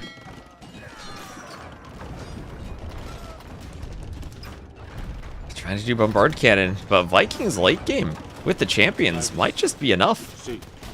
Is this Vikings beat Burgundians late game actually just how the matchup works? Oh, the cannon going down, that's expensive, that's expensive. That's feeding score to Dark, and there's a GG from Lewis. As Dark will go up 2-0. Holding the river, the gold rush map, and he had the middle. And Lewis ran out of gold at the end, ran out of gold, ran out of steam. Burgundians much more dependent on gold in this matchup, I think, than Vikings are because of how cheap the Viking military is. Even though Burgundians are doing a lot of skirms, we had Dark so much map control. Look at that, 12,000 more gold collected. Maybe it just seems that way because of all the extra gold he had, but good win for Dark.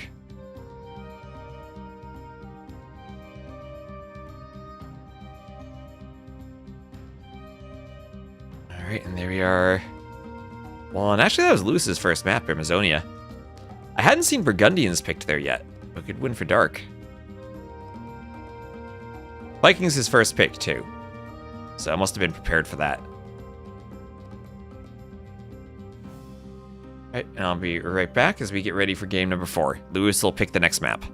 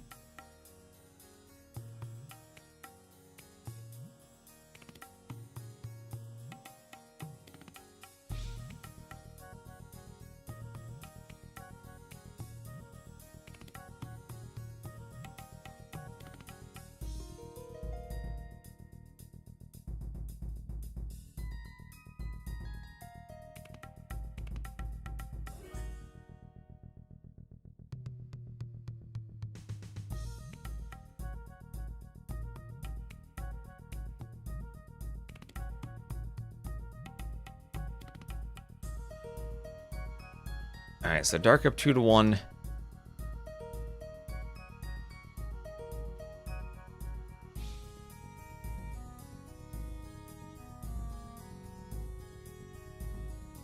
And next it'll be Lensois Ameriniensis. Dravidians, Armenians.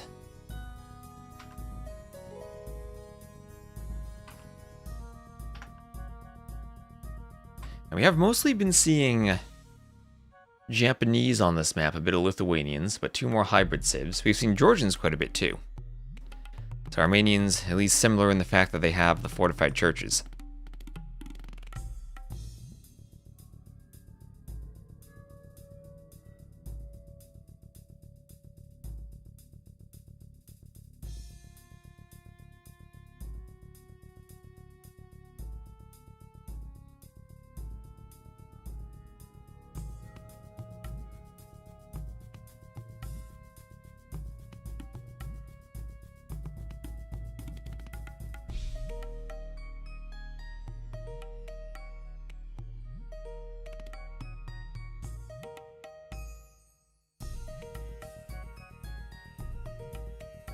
And failed to download match content DE. Always.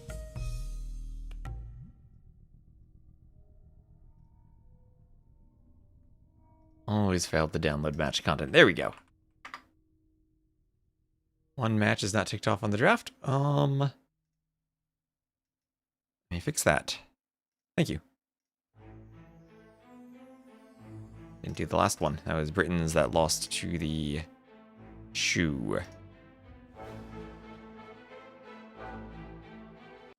Alright, so, Lewis will be the blue Dravidians to the north, dark the red Armenians to the east, coastline to the southwest, woodline to the northeast. Forward Vil from Dark.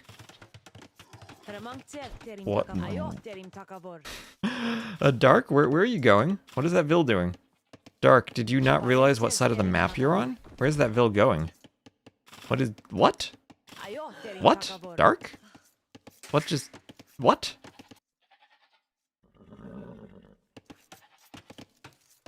I think that Dark...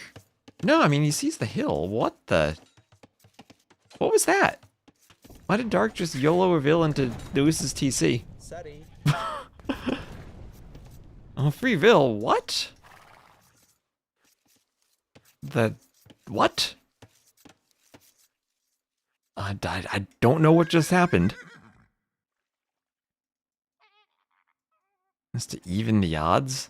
He says, I'm up by a game, so I'll give you a Vil. That's just Dark being extra confident on this map.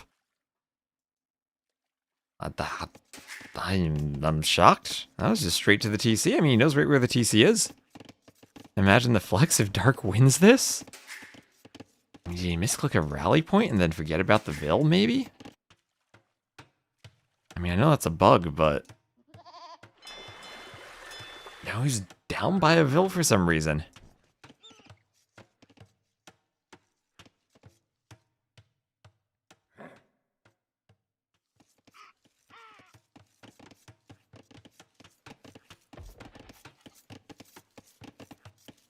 Vote to Karma Heaven. You can do that on the YouTube video. You can give a thumbs up there.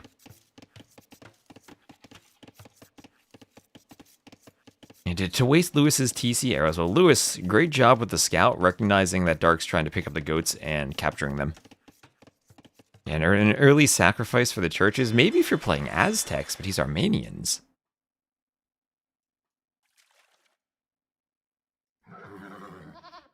I mean, maybe it's a strategy to throw Lewis off guard. I mean, it's certainly thrown me off guard. I imagine Lewis must be even extra confused. Part of me wants Dark to win now, just so I can interview him and ask what happened.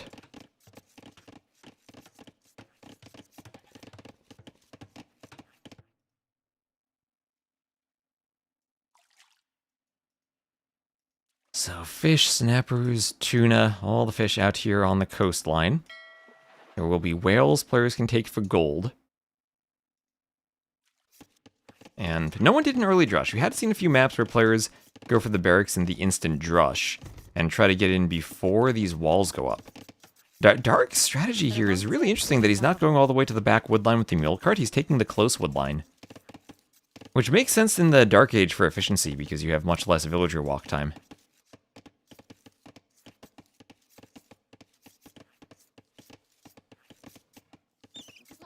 And there's Lewis now, taking all of the goats. Now, this is obviously Lewis's home map because there are goats on it. So, an obvious map pick from the goat. There's a barracks forward for Lewis. And Feudal Age for Dark. So, fishing ships for Lewis. He wants to... I don't know, does he want to fight on the water? He's got 4 fishing ships against 4, so no real difference there. The only difference is the Vil advantage for Dark. He's up a bit later, but doesn't have Loom versus Lewis, who did do Loom. And it would be an even bigger advantage had Dark not YOLO'd one Vil into Lewis's TC. Lewis will long distance mine some gold. Nope, he'll do a mining camp. Mining camp on the gold in the back. Anyone dock the inner ponds? Not yet. We have seen a lot of docks in inner ponds. Not for fishing ships, though, just for fancy mills, essentially.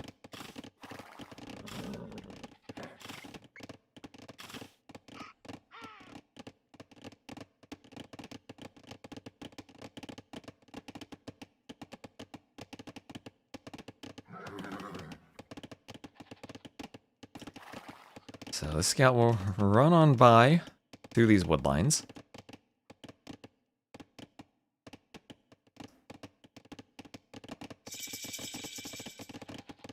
And we'll have double bit axe also for Lewis.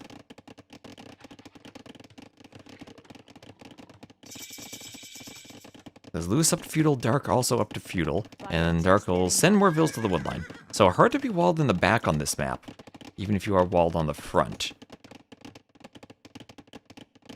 And players will need to be expanding towards the coastline. Triple docks for Dark, and he's opening with 2 fires. 1 dock for Lewis as he does more fishing ships. Does Lewis not realize that Dark is docked? I mean, Dark certainly has realized he wants to fight Lewis on the water. Spear pokes a scout. Ooh, a scout goes down to the spear. We'll have a house and a palisade wall here for Dark.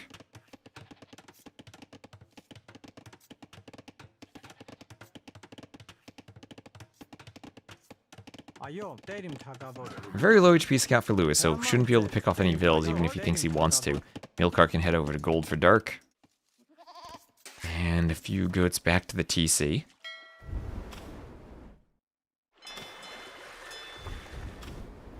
And here's the loom for Dark.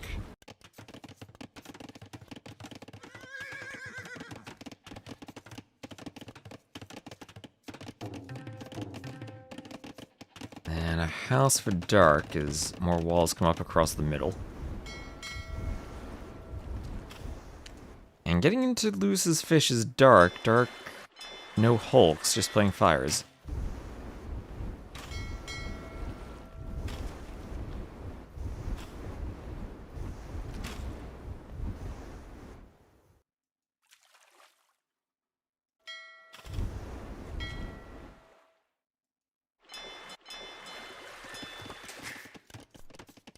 And there we go, we have a mill on a pond. So this is, we have seen docks here. Some players do the mill because it's cheaper. You can walk on the shallows. So these are just shallows.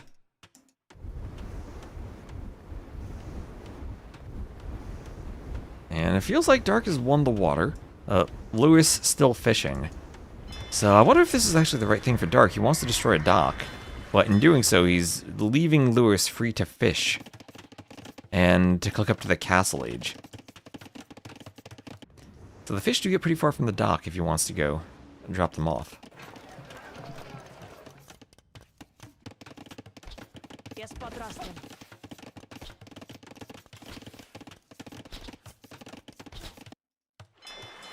And another dock from Lewis. As the market will go up for Lewis, and Vills will be out on the gold.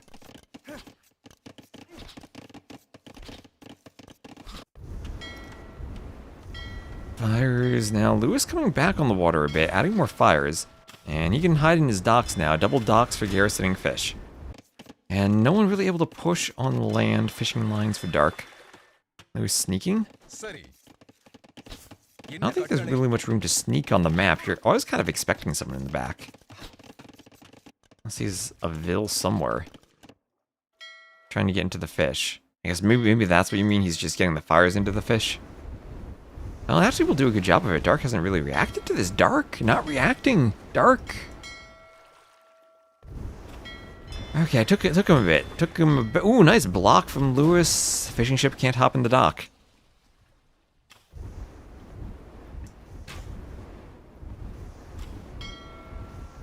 And he'll get cleaned up, but disrupted the eco just enough that now he's Castle Age versus Feudal on land. And Armenians can't do fortified churches to defend in Feudal. This will be a forward workshop for Lewis, if not 2. There's 1. Dravidians, of course, have siege weapons cost minus 33% as a civ bonus. And Lewis will enjoy that now. He will enjoy that bonus. So another TC for him too, as he does medium warships. So workshop plus warships plus TC. Lots of investment, market from Dark. Well, the eco from Lewis is just enough, just set up to afford it.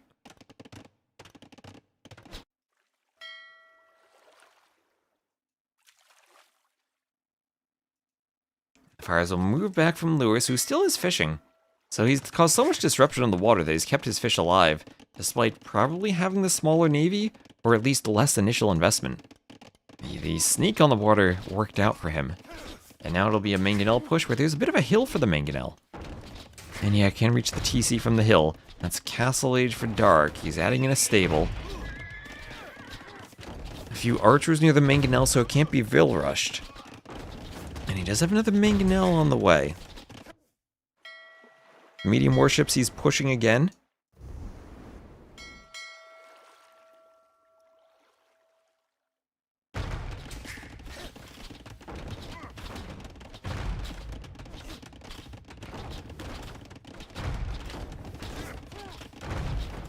Vills have to repair the TC.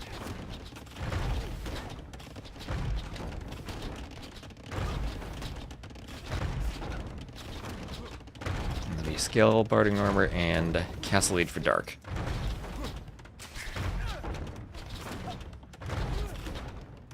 And does dark? He has to make castle age. I don't think there's a possibility he doesn't click up or get up in time. Well, that does not feel good. That does not feel good needing to repair your TC just to get up. Third manganel for Lewis. Let's see, 30 seconds. Could Lewis actually do this? Could he destroy the TC? The skirm's not effective. Are there enough repair bills here from Dark? 85%, 22 seconds, but falling 900 HP. This is going to be close, actually. This will be close. He'll get there. He'll get there. But it's close. That is closer than he really wants. And you have to spend a lot of wood repairing a TC on a water map that you want to be spending on ships. Lewis, I think, should dominate the water if that's what he does to the wood income of Dark. Spends it all on the TC. So Castle Age is finished, but just barely, as now, what is that, fish trap? Lewis is still with medium warships pushing Dark, who has to be bunched up by the dock. Imagine if demos actually were useful against this navy. But Dark, once again, how many games do we have players on 0 TCs? We've had 4 games, and this is now the 3rd where someone has gone 0 TC.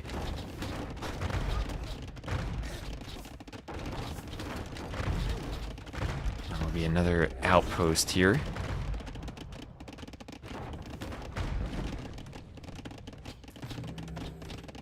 TCs are overrated.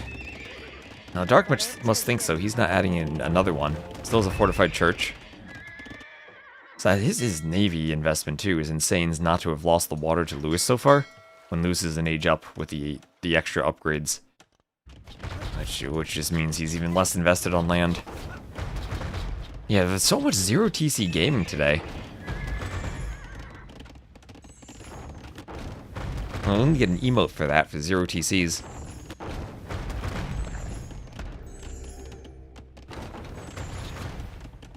Crossbow for Lewis.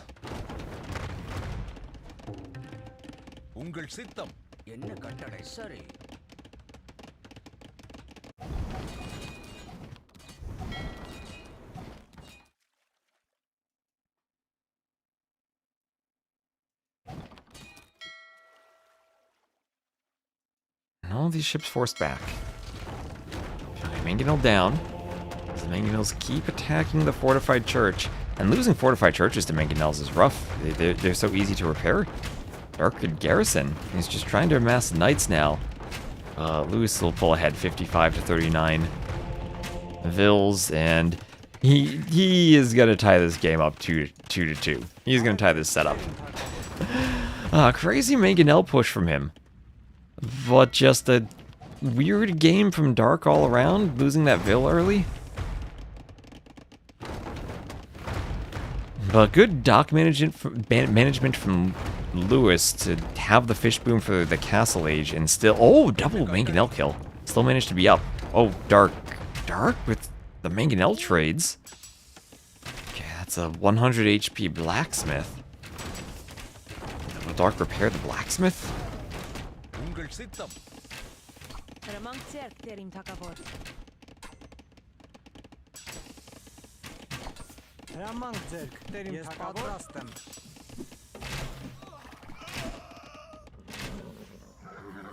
Knight going for the manganel. Knight goes down. Crossbow still come forward. Manganel swaps the hit. And crossbows go down. So Lewis now pushing on the water. We'll finally have a big fight on the water, and I think Lewis is committed to this one. The Hulk's not really fighting, they're just kind of running around and pathfinding. And that'll be horrible for Dark, as he'll lose this fight. Just all Hulks in there. 2 fishing ships in the dock. Dock pretty strong against Hulks. most of Dark's navy there getting cleaned up. And he's trying to raid with knights, but only 1 armor, no bloodlines. So the TC will kill the knights.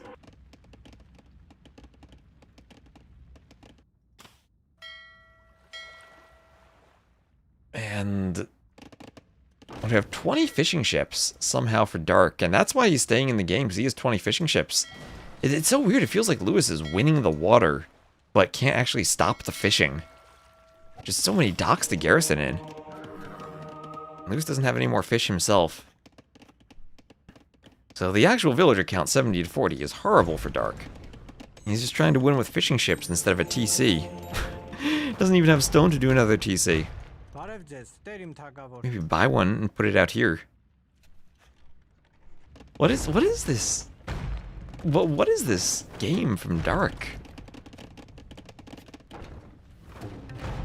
Manganel's hitting the houses. He's destroying Lewis's forward houses. Again, Barbarossa campaign enjoyer, not liking those abandoned houses.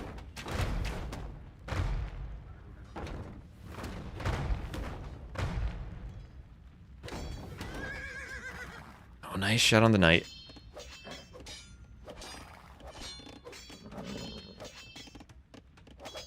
When he gets a TC, he can go imp since he didn't spend food on vills.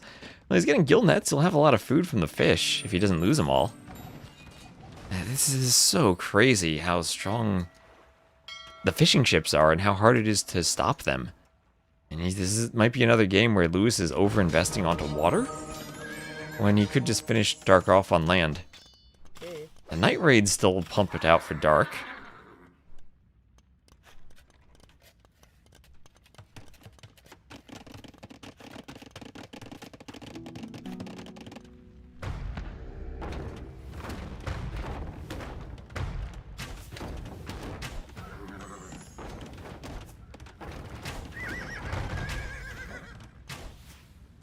Ballistics for Lewis, as the knights kill some manganels. Manganels hit. Those want to repair. Monk will could get a conversion here on a knight. Ballistics for Lewis. How is Dark still holding on? Dark, he's gonna build a TC. He's going from 0 to 1 TCs. Chat, he has a TC. Let's go. He's gonna have economy. There, he did it. He bought some stone. He's making a TC. Have another outpost for Lewis. Ooh, crossbow's dodging. Yeah, not for Vills, but for Imp. I mean, he can go Imp with that TC. Is it possible that Dark, gold from the whales, who somehow survived on the water, still has fish, goes Imp? He has the buildings, just needs a bit more gold. I don't know what Armenians do in Imp. Could he win the game in Imp?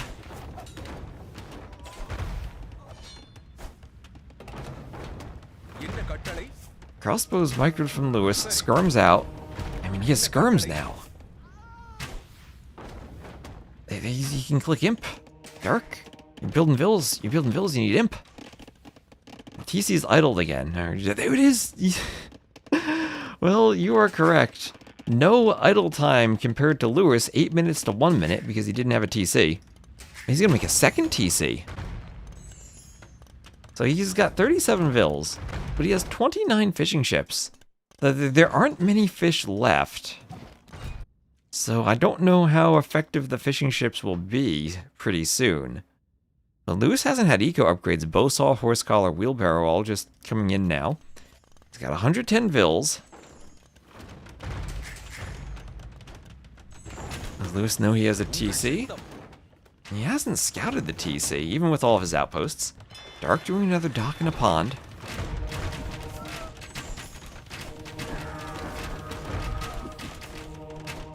Barrow and Bowsaw for Lewis.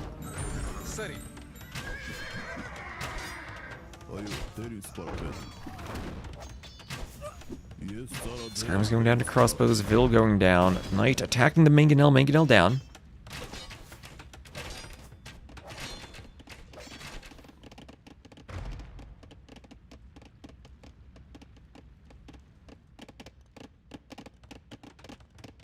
And wheelbarrow for both. But Lewis, is he going to be surprised when he sees Dark hit Imp? Lewis will have a castle. I mean, what does Dark do? I guess it just has to be Skirm. Can't afford Bracer. Well, maybe he can. You can do Bracer Chemistry. Armenians do not get Bombard Cannon, though. They don't get Trebs, and they only get Cap Ram. So, it's not like you can really push. Bodkin will finish. That Blacksmith is almost destroyed. Lewis up to Imp himself, so that'll only be a 2-minute difference. There's no way for Dark, right? There's absolutely no way. 36 Vils to 114, even with the fishing ships. The fish are gone. The fish are just about gone now. 200 food left over there. The whale will still be okay, but that's only another 500 gold. And then there are no more fish. They've taken so much fish, there's not a single fish left in the sea. And all of a sudden, Dark is going to have 27 idle Vils in just a moment due to the fishing ships. They're going to run out of food. There's no food left. There are only shorefish. Only shorefish left. Actually, there's only one shorefish. The rest of the shorefish are gone. That whale almost taken. This whale almost taken. Dark will literally fish out the entire sea. I need to do some fish traps now, but I mean, he doesn't have wood for that. Lewis, the defensive castle, can't figure out how to stop the game. Dark holding on for dear life, forcing Lewis to play a long game, potentially after that game too.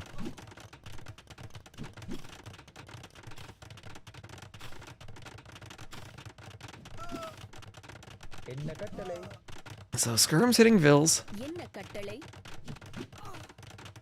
Vils go down to the Skirms. More Vils going down. Everything dying here. Does this TC go up? Lewis, is this a doubt TC? Lewis. Lewis. Oh, the other Vils will distract for a minute. Okay, that does go up.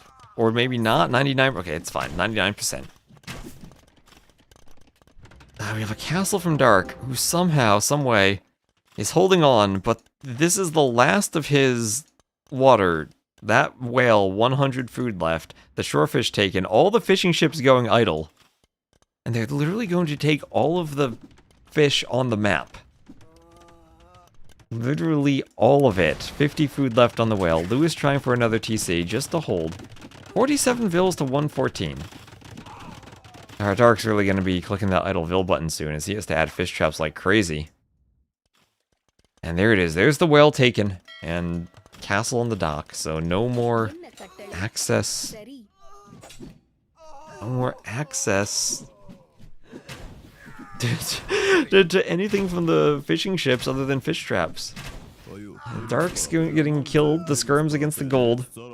Lewis trying to trap as best he can. There are more Skirms at the front. And I mean, Dravidians have better Skirms than the Armenians. It's not like Lewis should be losing a fight against Skirms. Doing the final armor, he has chemistry already. Still needs Thumb Ring. I guess in some ways Skirms are hard to chase down without a stable. And we have fish traps. Not very well placed fish traps. Dark maybe learned a thing or two when he played cartographers with T90 as his teammate about placing fish traps.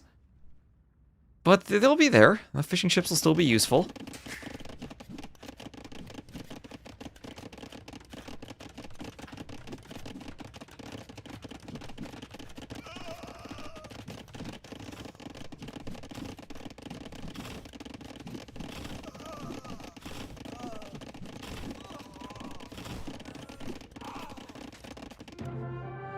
And there's the GG. GG for Dark. Military here, 107 to 99 KD. And Dark has the KD advantage. Let's look at the eco graph. The eco graph there. So the crazy thing is, Dark had 0 TC, TCs and actually was ahead in economy up until right around when they clicked imp. Somehow with 0 TCs because he had so many fish, he was ahead in eco. Oh, what was that? Chat, what was that? Honestly, what a game. Well, Lewis ties it up. However that happened, he tied it up. That's the curse of the sacrificed Vil.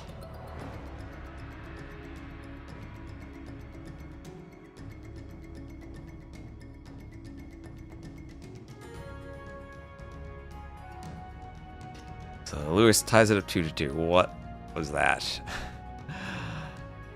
So Dark here.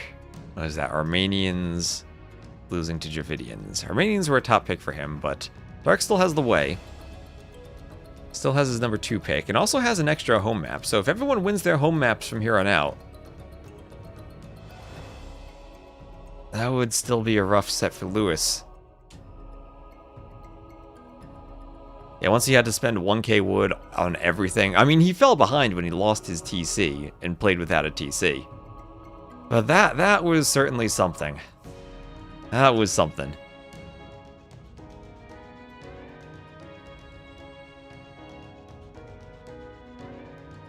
Okay, also if you want to check out Sato Sebastian, looks like Dave is covering that now. Remember, also give a follow to the Onamaru stream if you can. We're at 1,868 followers. Would be great to hit 1,900 today. And thank you also, Lowe's King, for using your Prime sub on the Onamaru channel. Seems like a stressful match, but they're great games to watch. Hopefully they're entertaining. I don't know how to describe that, but it is entertaining at least.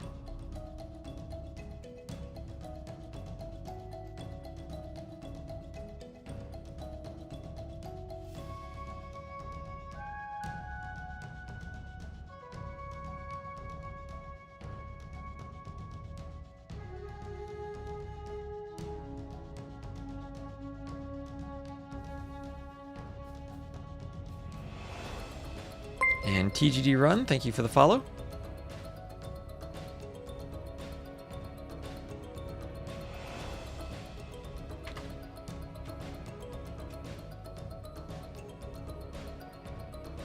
And let me read some YouTube chat. Yeah, can't have TC idle time if it doesn't exist. Indeed. So Montepasquale will be next. Dark will go back to picking orange. So changing his color over to orange now. And Ibai Tempura, thank you for the follow. So now it's turned down to a best of 3. Best of 3, Montepasquale for game number 5. Then Arcarius for Dark. And Seados Karajas for Lewis. And OS Krishin, thank you for the follow. And Gilio 1010 also thank you for the follow. So thank you everyone. We'll be dual streaming again with Onamaru for the next 2 days for the regional qualifiers too.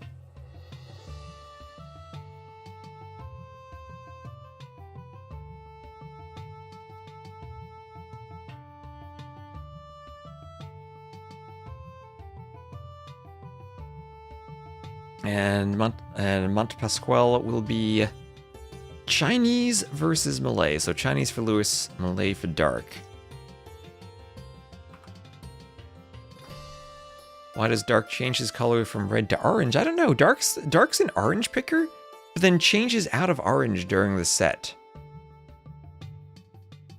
I'm not sure if he has a plan for it, if he does it based on the map. Hello, you're new? Well, hello. T90 has a hello, I'm new emote. If anyone wants to spam that.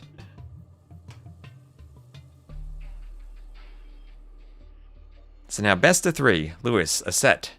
Coming down to the wire, tight set that he's used to these sets for qualifying for lands. He's been 1 game away from a LAN 3 times already. There, 11 has the hi, I'm new emote. That's what Lewis will have to spam if he gets to Brazil. Hi, I'm new to these lands. So this map has given us some great games. And the question always at the start is, will they go for the middle? Or will they go for the island for the TC? Is Dark the same player as the old WC3 Undead one? I don't know what that is, but the word old does not apply to Dark. I believe he is only 21 years old.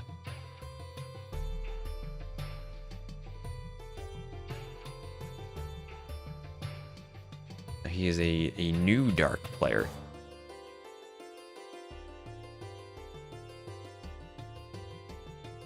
And 5 seconds and we will launch in.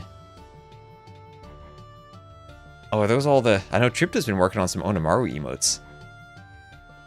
There's some animated emotes.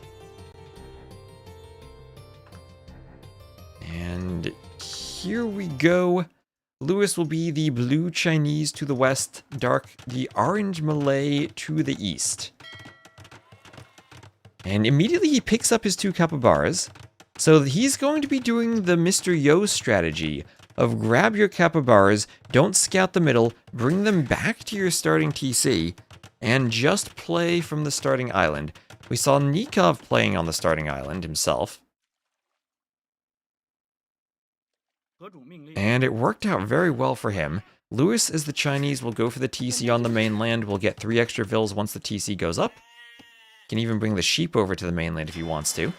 So, land approach for Lewis, water approach for Dark as the Malay. Now, the Malay with a castle-going Karambit warriors could be dangerous if they go for what Nikov did against Lucho, where you mine the stone and then land. Why did it become brighter? Because he picked orange instead of red. Players can pick their colors, and he picked orange. Why? I don't know. Did Dark say, I need to... Maybe I'm too dark, I need to lighten up a bit?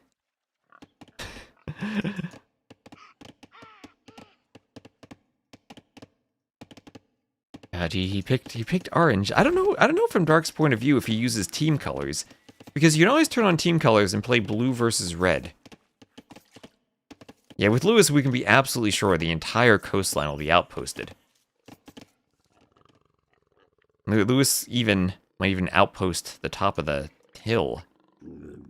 So we have 16 Jaguars and 7 Black Panthers atop the mountain. I did spread the Jaguars out a tiny bit, so they're not all clumped up in one area. Like I just placed them randomly before. Then we had one game where all of them ended up on one side, so I spaced them a bit. It was Boy Wonder. I think it was Boy Wonder Kapach. He lost 5 vills going for a TC.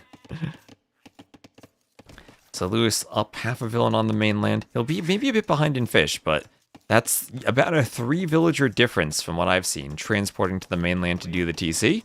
But the Chinese will make up for that from having 3 free villagers. Nomad resources, so a 0 food start for the Chinese in the 9-ville start setup.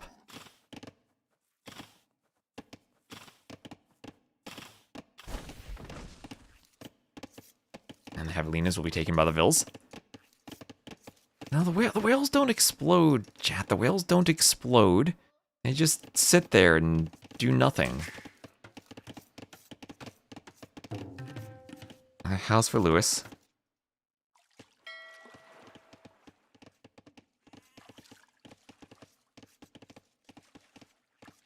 Smell bad.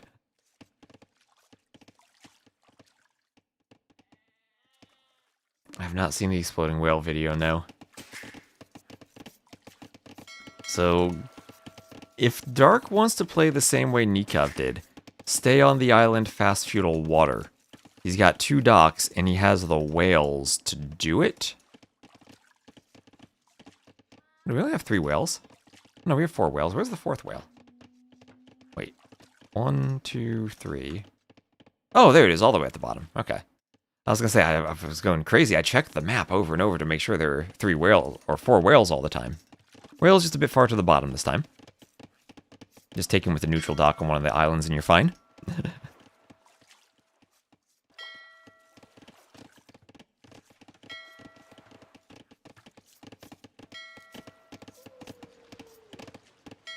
It's a bad idea to try to explode a whale. Alright. So I shouldn't put a gunpowder keg next to the whales? Is that what you're saying, chat? Or is that what you're saying, that this map Infestida pulvora should not be combined with each other.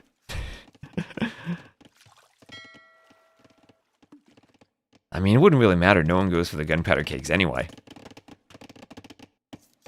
So as they're booming, we'll just take a look at, there's the back dock. So yeah, Dark now going to have 3 whales, and if he wins the water, there'll be a lot of gold and also stone access for him. So Feudal Age for Dark, still not transporting. And if you don't transport, you're not getting any idle time on your vills. You're chopping wood consistently. And we see he's ahead, 200 res collected, even over the Chinese who have extra villagers, 3 extra vills. Should be able to push the whale back into the water. You push it back into the water and it becomes a whale you can then gather for gold. See, that seems an inefficient way of gathering from it.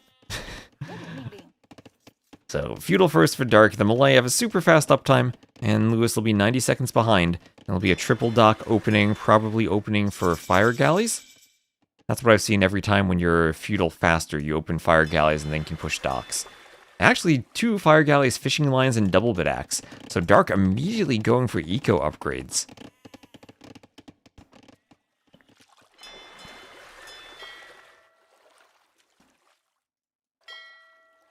Transport ship for Dark still scouting. Fishing ships. Dropping off at the dock. And a barracks for Lewis. Now that gets really hard for Dark ever to transition to land if Lewis is going for the barracks, but Dark does not really care about that. Oh, that's Lewis's scouting. The land is all darkness. Maybe Dark thinking if I leave everything dark, I'll get a benefit.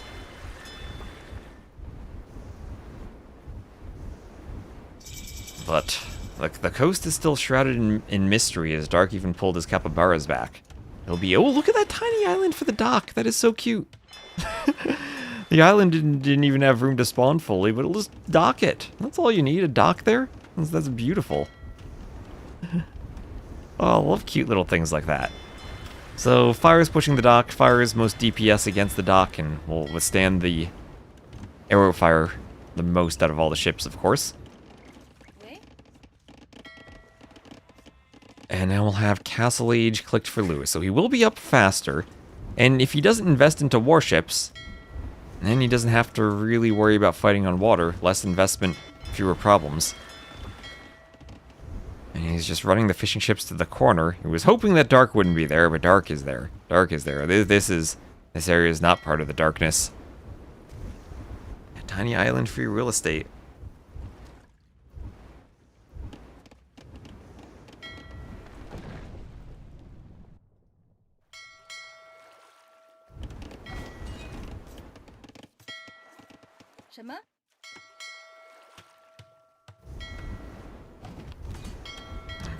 Will repair the Hulk. Hulk will grapple this fire. Vil desperately trying to repair and gets enough repairs. Gets enough repairs and Lewis will dock. Now Lewis has an option of medium warships to try to come back on water. Or he could just add TCs and boom on land. Significantly more resources collected for Dark so far, but he'll need to find a way to put them to work.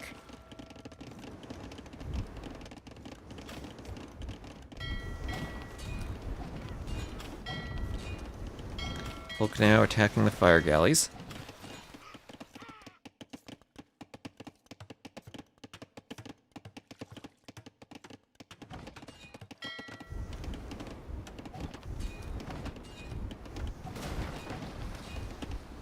And the fire galleys will go down to the Hulks.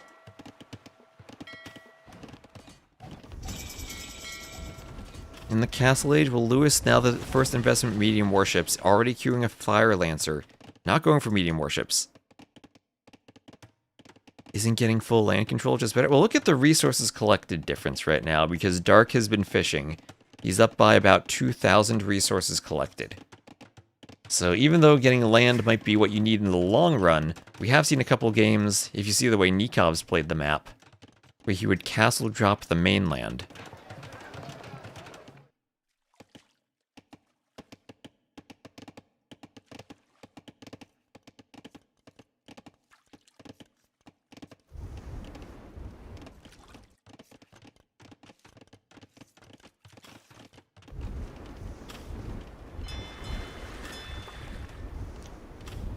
And fletching for dark.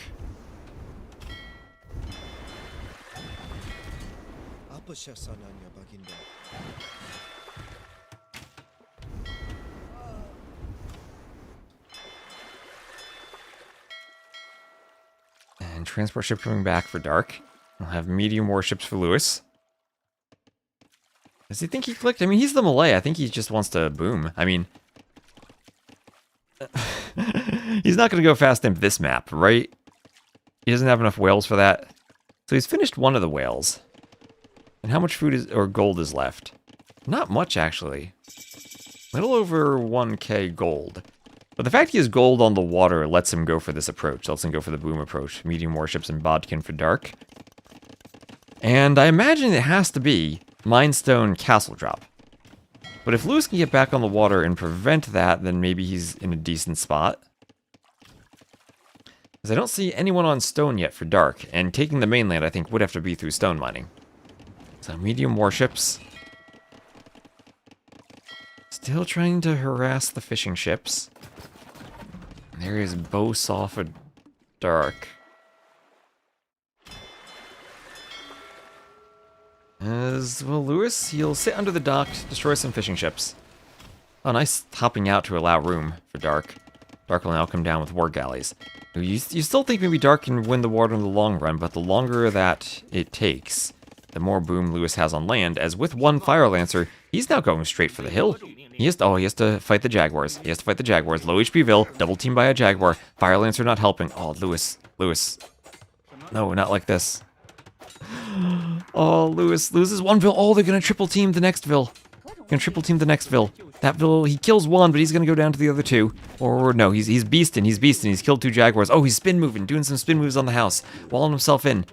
He's safe. The Fire Lancers will save him from the Jaguars. Or no, they won't. They'll just sit there and watch their Ville die. Okay, he's helping. There you go. Now I'll get the TC up.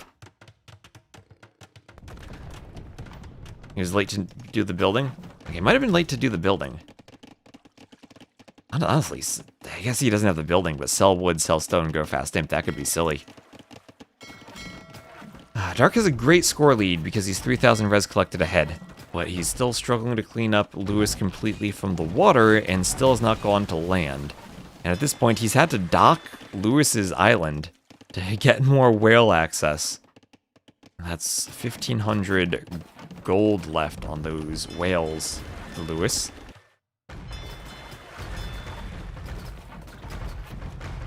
And his ballistics is on the way for dark. That dock will go down.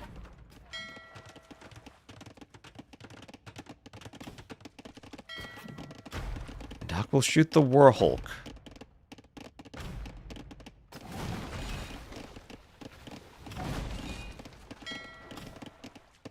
Warhulk still hit by the dock.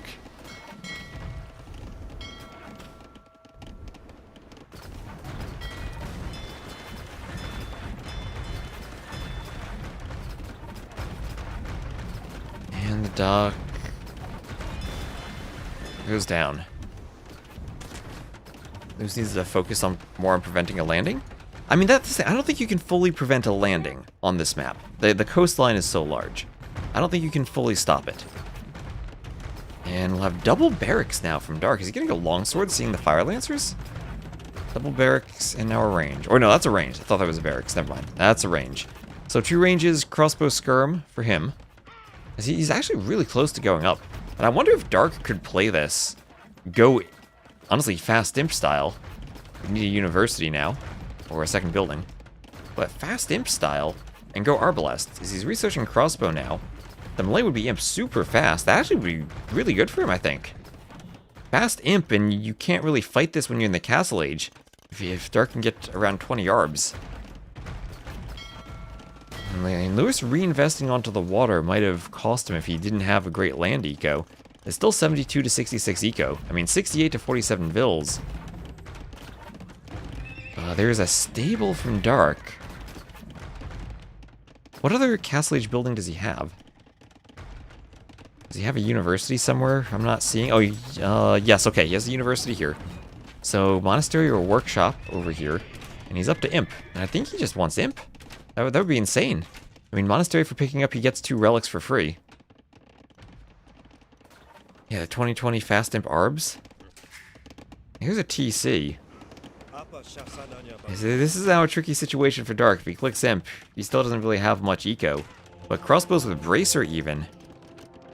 Would you also give him a way to push the castle?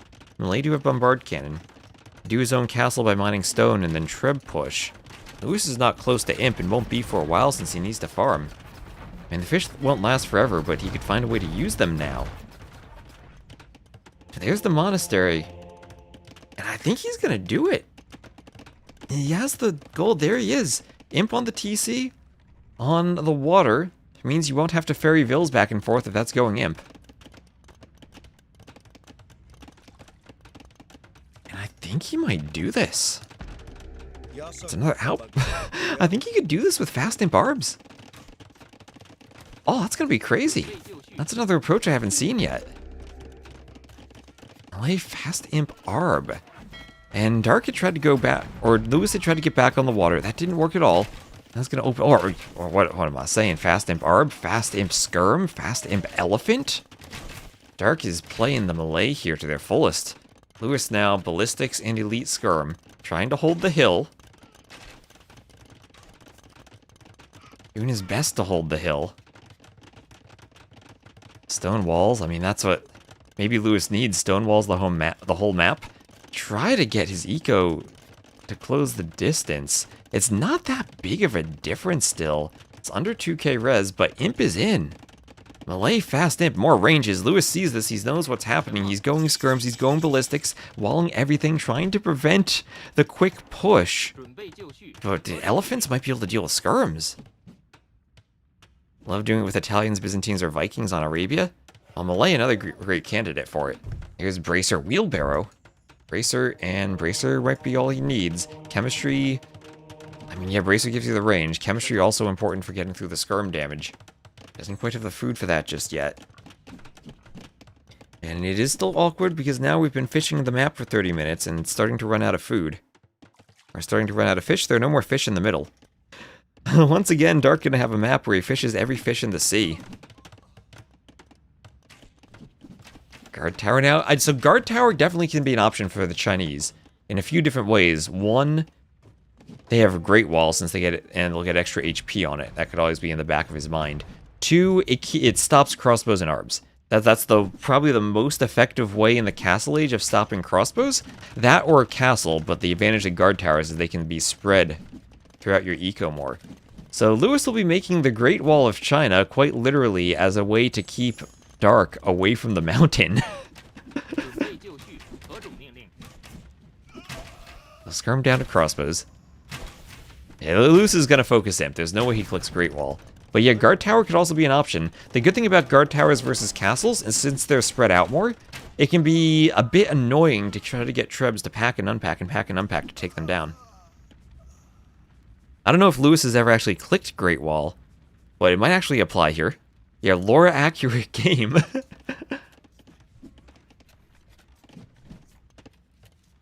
And, well, we don't have any castles for Trebs, and without Trebs or cannon, it's going to be difficult for Dark to push. And once again, we have one of these games where I have no idea who actually is in the better spot. So Lewis has all the map control, 101 vills to 57 vills, but 24 fishing ships. That might need fish traps. All the gold in the whales on the water is gone. At the very least, Dark, unlike MBL, realized that there was gold out there, but it's not like it'll be a late game saving grace for him. It's already taken. Map control, and he is up to Imp. He is up to Imp, clicking Imp in a safe TC. No longer a TC out here. There's chemistry for Dark. The Chinese really don't like fighting Bombard Cannon, though. And here, 3-2 relics in favor of Lewis, but the monastery is forward. Maybe Lewis needs another monastery all the way up. And he needs to go worship with those Black Panthers to save the relics.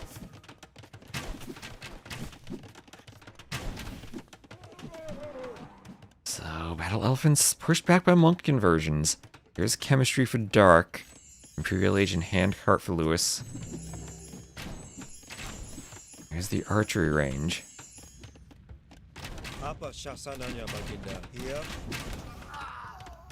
Monks want conversions here on the crossbows as they have to run away.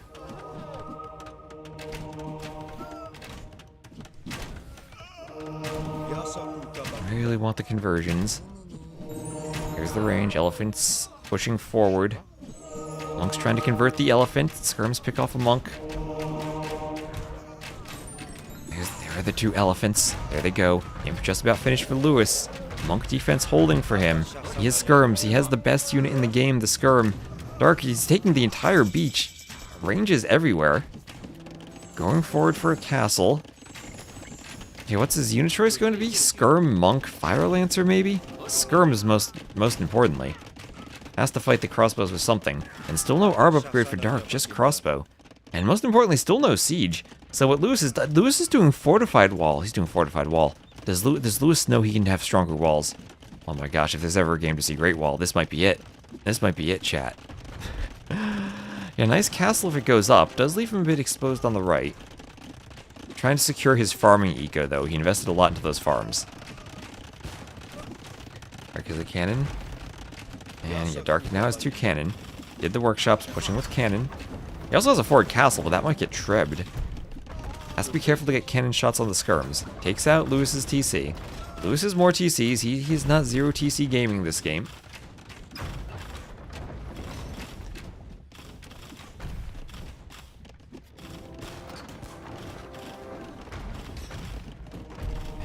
Ring Archer armor for Lewis.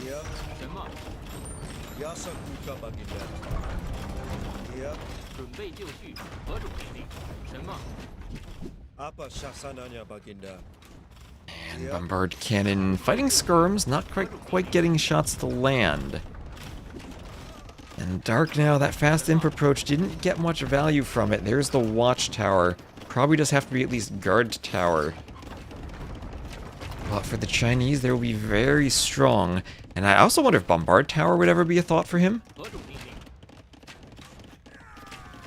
Maybe not, but the Chinese, do they still get extra HP on their Bombard Towers? Maybe they don't? They used to. I guess they don't anymore. They do have access to it. I remember Chris doing those in Nations Cup on Migration. The Bombard Tower Chukonu push. There are some cannon taking out skirms. Siege engineers now for Dark. Scores are really close. Dark 25 fishing ships that again might be idled. Yeah, Great Wall Tech gives HP, that's true, but they just had... I guess that was always the case. It's Great Wall that does it. Yeah, plus... And Bombard... Okay, yeah, Bombard Towers in addition to the Watchtowers. So there we are. Guard Tower for Lewis. Guard Tower attacking the outpost. And handcart for Dark, improving the eco as Lewis has a gate. And Lewis holding on, trying to hold on to the top of the mountain. Oh, those scores are so close right now. It's a 50 villager difference, and Dark just has to make that up with the fishing ships. Has a better KD so far. Lewis more resources collected. Reversing that early game difference. And the cannon now pushing the castle. Pushing the castle.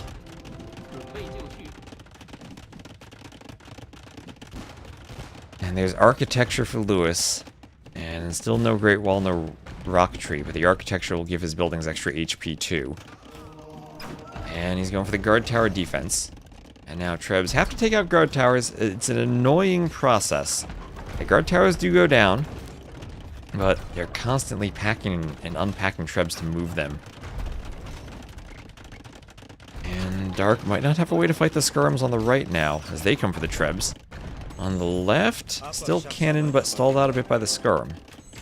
Elephants don't really push skirms all that well, but they do push castles. Skirms now going for the Trebs. These castles will stand.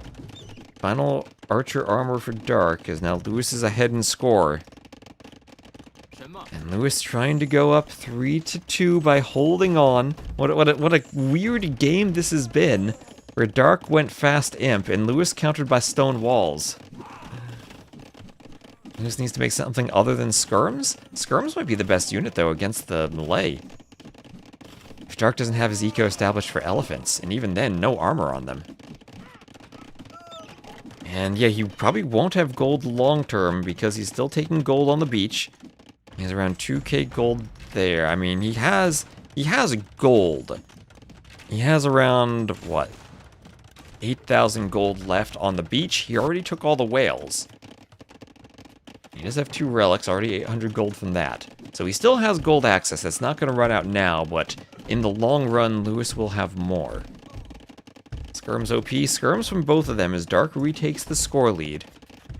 And this is so tricky now because Lewis has the hills and the high ground. Can't fight the bombard cannon particularly well other than trying to jump them with skirms. That does leave his own skirms vulnerable. Yeah, crazy to see all the defensive techs bought. Treb's going for the keep.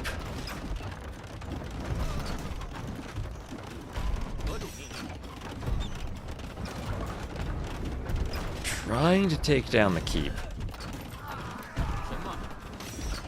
And Lewis repairing on the... He did it! He did Great Wall! He did Great Wall, chat! He did it! He clicked the button! 3,900 HP fortified walls! At this point, Trebs need to cut the forests to break in. And he's got 5 Trebs on the hill now. All those scores are so close, I have no idea who's winning this. I have no idea who's winning this. The cannon trying to take down one of Lewis's castles. Desperately, he's repairing. Maybe he needs to send more vills over. Again, the score victory condition, he might need to delete the castle. And 100 HP, that's so close to going down. He sends the vills not in time, and it goes down to the cannon. He loses the castle. At the same time, it's the Treb Hill where Lewis has the hill advantage. He needs to repair the Trebs. 1,337 wood for Dark.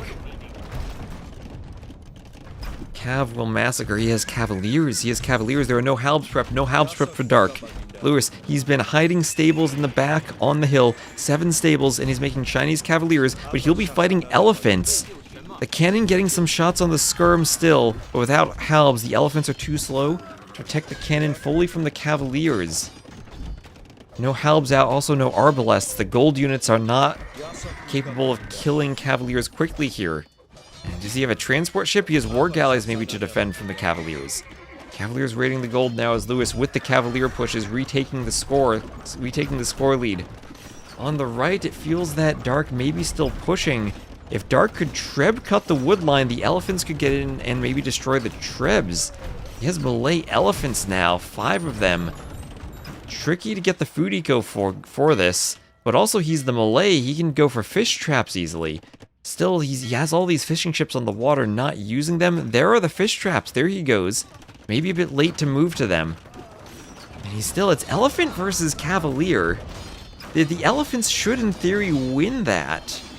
But maybe they need imp upgrades.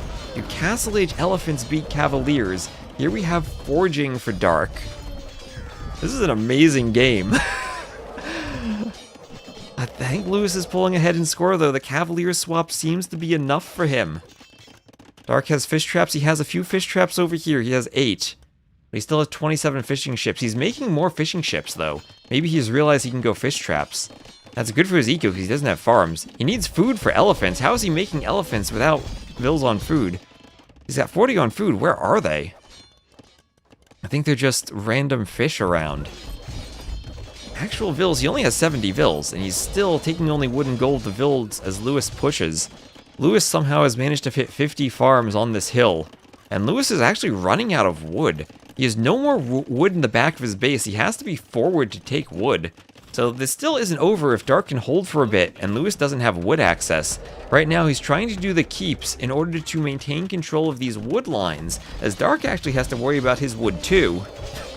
And neither player gonna have much wood income for the moment, but still a situation where if Dark still had cannon or trebs, he could push back the towers, but that's not the case. He calls the GG, and Lewis will find himself 1 win away from qualifying for the LAN. 1 win away. This was a fun one. Dark back and forth, huge score and eco lead at the start. Stopped Lewis from retaking the water. Maybe could have done fish traps earlier, but went for the fast imp approach to get Arbalests. Lewis countered with the Great Wall of China to stop the progress of the Arbs. And with all of the castles on the hill, he will survive and head to game number 6. We'll look at the stats. We have the KD is even right now, other than a couple of those Jaguars. We need a Jaguar KD. Lewis with more res collecting. You can see the water versus land approach and where they have that point where the land matters more. That's so we've seen the same approach twice today. Take water and then push land. Successful for Nikov, not for Dark. I still don't know if there is a meta on this map. But that's crazy, as Lewis once more will find himself in a position where he can win a closeout game and go to a LAN. So these civs, the maps, that is a loss on the home map of Monte Pasquale for Dark. He can pick home maps again. That's a loss for the Malay and a win for the Chinese. Dark still has Celts in his draft. Mongols, Saracens, and Celts. He has some old school civs. He has civs from before he was born.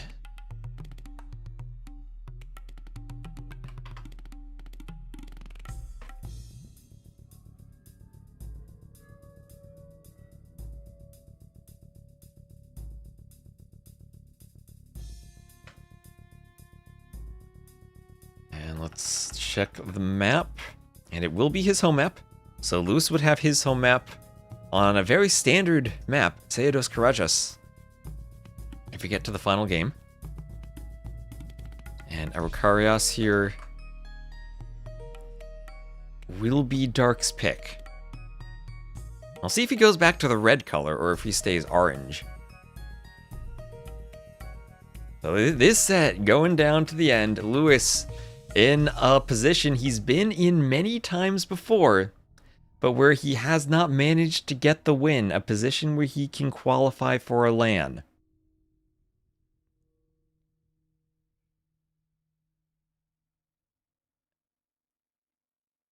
But he has the advantage. He has the advantage now.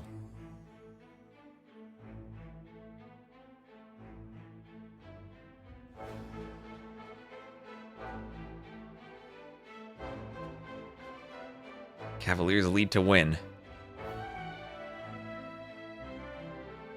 So also everyone take a moment and give a follow over to the Onamaru channel too.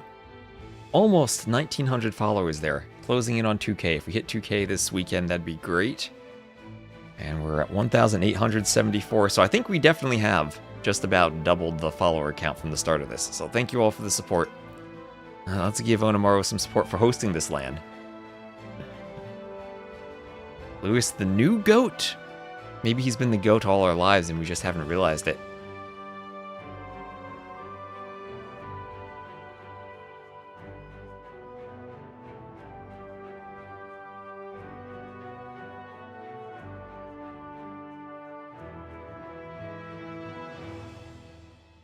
So they're taking a moment. They're thinking about their civ picks.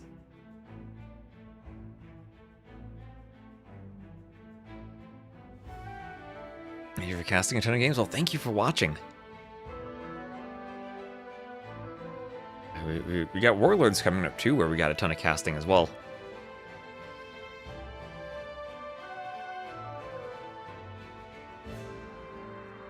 Am I hopping into Sebastian Chateau afterwards? Depends on if it's still going. I think that makes sense. We hop into Sebastian Chateau, then do the Rex.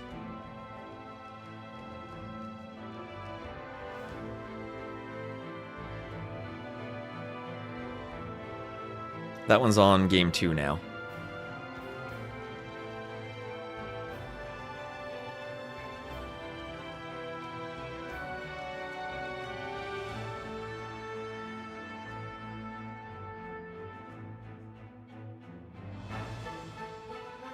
Still waiting for them to get launched. I'm probably taking a bit of a break, recovering from that epic Monte Pasquale game.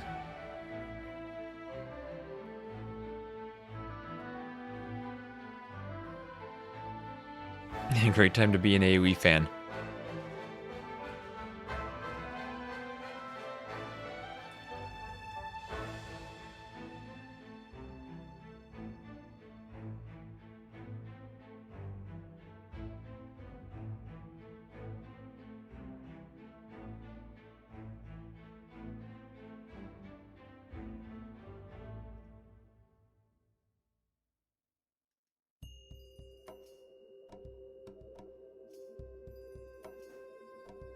We have someone who does the language is Portuguese, Bob. The language is Portuguese. You found my pronunciation impeccable. Well, I'll need to go back to Hamburg for the garrison, where I can actually speak German decently enough to pronounce the names without lots of practice and trying to listen to everyone else who actually speaks Portuguese say them. Well, that's why I'm glad we had Daniela casting some games, because she can actually pronounce them.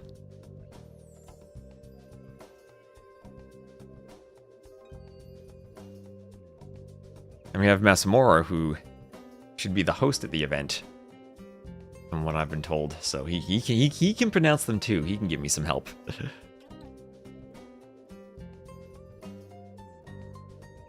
Is there any traction for a pro tournament? Ask Arbase about that. There should be a 3v3 tournament this year. I mean, Portuguese is still better than English. And Kleiner Dozenfrond, thank you very much for using your Prime sub. Appreciate the support. We will send every Japanese ship to the bottom of the sea. We should build as many as we can. I mean, when I went to Red Bull and I went to the UK, I have to admit, it was difficult for me sometimes. I'm not used to the accent. Sometimes it takes me a minute to realize what people are saying. But I can still get around and I can still manage it. And I might not be able to help you with your British English, but it'd still be useful. So still waiting for them. This isn't just like the dashboard broke and I didn't see it get started, right? Okay, I still see them. I think they're in a lobby. See if they have a lobby there. Yep, okay, they are in the lobby. I'm just waiting for them to get launched.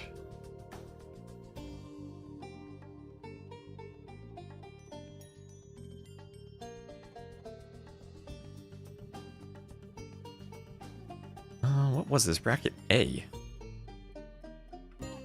Okay, no, nothing in their chat. They're just chilling, waiting for the game. Oh, there we go. We are launching. Ooh, okay, now this is a Civ matchup here. Lewis will be the Maya, and Dark will be the Way on Arukarias. So this is the map. As Dark goes back to his red color. Kind of like Triple Tunnel, Black Forest, Haboob, all hybrided together. As someone who speaks specifically Brazilian Portuguese, your pronunciations are pretty decent. Well, I've had a lot of chat feedback for it. And extra thanks to Gabby for giving me a recording of each of the map names I could listen to.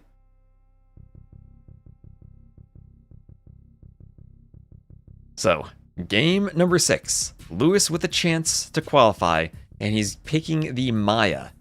For those of you who've been watching AoE 2 for decades, you've seen a lot of the Maya. They were, along with the Aztecs, potentially the best Civ in the Conquerors for years. Now we have some new Civs. New Civs like the Way, who basically play unique units. Who will be playing Tiger Cav, Huiguang Cav, Shenbei Raiders, Rocket Carts. Or do they have rocket carts? Oh, that's true. It's true, Pakani. We only saw the Mayans. I forget which of these civs have rocket carts. I guess they don't. They're a Three Kingdoms civ. They have to have manganels. Cheap walls for Lewis. More gold for Lewis. Oh, Lewis did win the previous game with walls. The Maya have cheaper walls.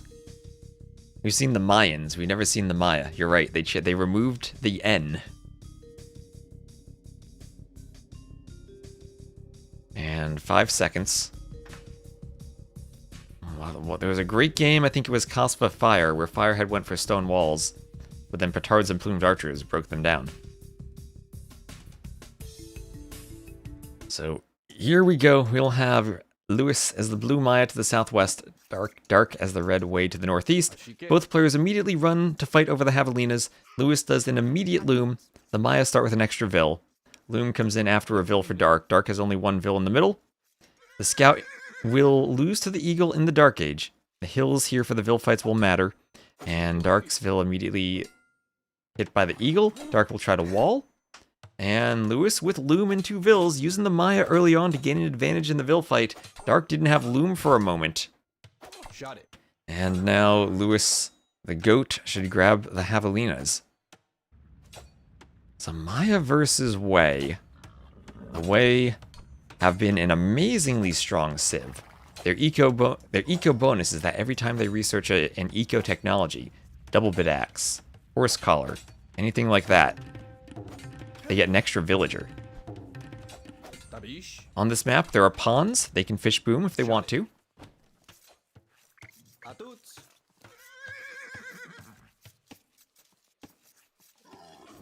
Share. And Lewis will win the initial 3 javelinas. Ashike.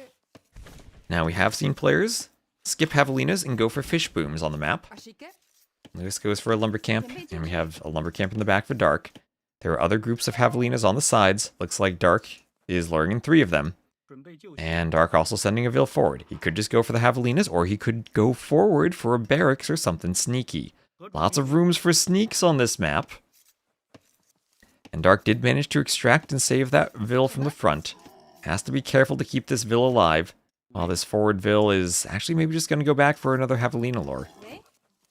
The Maya will have longer lasting resources. That javelina actually blocking and slowing that one down. This will be close house trick for Dark. He's trying to save the Vil. This javelina will walk back, but he does save the Vil. Okay, that's a different Vil. Was worried for a second. That one walks back, so he gets 2. And he had the Vil here so long, but didn't take them. On the other side, he was paying attention to the lore. Didn't go for both at the same time. And now we'll have to try to do a gate or a house. Somebody do a fish boom. Dark will answer your cries for help and do a fish boom. Tabish. Won't have the javelinas, but we'll have a fish boom. So 2 versus 6 right now, as this one has walked back, and Dark... Well, he let Lewis get it, potentially. Lewis doing a house.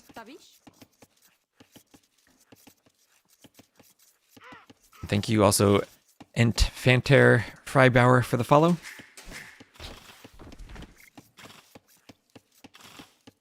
And Javelina's under the TC. There we go. There we go.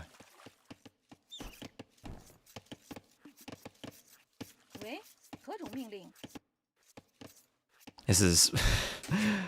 Well, greedy javelinas from Lewis. The next question is, does Lewis fish boom too? Or does he just go forward? We saw Lewis versus Andy, where Lewis punished Andy for the fish boom.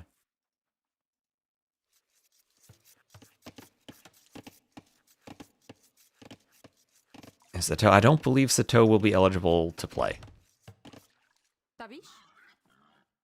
Sebastian certainly would. A banquet for Lewis. A celebration of food for the goat. And so he has to be careful with the house trick. There isn't much HP left on the javelina. He can't shoot it too much. There are too many more times. Yep. No, yeah, imagine that. Imagine if Lewis loses the game because he doesn't make Maya skirms. Well, he gets the javelina back almost. He wasn't used to the HP being so low when he shot it. But he saves the Vil. So he didn't go for a fish boom. Where did the Vil over here go? He has forward houses, a forward eagle, but nothing going for a sneak. No sneak from Dark, no early barracks. We had seen that a couple of times. Barracks for pushing the wood line.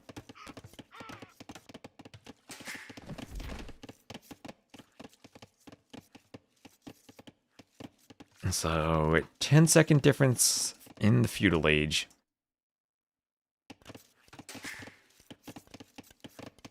In the Feudal Age timing, and here comes the javelina.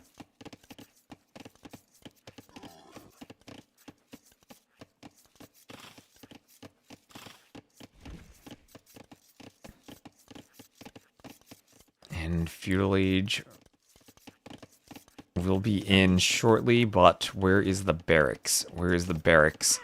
Or will it be a fast castle from both of them? Lewis's eco closer to the fast castle level. Well, still feasting on the longer lasting resources of those javelinas. As this deer gets pushed in almost to the TC, and even more eco for Lewis if he starts taking the deer. Where would it spawn if you have no TC? I think it waits until you get a TC and then spawns. And fishing lines, immediate eco-tech for Dark, but that'll disrupt him if he wanted to fast castle. And still no military building from Dark. So maybe this is just a bit of a feudal boom from him? Must be careful about that Vil doing the houses still. Market for Lewis. Blacksmith for Lewis too.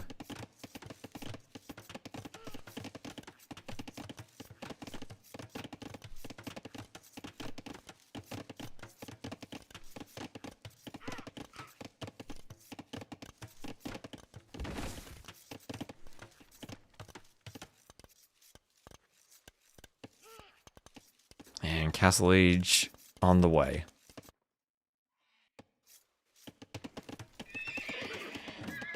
There's a stable for Dark in the back.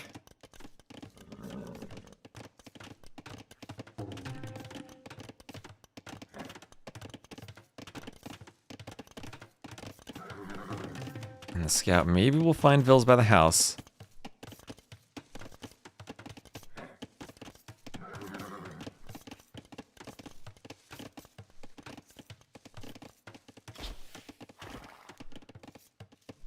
And the Vils trapping the scout with a quick gate. Kill the scout. So Dark loses the scout. And what did he manage to scout? There are 2 barracks for Lewis. He did scout the barracks. He didn't scout the double barracks, though.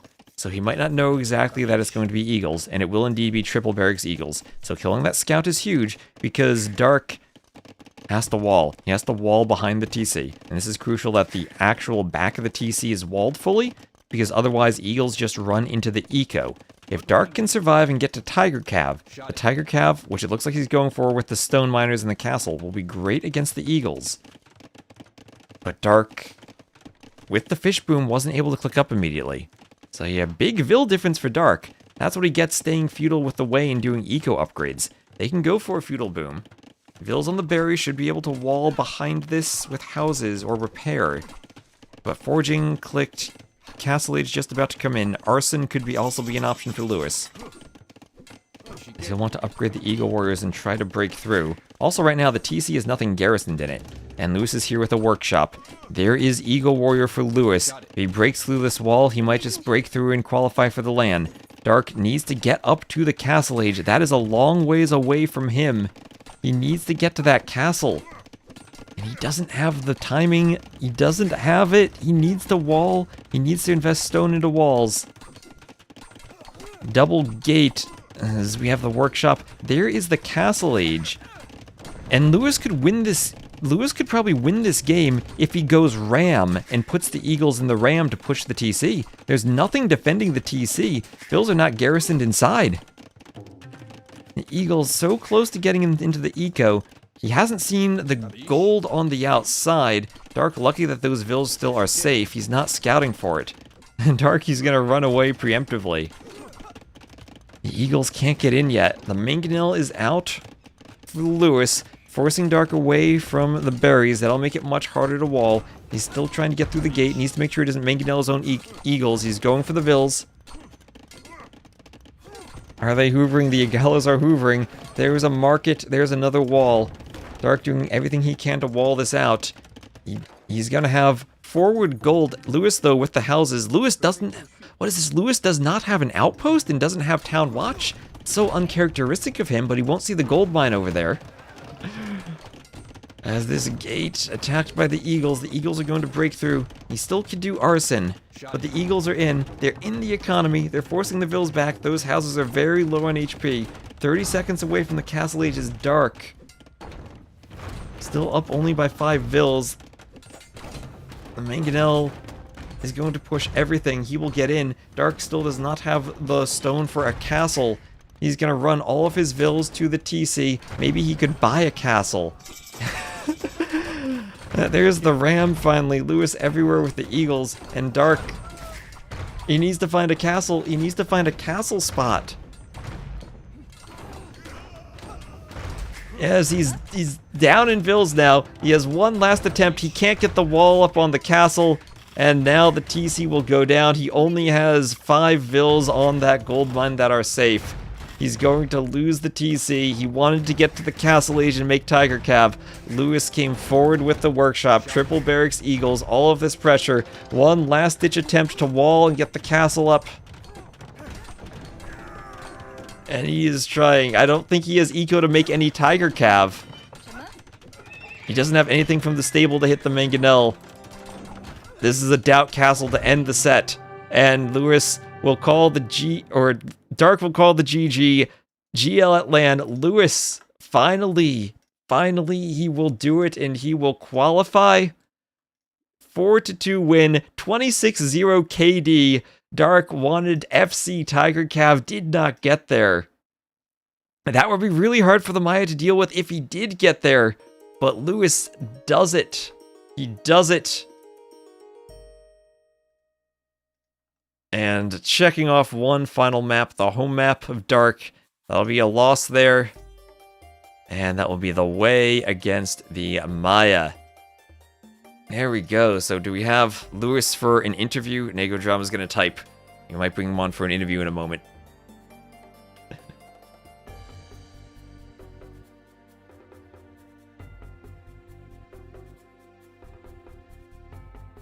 Ooh, let me just give him a tag before I join.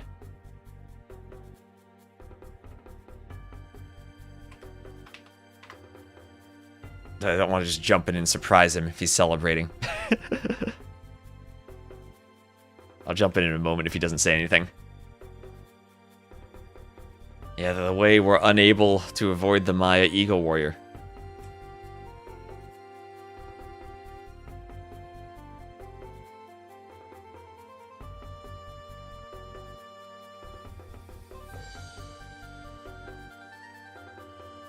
Let's just see if we can get him in.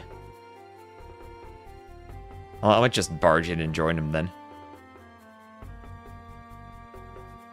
Oh, he left the room. He left the room.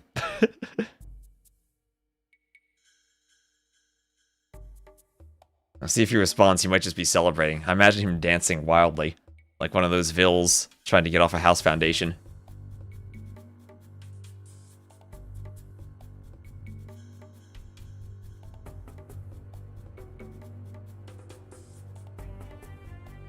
Yeah, I might do a call with Hera. We'll interview him afterwards then. I know Hera's been casting that too.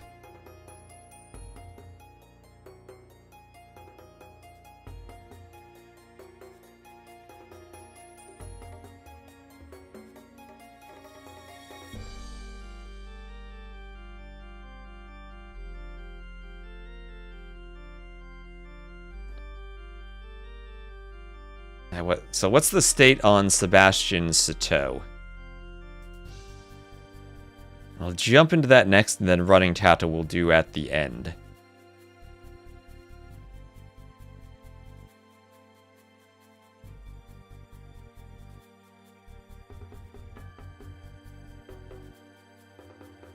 Yeah, Sebastian Siteau is part way through game 3.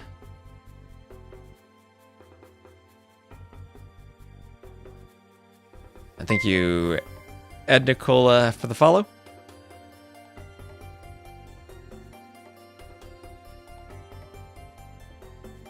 Alright, so let's just hop into that then. We'll...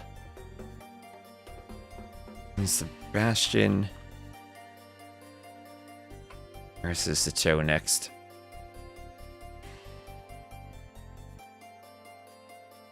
Amazing run by Dark. Well, amazing to get past Heart. So let's see where Sebastian and Siteau are. Right now we have Sebastian up 2-0.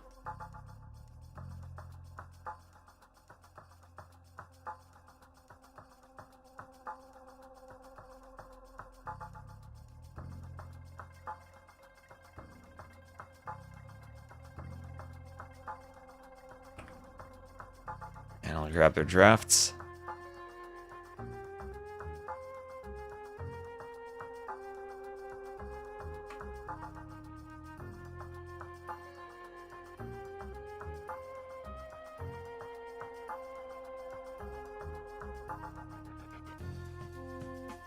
Yeah, so far in this set, game number 1 was won by Sebastian, as was game 2. Game 1 on Araucarias was Berbers over Goths.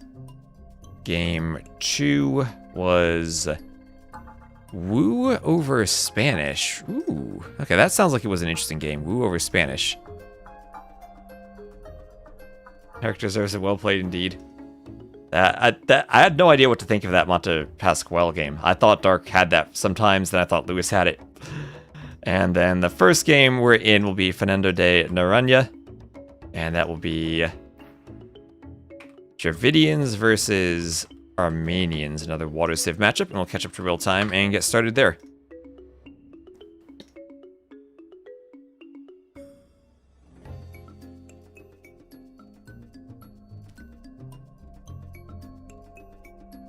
And what colors are we gonna do? I'm used to Sebastian being blue, but here's Sato picked blue. Are we okay with blue versus red for Sato versus Sebastian? I'm so used to both these players picking blue. But it'll be back dock for Sebastian, forward dock from Sato. Side dock 2.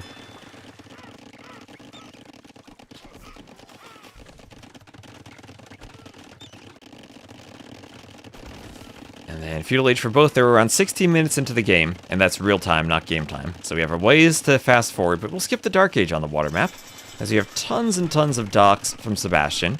And getting the right build order into your ships into the Castle Age is nice, but we have a landing. Landing from Sato, he'll transport around while also going water. So he's not going only for water, he's going for water plus landing. And he's bringing Vils around to Vil fight. And that's a ton of idle time. And he does manage to get a monastery or a fortified church. That's his first church. Wait, is Sato literally just gifting a relic to Sebastian? So Sato just landed and gave a relic to Sebastian. That landed did not work out. So yeah, he just picks it up.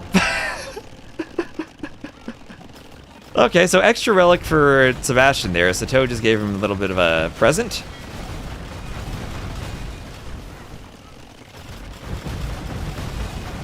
And we'll have careening for Sebastian.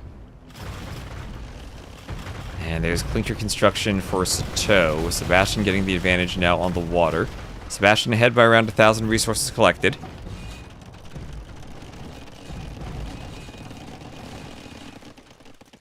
And there we are, back to real time. So Sebastian now with 2 relics in his monastery.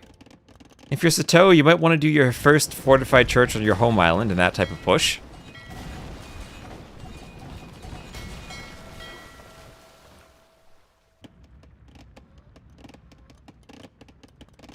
And then Bodkin there for Sebastian.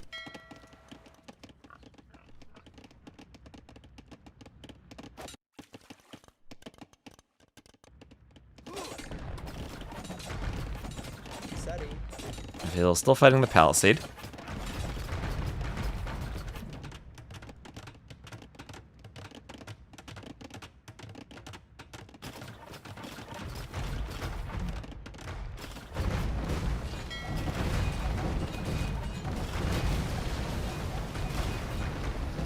Hulks against fires here. So, Hulk War Galley against Fire War Galley. 2 different approaches here. We're seeing Hulks played by Sato, now adding in fires. Sebastian pulling pretty far ahead in resources collected now with a good 10 Vil lead. How effective will the Hulks be, though? How effective will this fight be for Sato, who takes the score lead, has the better KD so far. So the KD will help make up for the res collected difference, and is now up 36 to 24 military. And has a good ship lead as he's adding a couple of fires. Maybe this dock can be taken down. 6 to 14 fishing ships, but a lot of the fishing ships over here could be vulnerable. Sato needs to make sure he doesn't overextend, but still has the HP lead for these ships, and is still mostly going Hulk versus Fire. And if he takes down the fires, then the War Galley number is small enough he keeps pushing. And still he has more HP. Just doesn't have the fires he potentially needs. Maybe he needs to use the Hulks on the fires, as the Hulks do go down. But behind this, more warships on the way, as he's investing heavily now into fires. Is stopped with the hulks and is just going fires. It gets pulled back. 60 to 67 vills, that count is still equal. We might actually see an even late game on the water for once on this map. This feels like the first one I've seen. Hello, ducks.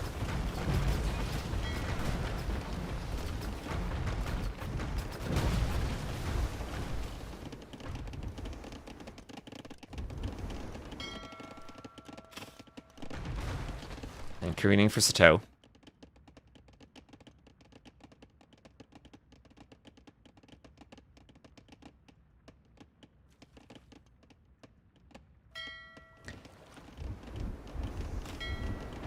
Fires will head back for repairs, so Sato will repair that, keep it alive. And it's now 2.5k res collected, so Sato evening that up a bit. One big fight here, fire versus fire. I think Sato has more galleys. Oh, look at Sebastian, look at the micro. Look at that micro, dodging everything.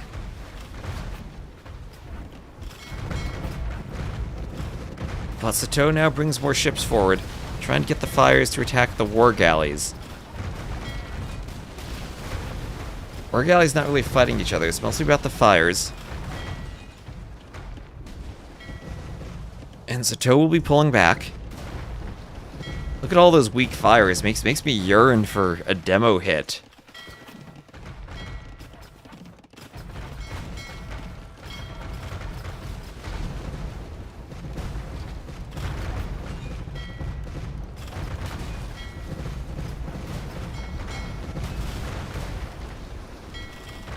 Fire ships push the war galleys back. Yeah, fight fires with fires. That's what's going on here. Well, now it's going to be fighting fires with war galleys. Fighting hulks with war galleys. As now it feels like Sebastian, he's evened the KD up a bit, taking some water control back. Sato needs to sell wood. Neither player close to imp at all. Both players still 1 TC. 60 vills to 64 vills, but a couple more fishing ships for Sebastian still working. Losing... Oh wait, why did he delete his docks? Sebastian deleted all of his docks. What? Was that a misclick? Is he redocking the front? He just says, I use select all docks. I don't want my docks on the back. I want them on the front. Well, he was also housed. Wait, why is he so horribly housed? Oh, because he's Dravidians. He's Dravidians and he was housed. So Sebastian, he's Dravidians, just deleted all of his docks, and he's rebuilding them at the front, but he's housed because of that. Now, he might have intentionally did that thinking, I have all my ship production in the back, I can't get my reinforcements forward fast enough, I need them in the front. But since he's Dravidians, he was housed that entire time. Lano demos on water fights, they were heavily nerfed. They're not upgraded with the rest of the ships. They cost more and they're weaker. So it's quite sad we don't see them anymore. Well, I don't know what that was from Sebastian, but it wasn't good. Sato will transport to an island and use the island? What? Try to bring the relic back. So scores are going to start flipping a bit. Sebastian still has the eco lead. The KD is very close. He'll try to push forward now. But now maybe with the docks forward, he can actually take a fight with the fires pushing too. Turley would have built the front docks first if he did that intentionally. Then he couldn't double click and delete all of them because he'd delete the front ones too, right? Well, Sato finishing one of his wood lines will move with the mule carts over to another one. But he is now getting pushed by Sebastian, even though he has the score lead. Sebastian is pulled ahead in vills. Second TC for Sebastian. So maybe realizing that with all this fighting in the Castle Age, he needs the second TC. The players are going to have to worry about wood soon. There still is wood left on their home islands, but they're chopping through most of it. Sebastian's going to have to start transporting soon. We might finally see something that goes late. I've not seen a late game on this map yet, but we might get there. Unless Sebastian overwhelms Sato right here. And he's coming around the back for a sandwich, but the hulks are there to turn around. And he might clear Sato's navy here. Sato actually has the military numbers advantage. A couple of transport ships there. And Sebastian can't really push into the docks. Reinforcement advantage for Sato. This is where a demo would be nice, but with enough hulks, he'll clear the fires. Yeah, and on this map, mule cart's a huge advantage if they have to scavenge for wood. If Sato has to head out to these little mangrove areas for wood. Big advantage for him.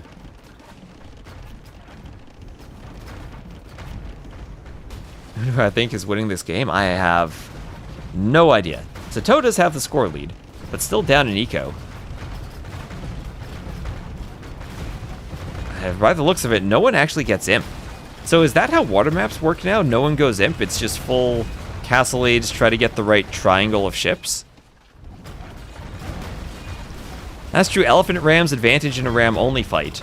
So Sato now moving out to the neutral islands to pick up relics. This will be his third. So Sebastian will have 2 relics because of that one Sato gifted him. Down in eco means he has more wood left on his island. That could be an interesting point. And he is super far ahead in the KD. So it looks like Sato. It looks like he's pulling ahead now. I need to get my personal scoreboard updated.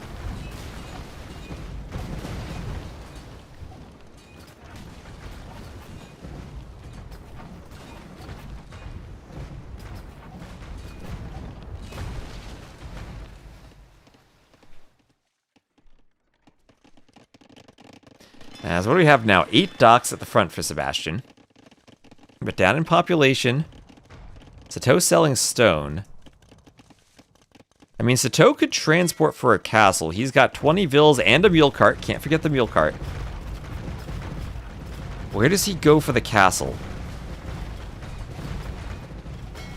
Sebastian will see this, and a castle here might end the game. That'll be right on Sebastian's production. Oh, he's not going there. He's going to the side? It'll be safer from the warships. I think right here. I mean, Sebastian would not be able to move ships anywhere if he went there. But seeing the castle anyway, he'll call GG, and Sato will take a game, get himself on the scoreboard. Not going to get swept. So 233 to 200 KD for Sato. Better eco for Sebastian, but the KD at the end. Maybe the dock swap where he was housed lost the game for him.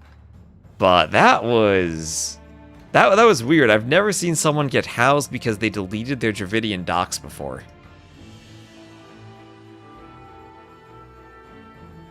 And that was his home map too. So both players losing their home map so far.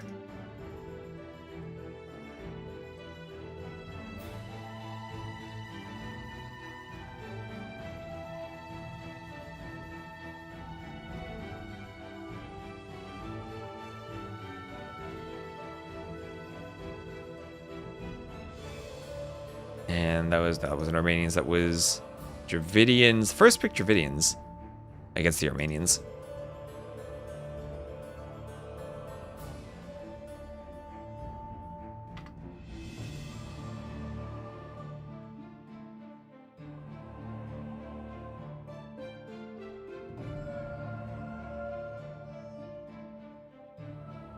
And it'll be Vela de Silva for game 4.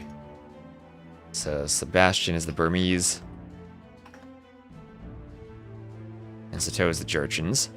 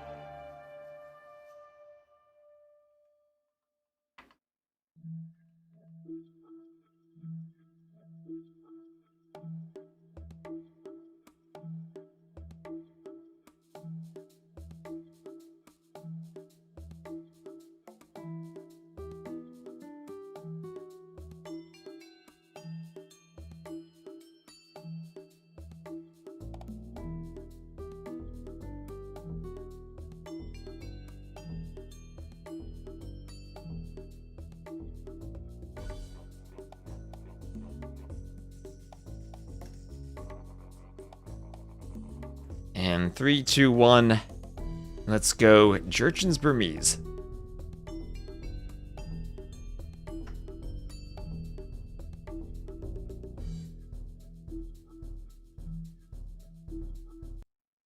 So, Sato, making something of a comeback in the previous game, will be the blue Jurchens to the northwest, Sebastian, the red Burmese, to the southeast. Sato actually 2k9 in Elo, playing the latter. Neither player going for the deer in the middle of this game. Looks like both of them are going to scout for capybaras. Sebastian might steal one of those that Sato had scouted and try to dodge and get away. And the scouts might fight, or just run past each other.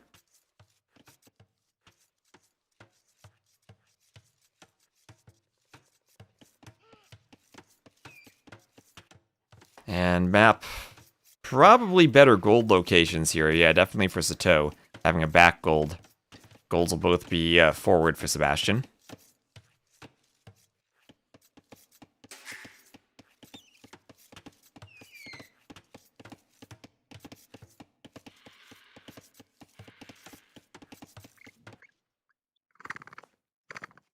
A few capybaras from the corner to come into the TC.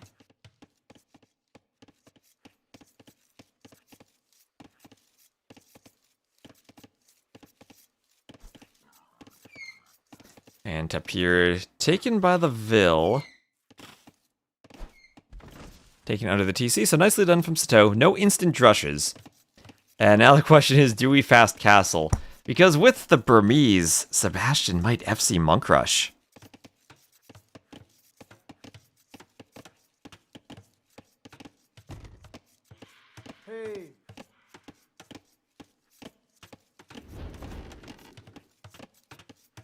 And a mill from Sebastian. Sato still picking up the capybaras. Jurchins will have the longer lasting capybaras because they don't decay. So maybe a Civ we'll see picked here a bit more. No decay on them, as we'll have a mill up on the papaya trees.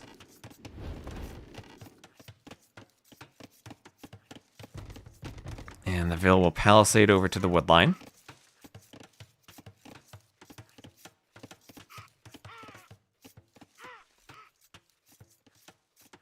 The map pack is called, it's called Brazilian Dynasty Maps. So scouts fighting as the deer get pushed. Sebastian now going out to the deer, doesn't have loom. We've seen this several times. Players go to the deer without loom. But it's hard to punish that in the Dark Age. Especially if you know there's no barracks.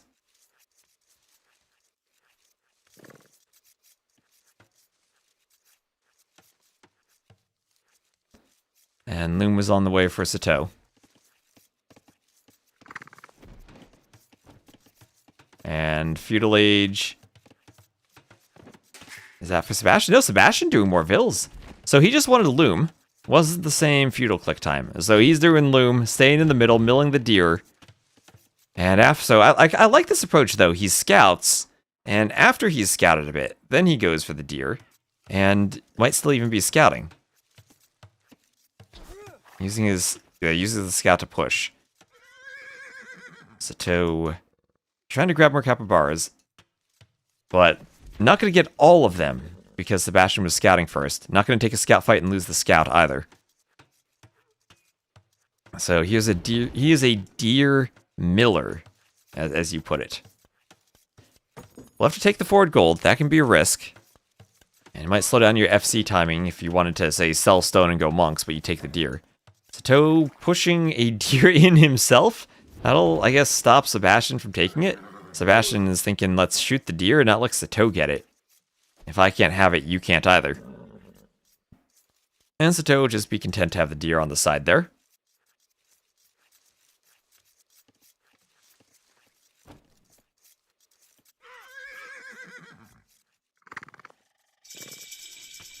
And there he is up to Feudal, picking up the capybaras, and Blacksmith Market for Sato.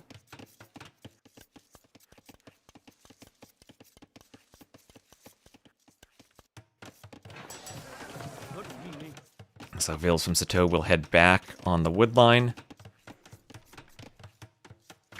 And capybaras will start being picked up and moved in. Market Blacksmith and Fast Castle. Fast Castles from both. So your gold at the front really isn't that dangerous to men-at-arms if your opponent fast castles too. It looks like Citeaux will probably be up a bit faster. There's a market. Market and blacksmith. What a clean castle age from Citeaux. I like that description. Clean castle age.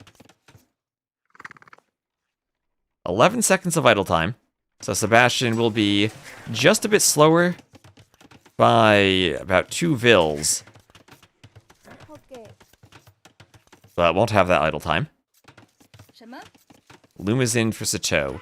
So what does the Jurchen monk tech tree look like? They don't have heresy, but they do have atonement, no redemption. Only devotion, so late game actually pretty weak to monks. No heresy, no faith. The Burmese have an amazing monk tech tree, but no heresy. So there's a range for Citeaux.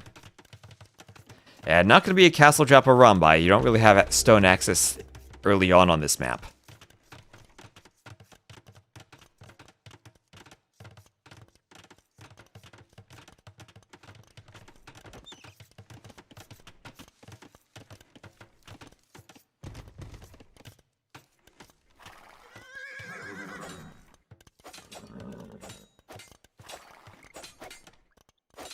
And scout fight. And one by Sebastian. One by Sebastian. He'll grab that capybara again. Castle Age. What is the range for if Citeaux's not doing anything on his way up? Grenadiers. Ah, it's FC Grenadiers. Do Grenadiers counter monks? So it'll be FC Grenadiers.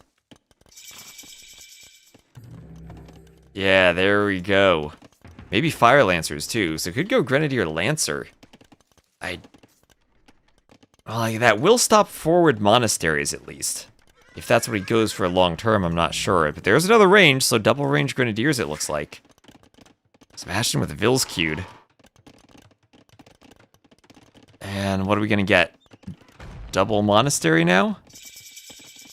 Oh, Citeaux's cooking. We're going to see an immediate workshop. Immediate workshop and monastery defensively at home. Alright, so FC Grenadier against monks.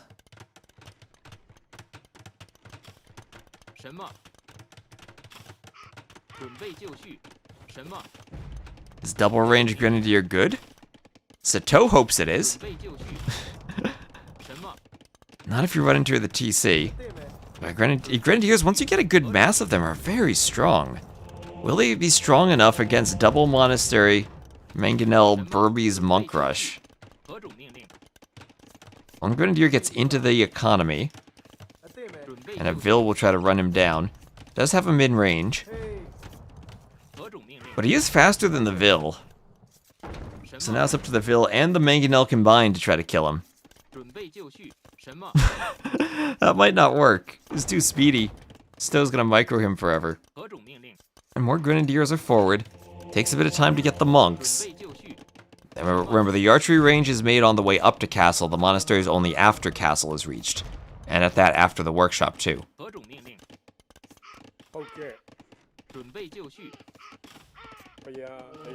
12 attacks, so 3 grenades to kill a monk. Don't think he can 1v1 the monk.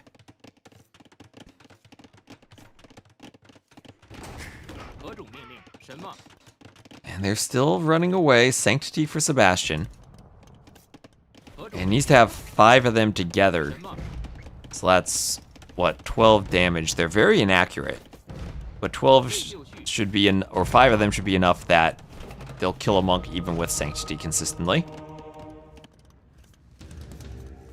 And there's the workshop. So what's the follow-up to this? Siege always a risk against the Burmese. The monastery. The monastery. 12 plus 12 total if it hits center mass. The area of effect tapers off from the 12. And well, there's our answer. There's a conversion. The Sanctity monks happy to get conversions. Get a second conversion in. That monk goes down. Grenadiers dying to converted Grenadiers. I mean, 12 attack. Good against monks, but you still need a lot of them, and they're very inaccurate. And yeah, it feels like the monks are winning so far, as we have devotion for Citeaux.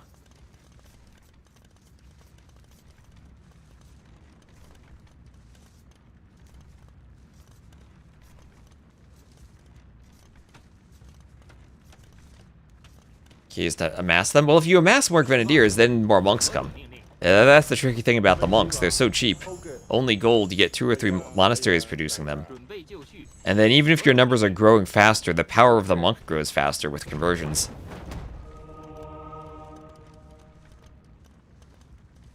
Happy that Andy, he listened to you? Did you tell Sato to go FC Grenadiers? He can add his... Well, I guess the monasteries for devotion. Yeah, monasteries for devotion. He could also add atonement monks. But you probably don't want to get into a monk war with the Burmese.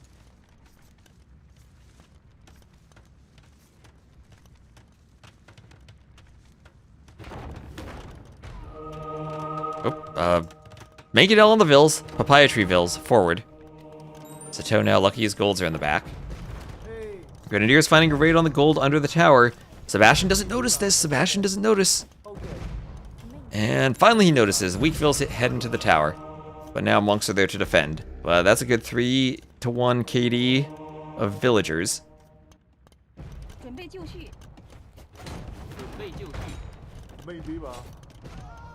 Oh, there's a self-kill. There's a self-kill. Okay, Grenadiers. Lots of monks. They are kind of clumped. Trying to dodge manganel fire. Get some hits on the manganels, but they go down. They go down.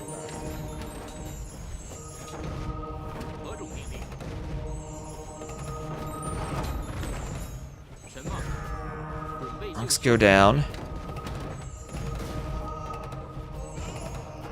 And all the Grenadiers getting converted. Sato calls the GG.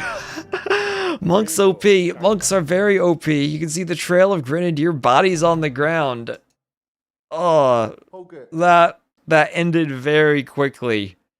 Eco KD 6-5 versus 3-4. Sato had some self kills. Oh man, I love this map. We somehow, I don't know what this is, but we made arena for an open map. This is an open clown map. Monk Rush from the Burmese wins it, and Sebastian goes up 3-1, and he is a game away from qualifying.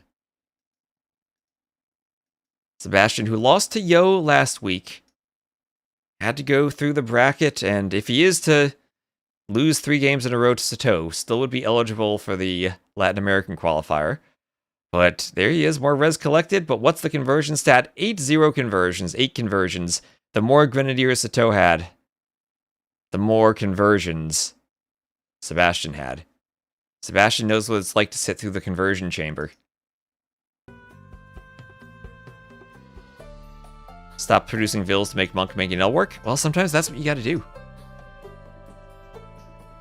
Sometimes you don't need food. So Sato, everyone's lost their home map so far. Satan would be the final map. For Sato in his home maps, were he to pick it here. And that was the very first pick Jurchins for FC Grenadiers. Losing to Burmese. And Sebastian still has Celts in his draft. Everyone drafting Celts. I can understand Britons because of the capybaras, but Celts?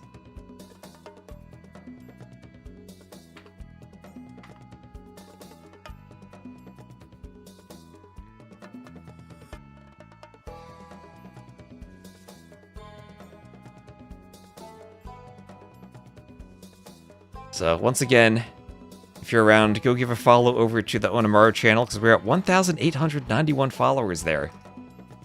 And we're almost at 1,900. And we're still hoping we can hit 2K. I hope, at least. I don't have a goal or anything. That's just what I saw and thought it'd be nice by the end of the Latin American qualifier. So, Sato indeed picks Satan as his final map. It'll be Romans versus Magyars.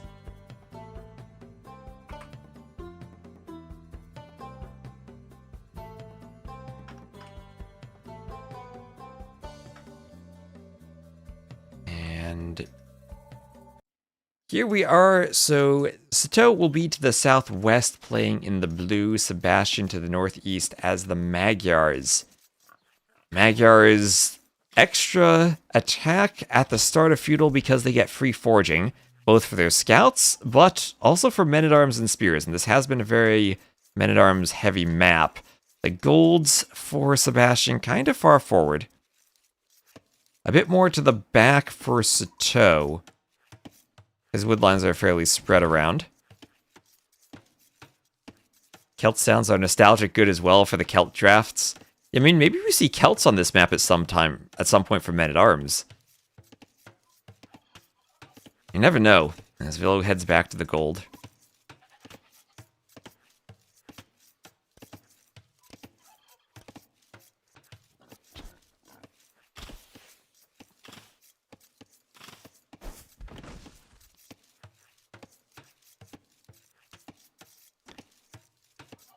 That Javelin pretty safe by the TC.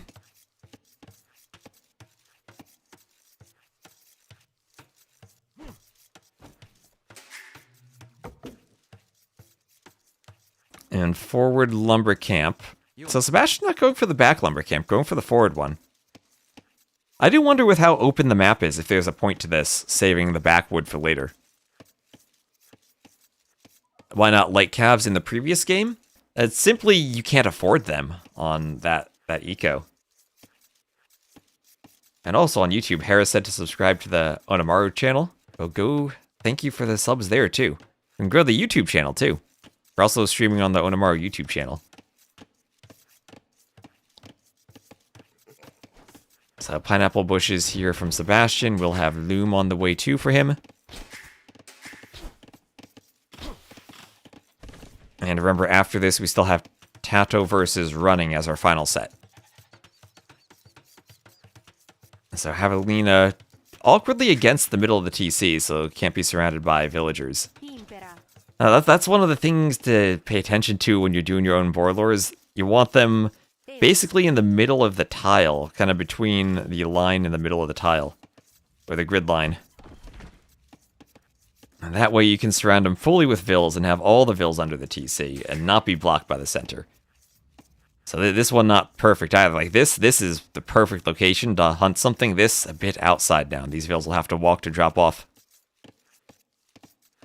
So loom now for Sato. He's heading out to gold, and as the Romans, it looks like he does want to go for men-at-arms. And it will be, yep, a drush for him already in. And Sebastian with loom won't worry about the 2 militia drush just yet. Not going to turn and fight it. The militias can't fight the vills. Just going to stand there. The vills will whack them and then go back to chopping wood. So there's the barracks for Sebastian. Sebastian, who still has not moved to gold. His golds are pretty forward.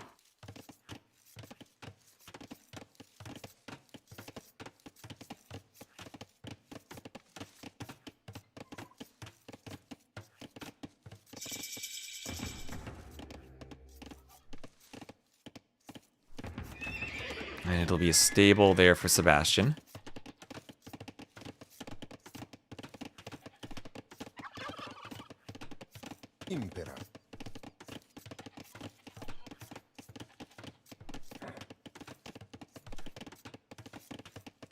And the drush, has the drush done anything for Sato? Sebastian just kind of ignored it. He was just like, yeah, you have 2 militias, I'll chop wood. The militias didn't really do anything. He maybe wants to group them up for men-at-arms, though, and this is where they get scary. We'll have 5 men-at-arms. The Romans do not have arson, so they won't be as quick at breaking through buildings as some other civs are, but still scary in these numbers. So, men-at-arms against spears and scouts. So with the free forging, Sebastian adding a couple of spears with +1 attack to help out against the militia, and he'll try to fight as well as he can before men-at-arms comes in. Double bit axe for Sato too. And there go the spears, cleaned up by the militia. Double bit axe for Sebastian as he throws up a tower on the wood line. And he's still going scouts, so scouts versus men-at-arms. Even Magyar scouts having trouble fighting the men-at-arms early on when Sato has this many. And were the scouts to counterattack, then they can be walled, or they can be walled out. As Sato trying to hunt the rare from long distance. He can dive the tower. The men-at-arms are kind of weak, though, and if he dives the tower, that opens himself up to Vil fights. I might prefer just to get around the back to the pineapple bushes. As as Sebastian will look to raid with the scouts. Sato is not walled and doesn't yet see the scouts. He does not have town watch for the extra line of sight. And if Sebastian pays attention, he can find the Vils on the berries, which he will. Vils will turn to fight, and he'll have to dance a bit. As on the other side, looks like Sato is not finding a raid. But there go the Magyar scouts. They get one Vil. Can they pick another Vil? And yes, they will. That's 2 Vils down. And maybe even a third. Can't quite get the fight, though. And meanwhile, men-at-arms... Oh, someone suggested diving the tower. Sato doing that. And Sebastian will Vil fight with the full HP Vils. And try to save time for bringing an archer over. And now Sato kind of trapped under the tower. Sebastian, after doing some damage at the front, 2 Vil kills will bring his scouts back. And at the very least, the men-at-arms did force Sebastian into a range, and it won't be additional scouts.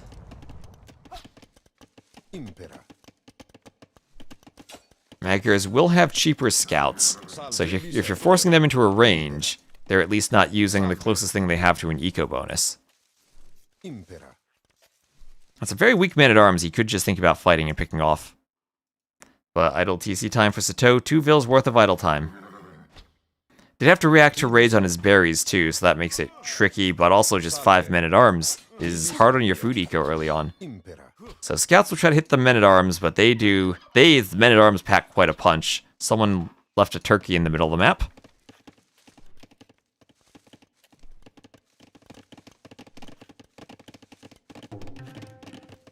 So house for Sebastian. And a blacksmith for Sebastian too, as he wants to wall across the top of the map. Oh, and he realizes the turkey's there. He brings it back. There's another scout now. Salve.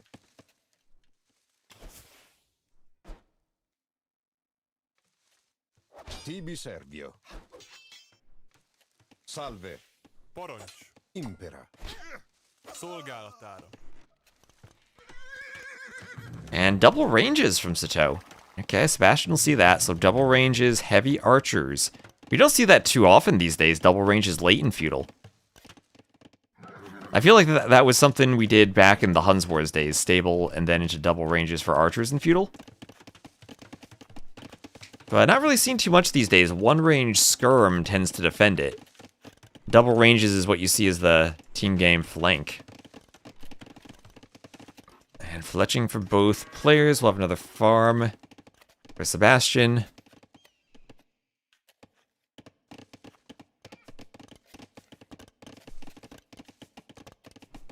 And town watch for Sebastian too.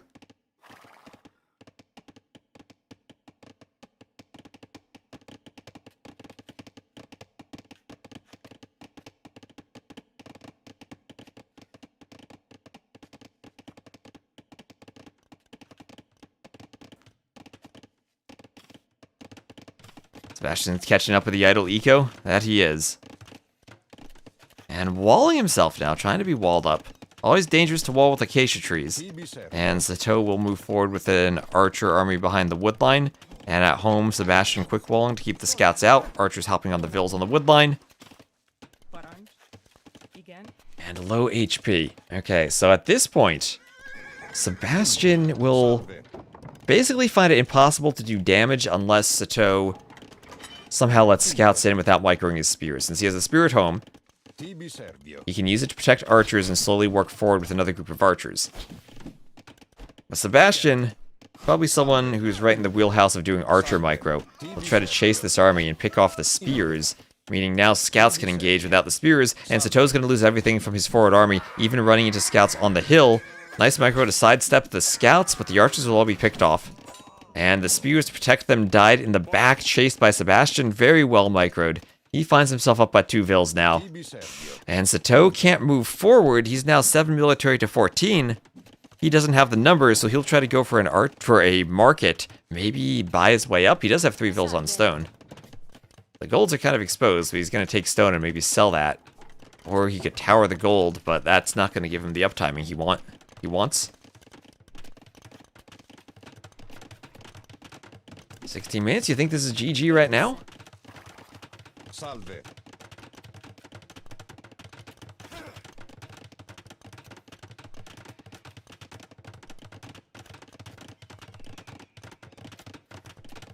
Eus. Salve. And market over for Sebastian. Tibi servio. So he's going to market his way up. Both players about ready to click at the same time. So Sato's still holding. He's still holding. Remember, skirms produce faster than archers, so you can kind of come back in the numbers, especially if you're adding spears too. So that's 3 building production for Sato. Impera. And we'll have to worry about gold in a bit, but if he's able to sell stone,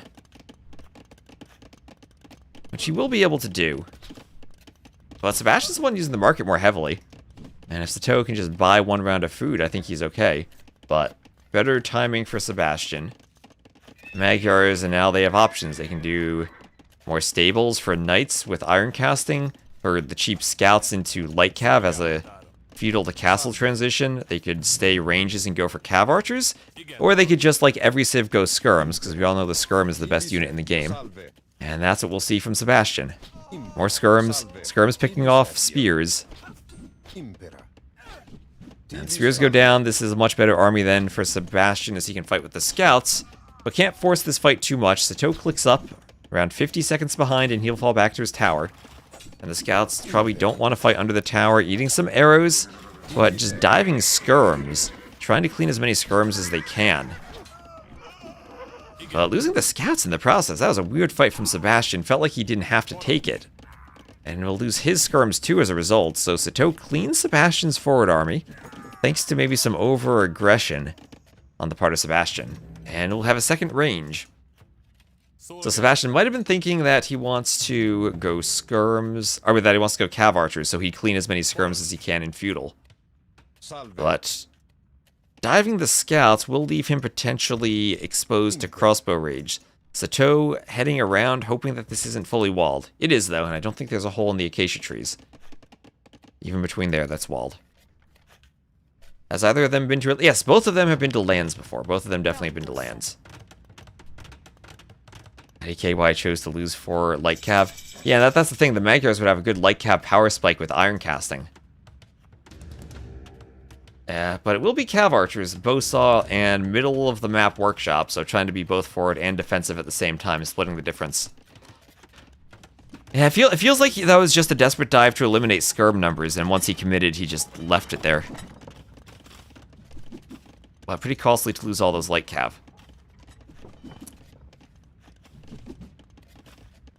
Falcon bowsaw wheelbarrow against castle and horse collar for Sato. There's Sato up to the castle age. Tibi servio. Archers hitting the skirms. Szolgálatára. And then a wheelbarrow for Sebastian.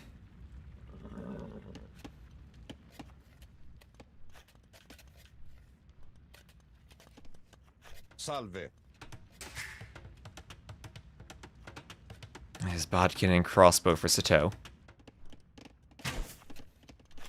And Sato will break through with the crossbows. Sebastian needs to notice this, because 5 crossbows could do damage. The University for Ballistics is constructed for Sato, just finished. And he'll get through while Sebastian still has not reacted. Sebastian's reaction will be to bring his cav archers back. Maybe he could send a couple of elite skirms over, as he just is finishing elite skirm. And yeah, it'll be cav archer skirm to stop the crossbows. But Sebastian will do a forward TC. Look at that. Look at that TC. Impera. Salve.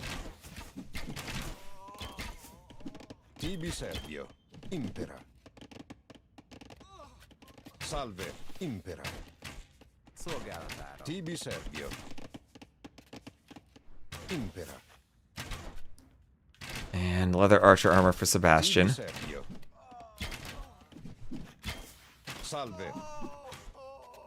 Crossbow has to dance against the cav archer as Vils pop out of the tower.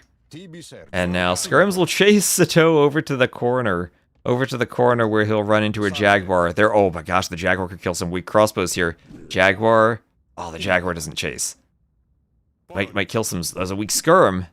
Tibi servio. Igen. Salve. Tibi servio. Salve, Impera. Crossbows finally Tibi se. killed by the skirms, so that's cleaned up. And Sebastian pushing forward, but Sato actually more vills, 50 to 47. Actually ahead in resources collected, but now I think it's a struggle for the Romans to get a composition now to fight this when there are so many manganels added in, if they want to go scorpions. Sebastian has a pretty good military advantage right now. Sato double towering in the gold pit. Poronj. If he can get a good manganel shot though, that changes things. Sebastian not microing the skirms, one goes down, Solgalatar. and notices just in time to pull back. Yeah, one crossbow against 4 skirms. That's how you micro. Impera. And okay, Jaguar over here chasing crossbows, but that gets killed.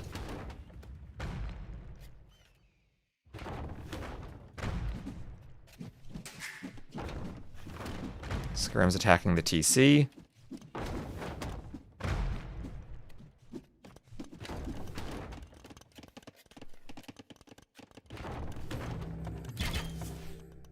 Salve.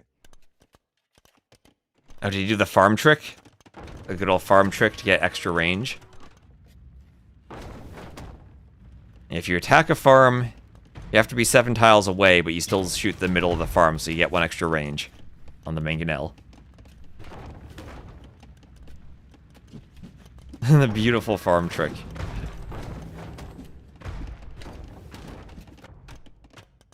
And okay, now Sebastian's wood line is basically finished. Sato will push forward with crossbows and try to break through the palisade wall of a university for Sebastian.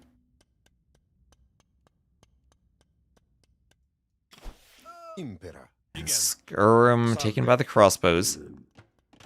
Be careful of that Jaguar again. Some low HP Skirms there. And Sato should be chased down. No ballistics still for Sebastian, but don't think Sato... Salve. Does he have an angle to escape here? Heading for the gold. We'll try to fight a Vil? What is Sebastian micro there? Sebastian over microing and thinking Sato would try to fight back. Just went for Vils, and Sato will see that the university is on the way. So at least for the moment he knows there's no ballistics, but handcart for Sebastian. This is the last set. Last set. Nope, we still have Tato versus running after this. So Manganel is ready to get a push on the TC. Another Manganel for Sato coming over. And handcart for Sebastian. So range is down, and the push continues. Sebastian taking a Vil lead too, and with a second and now third TC for Sebastian being added in one of the pits, we'll have a back TC for Sato against the edge of the map, trying to farm there. So there's another TC for Sebastian. Sato with towers everywhere. Where a castle? Well, 10 Vils for Sato. Where does he place a castle? It's going to be on the hill in the middle of his base. Very defensive. And ballistics for Sebastian.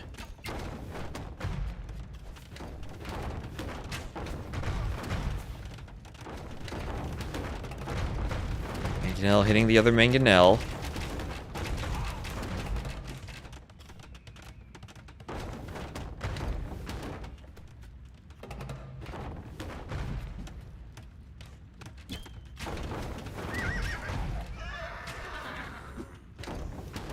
Cav Archer sniped off. Salve. Manganel hitting an outpost. And Market going down to the Manganels. Chicken Castle.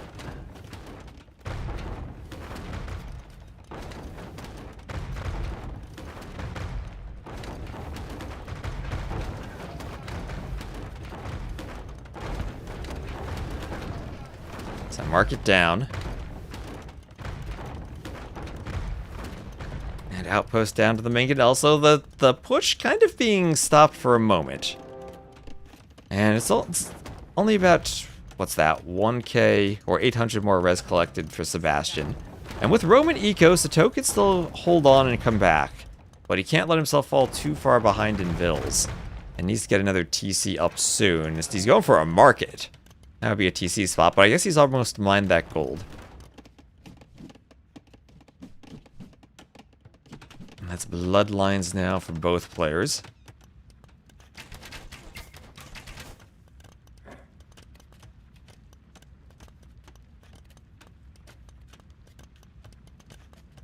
Bloodlines as the Centurions move forward. Mangonels could get a good hit on the Centurions. As the Cav Archers are now here, and the Cav Archers can defend the Mangonels. That was a good attack ground to save the Mangonels. Centurions did not have enough HP to withstand the Cav Archers.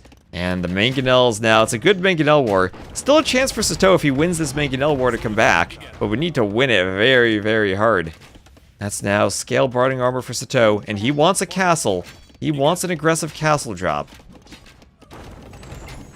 And Mangonel's not really connecting. Mangonel goes down on both sides.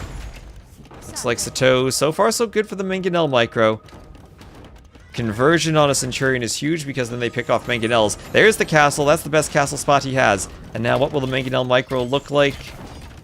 Looks like Sebastian with the Mangonel micro he needs. And now he has the army. He has the counter castle. And Sato will call the GG as Sebastian will now qualify for the LAN.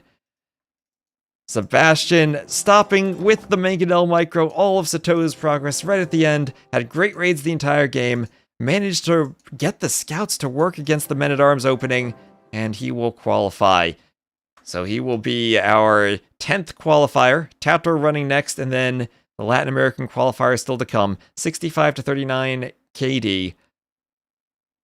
2,000 more res collected, and still honestly felt kind of like a close game for there, despite all the damage Sato took. Maybe didn't need to force the castle that quickly with the Romans eco, but on that chaotic of a map, Sebastian pulls ahead, and Sebastian is ready for the interview. There we go. Our base making sure Harry doesn't DM people before we do this time. So, well done for Sebastian. And we'll bring him in here quickly for an interview in just a moment. That was Magyars over Romans.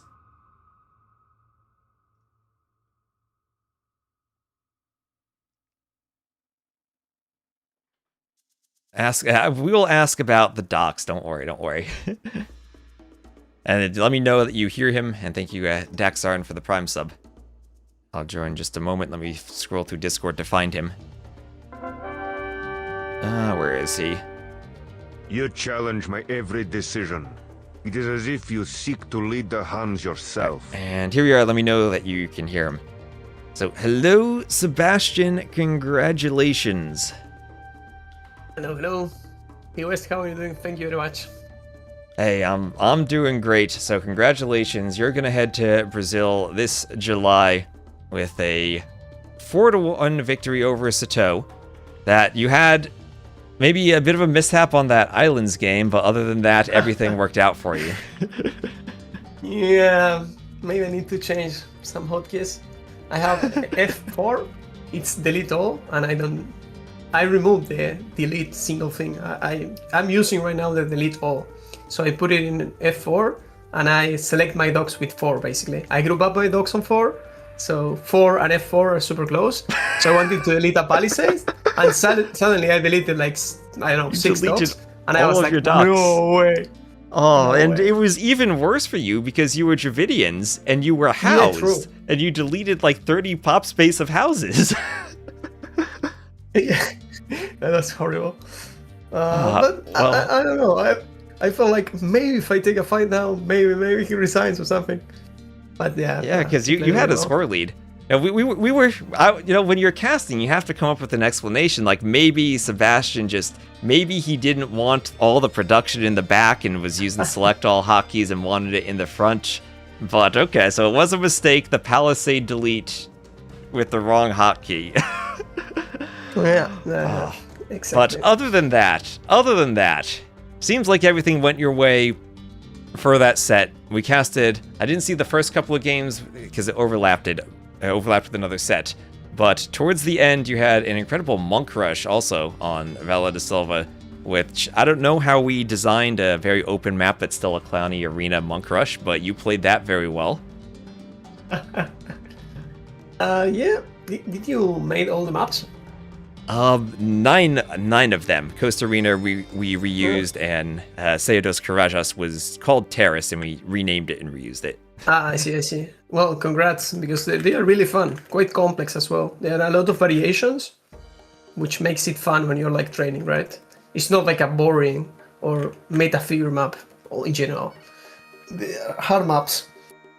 So Yeah, and congrats on that. And quite a variety from what you played in that set, too. We had Coast Arena, we had the Satan, Valle de Silva, Islands, and what was that first map? Araucarias. So every map kind of different, and I think you have to adapt to deal with different playstyles on all of them. Yeah, I agree.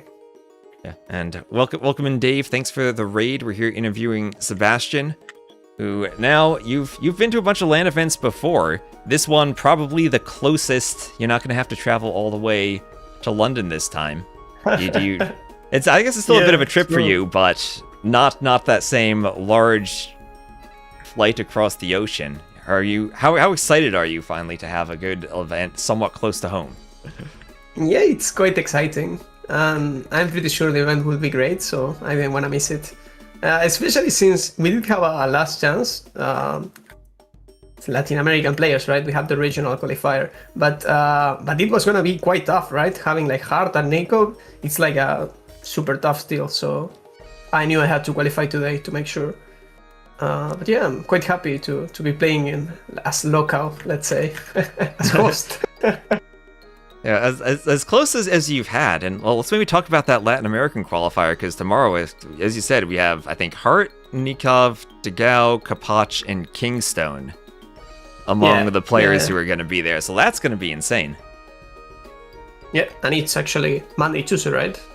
Monday, Tuesday, so 2 days, 16 players, single elimination, very quick. Yeah, sounds fun.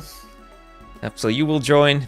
You had to go through the second qualifier because you did lose a set to Yo, and you will potentially meet him again at the LAN. But so congratulations for making the qualification. Anything else you wanna say before I let you go? No, thank you very much. As I said, really fun maps, so good job on that. They look fresh. Thank you to all my community supporting, especially Spanish community. I haven't been able to stream in like 1 month probably, as we have like a sequence of events non-stop. So I'm really looking forward for a break, to be honest. Although I'm grateful to have events, I really need a break. Okay, I'm looking for a break because I've been streaming non-stop, so I have just the opposite problem. All right, well, chat is saying that you are a beast, so with that, I'll let you go. Thank you so much for stopping by for the interview, and we'll see you this July. Thank you very much, The West. Okay, see ya. Awesome, see Enjoy ya. the rest of the event. Bye-bye. Alright, so thank you, Dave, for the raid. We didn't catch the entire set. I think Dave might have seen the first couple of games, but we did see the delete. Oh, that's so awkward. I want to congratulate him for winning, but the delete's the most important part of the set. So now we've learned, don't use 4 to select all docs and F4 to delete all. That's actually an amazing optimization. He doesn't use single delete, he just uses delete all. But we will be back in just a moment because we are not done today. We still have Tato versus Running. Running, who upset MBL and has had a great run through the event so far. Literally a run through the event, as his name would imply. So I'm going to take a quick break myself, and we'll get that set up. Our base, I think we have the drafts and everything ready to share. So if we post the drafts, we'll have like a 2 or 3 minute break and then get the Rex going. So stay tuned.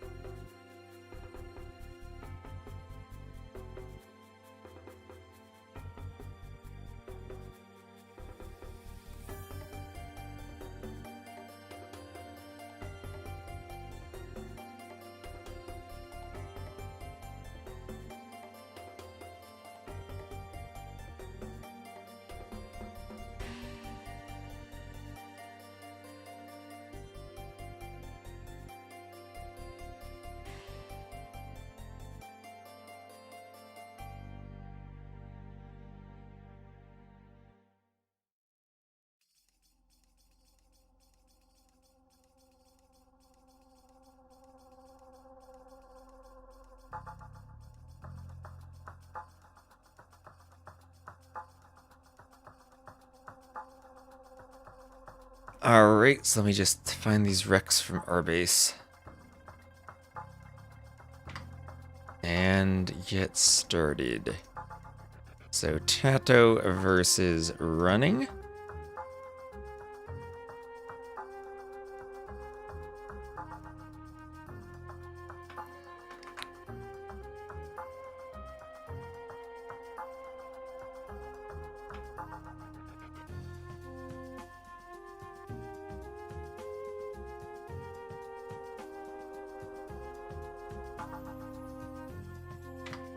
Alright, so our maps, starting out on Satan by the looks of it.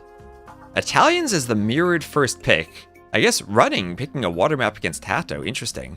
With Fernando de Naranja.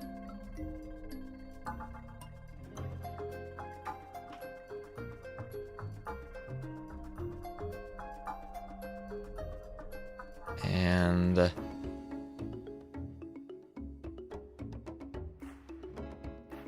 let me load into game one.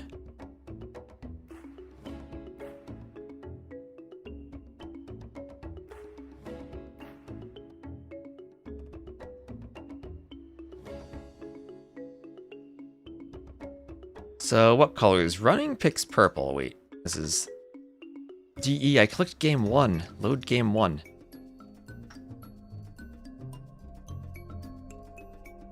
Alright, this is game one. Alright, so running usually picks purple. I think what I'll do, I'll put running in blue and Tato in red. Tato in red is just makes sense to me the most, I think.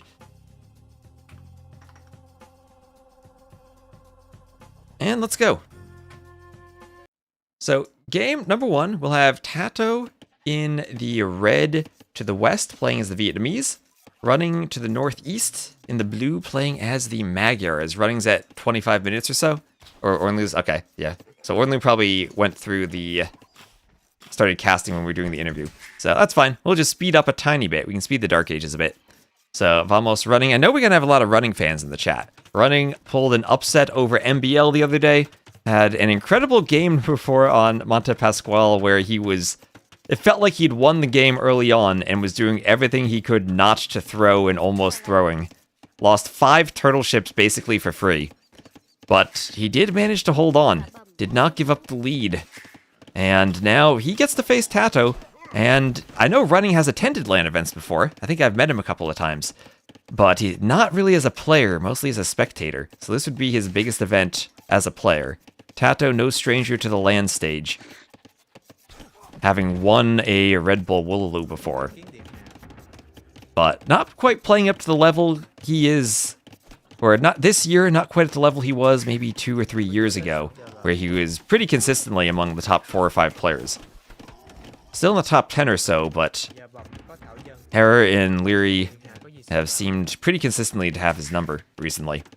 So Feudal Age up for both players. We will have no early militia, just a barracks from Tato, and so far not even a barracks yet from running. Needs to remember the running. Needs to remember the barracks.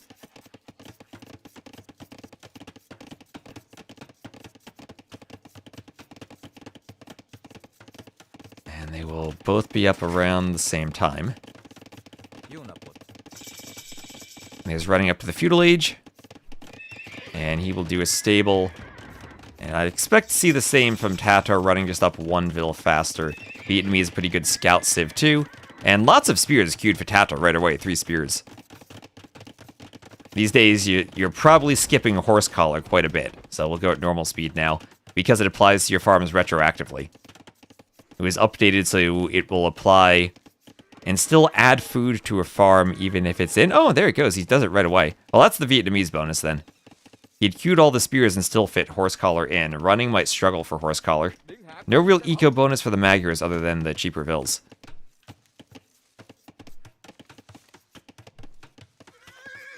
Or the cheaper scouts, that is. So immediately goes for a range. So seeing all the spears from Tato, running will react by adding in a range. Now Tato's someone who really does like pushing with spears along with the scouts. I watched, we had an Arabia Huns War tournament. Maybe a little over a year ago. That he had won.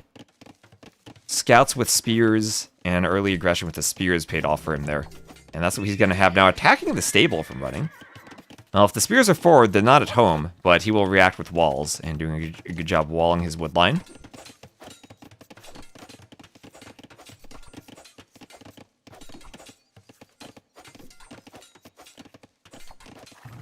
As a few skirms follow up from running, so will be skirms, not archers, but skirms. Tato, no second building yet. And a mining camp for Tato. He needs to finish the walls, maybe. Yeah, there he goes. Vil by the berries. Has to be careful, 4 Magyar scouts could pick a spear, especially if there's a nearby hill. And then go after Vils. There's other spear kind of chasing around the wood line. So Tato going to keep the spear closer to the Vil, in case the Vil needs to fight along with the spear. Now, still attacking the stable. Stable is part of the wall, but the skirms are going forward for running. Maybe an opportunity where running could have tried to fight the spear with skirms, either behind the walls where they're extra safe, or in front of the TC, confident he could run back in time. But that's just letting Tato attack the stable for free. Which maybe running doesn't care. It's kind of unlikely that Tato actually destroys a stable.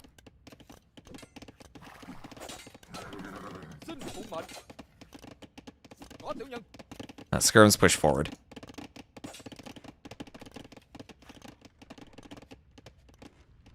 Tato's having bad luck on brackets recently. Well, sometimes the bracket luck also comes down to your seeding score. And if you start to slip a bit, then your brackets start to look worse too.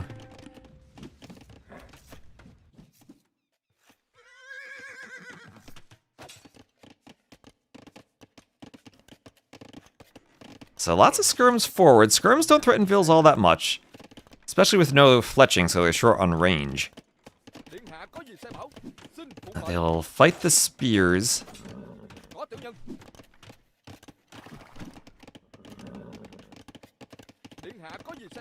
And scouts will engage in front of the skirms.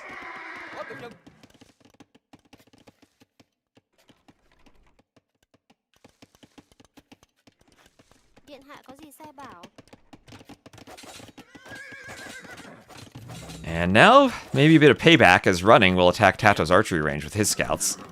But not really a fight that either player can take properly.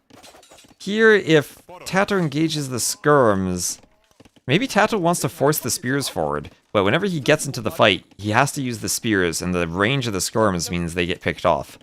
So this is all about running, trying not to be out of position with the skirms, and always use the skirms to try to dive the spears. As he's just pouring in more and more scouts, 9 scouts for him attacking the range, and he's gonna go double stables. So late feudal double stables, it's rough on the eco when you don't have horse collar and don't have wheelbarrow. And I always feel if you're going double stable, maybe you're 1 or 2 scouts behind, but get those upgrades before you add that second stable and really start trying to pump the scouts, because if you're pumping scouts for the next 5 minutes in feudal, and your farms start expiring and you're reseeding them, and you don't have horse collar, or you don't have wheelbarrow for the efficiency, you can really feel the difference. And this is where the skirms don't want to be caught out of position. Oh, Tato realizing and deleting the farm so it doesn't get sniped. Oh, he's trying to snipe the farm. That is a risky farm for Tato near the skirms. House about to go down, but I don't think even with that, running could engage. Neither player with bloodlines. And if running ever decides he wants to take a really big fight and clean spears, he needs bloodlines. Bloodlines on the way for Tato. And just check the eco. No gold being collected from running. Actually, where are his golds? Oh, there in his wall. So back golds, but not taking any. I didn't see it in the wall for a second. I was like, is the map bugged? I checked the golds several hundred times. They'd better spawn. So the scouts coming down to attack the house again.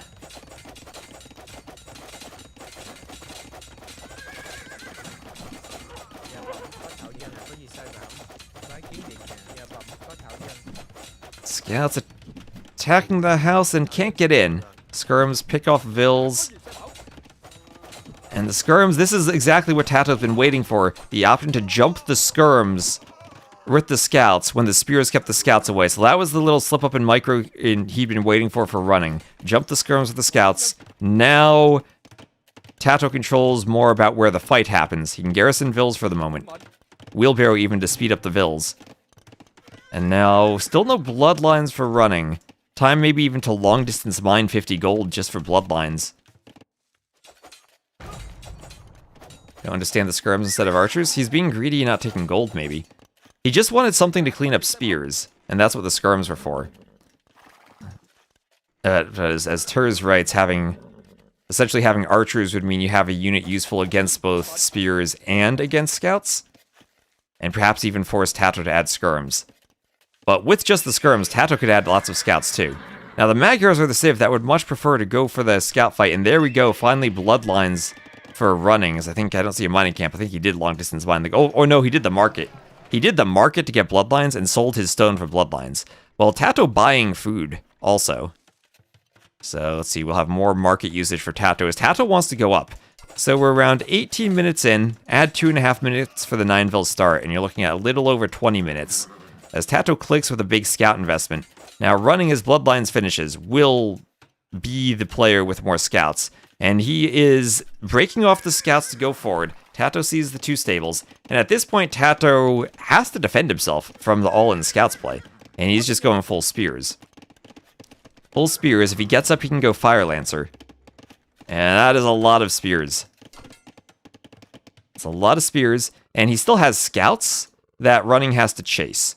If running doesn't chase those scouts, then they get into running's eco if he's not fully walled, and with the acacia trees, that is a tough task to be fully walled with all the holes in the palisades. Hello, Adam?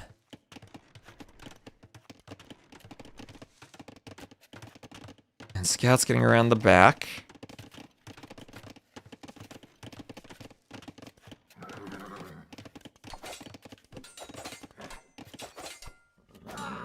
Scouts picking off the spears, too.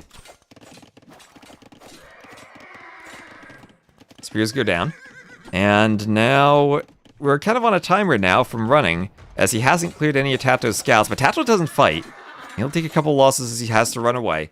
He's on either stand ground or no attack stance, so he can run away, and the scouts aren't going to take a bad fight. He closes in by his spears. Here come the skirms. How effective are the skirms for running? Can they pick off Tato's spears? Let's maybe focus on where the spears are in this fight. He has 4 spears left. And running will take the fight and take the score lead. The problem is running is nowhere close to getting to the next stage. Nowhere close. Vill's picked off here. Tato's woodline is exposed. Running has to wall up, or Tato has to wall up against running. And the scouts are running free in Tato's eco. Running might just have done it. There are a few weak vills on a lumber camp he needs to find, and Tato has castle age units. He's down by 10 vills though. Running pulling ahead by 1k res collected, still finding more vills to kill. Tato somehow has lost only 4 vills so far, which is crazy considering the number of scouts. The scouts might be trapped in here by fire. Nope, there's another exit. Another vill goes down. Now the thing about going so heavily into scouts is that you have 25 farmers, but now we're maybe feeling the lack of wheelbarrow from running. The late horse collar, where he needs to find a way to transition to the castle age. If he goes castle age, still might have to go into knights to fight the Vietnamese knights. He wants to hit vills, and he has skirms and spears, and this is a tricky fight for him as Tato has a few knights. That's a lot of vills that could go down if the fight is taken correctly. Running needs the spears to fight the knights, and the scouts to try to raid vills. A couple of fire lancers make this fight even more tricky. This is where, again, the archers might have been useful against the fire lancers. And running, the one thing he can't do is sacrifice the scout mass. Oh, and Lynn, thank you very much for the raid. Welcome in, as running does lose all of the scouts. And he's clicking wheelbarrow. If he had a market, he could be up. Thank you so much for the raid. And welcome in, we're casting the final qualifier from today. Tato and running, looking for a spot for the Brazil land this summer. And you raided just as running took a titanic fight against Tato. A couple of fire lancers and knights. Castle age units enough. And running up to the castle age. Tato 100 stones, so he doesn't have 3 TCs as a boom option. And that was a rough fight. He's still trying to fight Fire Lancers with Scouts, which feels like a futile effort, as we'll have another TC for Tato. So that's his second TC. Running still super far ahead in Vills. He has 7 Vill kills. But his ability to run around the map, keep the Light Cav alive, and raid may have just been thwarted by that awful fight.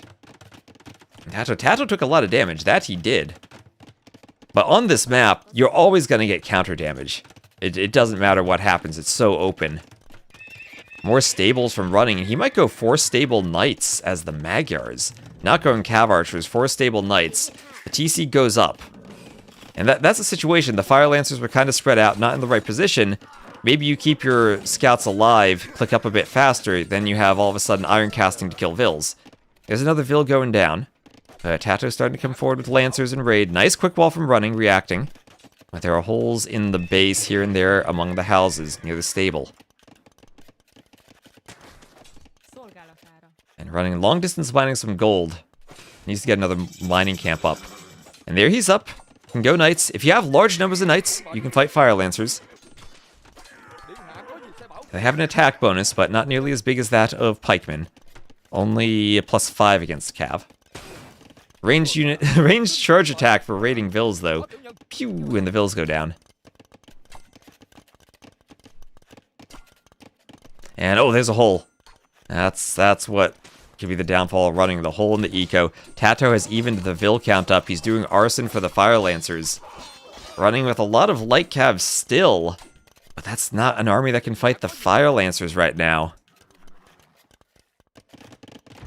And Tato, he took damage. He took a lot of damage, and he's still down by 1,500 resources. But running now needs to be extra careful with the raids with the Fire Lancers. A unit that is so tricky to fight. And I don't think you can fight it with a light Cav. Knights, sure. Cav Archers, sure, but not light Cav? He's going to lose a lot of light Cav, though. That's a lot of food he spent on the light Cav. Tato with an insane KD for how much damage he took. But that just shows how bad the fights were at the end of Feudal for running. And he will clean this, but cleaning it behind Tato taking a score lead and a Vill lead. And also getting a 3rd TC. So Tato finding the opportunities to extend the eco, use all those farms he has, and keep building extra TCs. Oh no, it's the sound of the Stormtrooper blasters. Fire Lancers, chat has pointed this out many times, but they sound exactly like a sound effect from Star Wars. Yeah, Tato has more eco kills now. But that's how the map works. You always counterbalance the raids. You want him to run down Tato? Maybe not with this many Fire Lancers.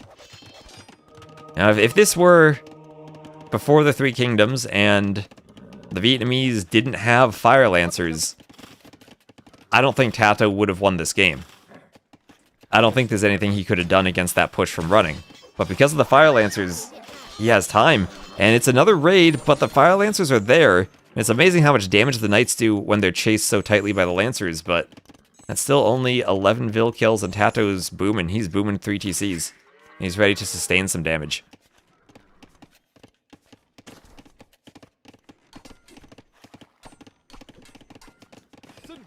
Running, getting more military, getting more knights.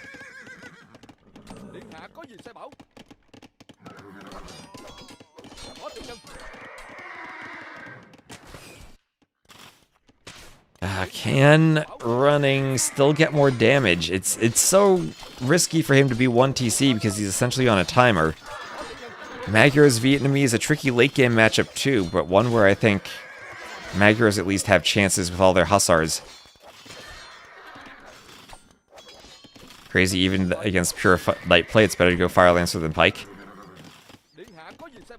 I mean, elephants, maybe you want pikes? But the Lancer itself is just such a better unit. It's tankier, more HP. And quick wall from Tato saves his Vills. I'd say the Vills on the wood line, but there isn't much of a wood line left, and running, as Tato will move in with some Fire Lancers, and he has no answer to that. Running will call the GG. Running sees Tato's on 3 TCs and has that 20 villager lead, and that'll be a game 1 win for Tato. So stats here, 105 to 65 KD. Tato ahead. And Eco, so good for running. He did so much damage, but then look at the military numbers. This is where things went wrong for him. Tato, it was 28-7 military, and running lost almost everything. He lost 20 units, and Tato went from 7 to 4. And yeah, he killed some Vills there, but Tato made up for that with TCs. Well, GG. Running, rough first game for him. Felt like he had the opening he needed to take the lead, but couldn't find the way to finish it off. The Vietnamese with Fire Lancers also one of the best civs, probably. The best units, at least, for being in that situation and defending. If you don't have camels, but you're just camping your TCs and you don't need the mobility, Fire Lancers are probably better. So that was Vietnamese. Kind of low pick for the Vietnamese, based on how highly they were prioritized in Red Bull. Vietnamese against Magyars.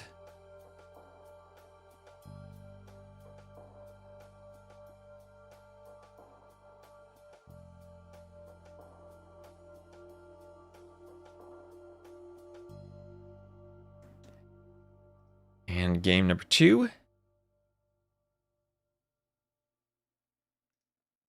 It'll be on Monte Pasquale. A tricky map to pick against Tato.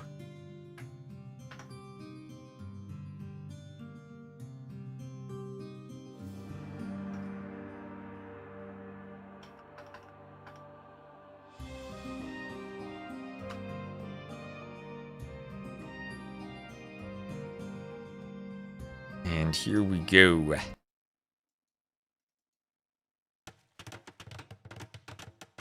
So, Italians mirror. Italians mirror matchup on Monte Pasquale, where both players will TC the starting island. And I don't know if that's what you want to do against Tato. Tato will bring one capybara back and scout with the other. So this is the Italians mirror. And the Civ draft, the very first pick is done in parallel. Done in parallel and hidden, so they can pick the same Civ, which they have done here, both to get the Italians. And colors, yes, I have the colors backwards, thank you. Running picked purple, and I thought, oh, we'll put him in red, but no, I'm going to keep Tato in red. So Tato here is the Italians to the west, running to the east, Italians mirror. And if there's one thing I don't think you want to play, and I'm wondering what Running was thinking in his map drafting and picking, is water maps against Tato, who is such a great water player. I remember him playing in Masters of Islands in the finals against Fire all those years ago. Civ win, yes. So I think if other casters are still ahead of us, because we did an interview, I'll just speed up the Dark Age a tiny bit. I try to keep track of who is still streaming then. Is anyone still streaming? I think, looks like Mem's got it. And Only does. So see if they're ahead of us or not. And it's a beached whale. Yes, it is indeed a beached whale. Beached whale does nothing but make the map look pretty. Pretty, maybe it's ugly. I've heard people say it stands out among everything else, the dark whale among the bright map. At least it means people notice it. At least they notice it. So the build orders here are Running simply staying at the TC, taking the sheep, and staying on the island, Capybara scouting. Same from Tato though, so same mirrored build, neither going to the middle.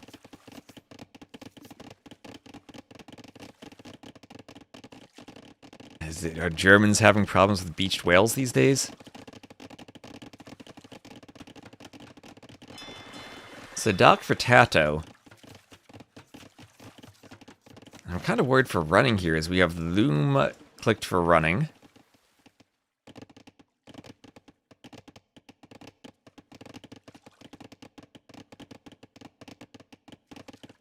Need to see it on the... We need to see the actual whales on the mini-map. Need to see the actual whales.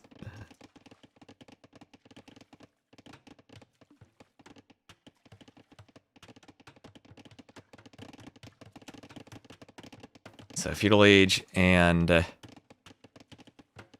much faster for Tato, running, going for a dock in the center island.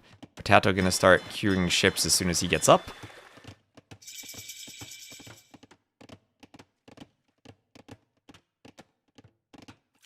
And a double bit axe for Tato. In Windwater to try to fast imp. That's what we saw earlier from Dark. Fast imp with the Malay.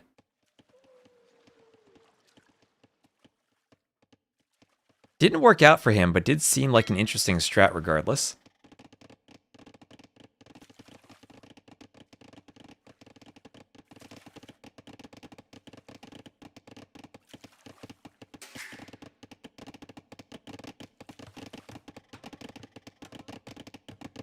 Ville on land as more houses go up, and there's running up to Feudal.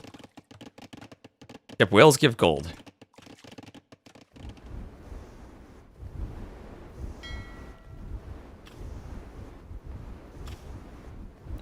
Are defensive towers for the docks an option? You don't really need them these days because the docks shoot their own arrows.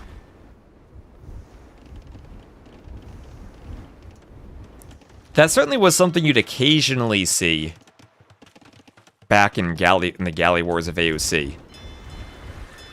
But I haven't seen that in a long while.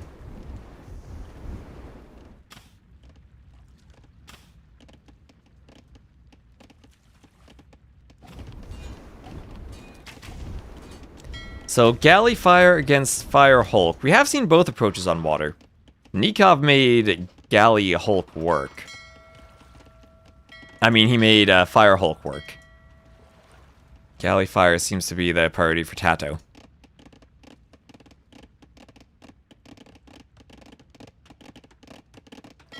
Running, trying to hide the transport. And I still don't understand this map pick against Tato. Galley Demo? Demo would never be a thing anymore. They've been nerfed way too much.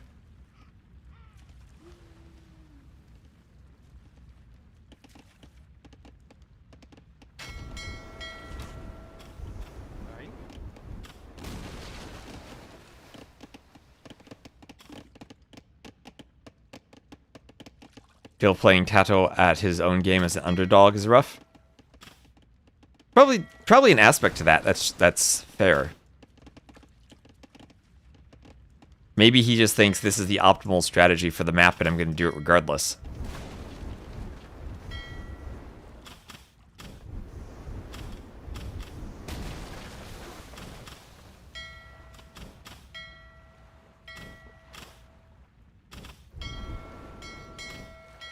So Galley's destroying the fires.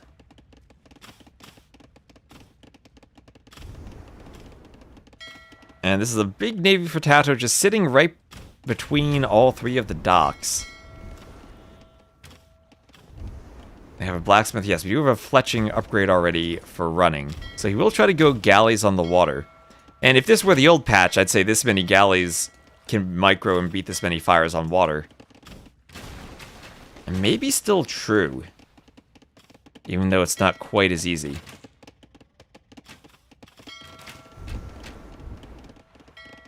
Fires are all fairly low in HP. The one thing we don't see as much these days is players repairing ships with Vills. Still happens occasionally, but not quite as often as before. With the fires in the previous meta.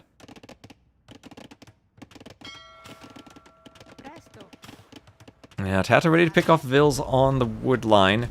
Running might need to move them to the mainland to keep them safe. He's also almost out of wood. So he'd probably better be running on over here to do another lumber camp on a good clump of trees.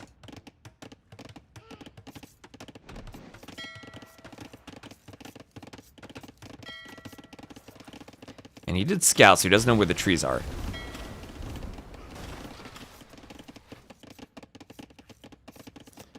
Fletching for Tato.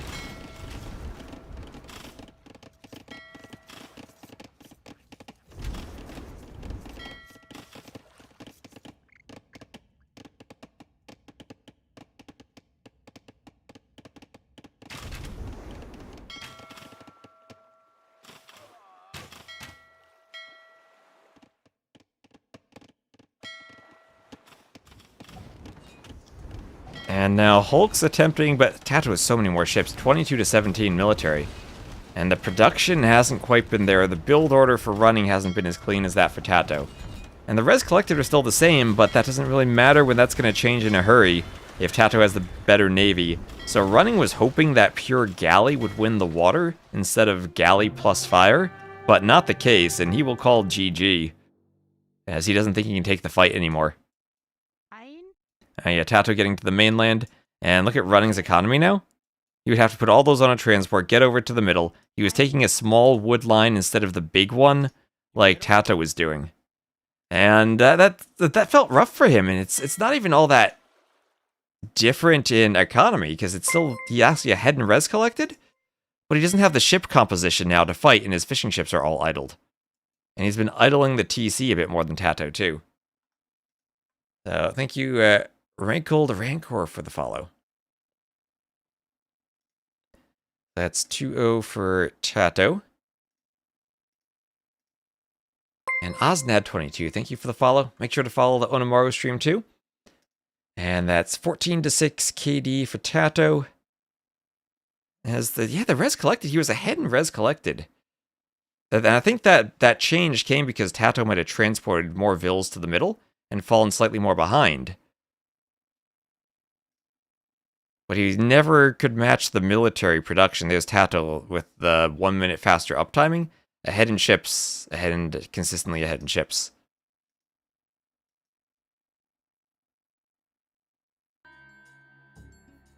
He had more fishing ships, but was up slower, and that seemed not to pay off for him when he really needed the wood and dock production. I know, tricky map, but that's also the map where Tato probably has one of his best advantages.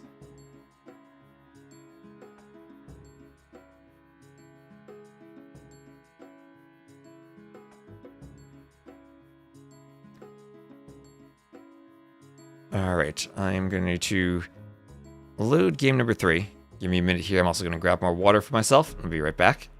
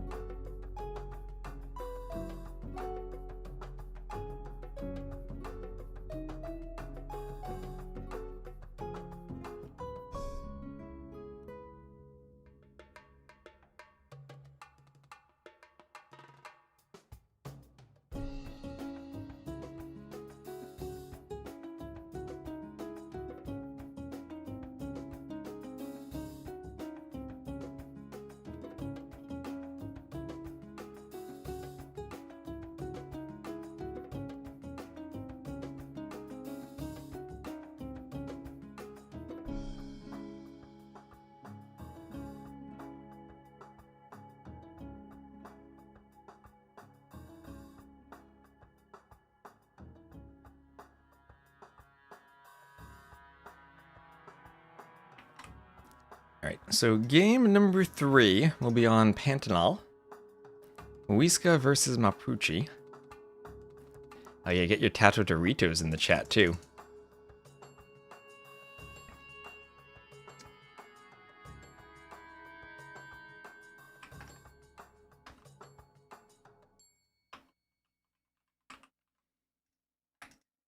So, game number 3, where are they going to build their TCs? Looks like running to the west, and Tato to the south. Running going for an outside TC. Finally going to see an outside TC. There he goes. And Ville's over here on the wood line looking for a settlement. So, outside TC for running, also outside settlement. Running is not going to have any capybaras. Mapuchi versus Muisa. So, the Mapuchi are the Bolus Rider Civ. The Muisa are the Guetra Warrior Civ.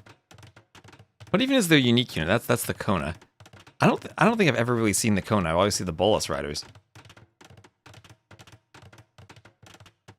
So proper Last Chieftains Civ matchup. Maybe a couple of capybaras out there. They maybe speed the Dark Age a bit on Land Nomad. The problem for running is he didn't walk through the middle at all. Where are his capybaras? He doesn't even have any. He doesn't have any gold access now. But if he's going to do something here, he probably needs to send a Vil to scout and grab the capybaras for him. This is like the opposite of that Tato Leary game we had seen, where Tato was the Huns, but by the time he got the Hunnic horse out, Leary had spread his Vils around so much that he picked up the capybaras on the way to his TC.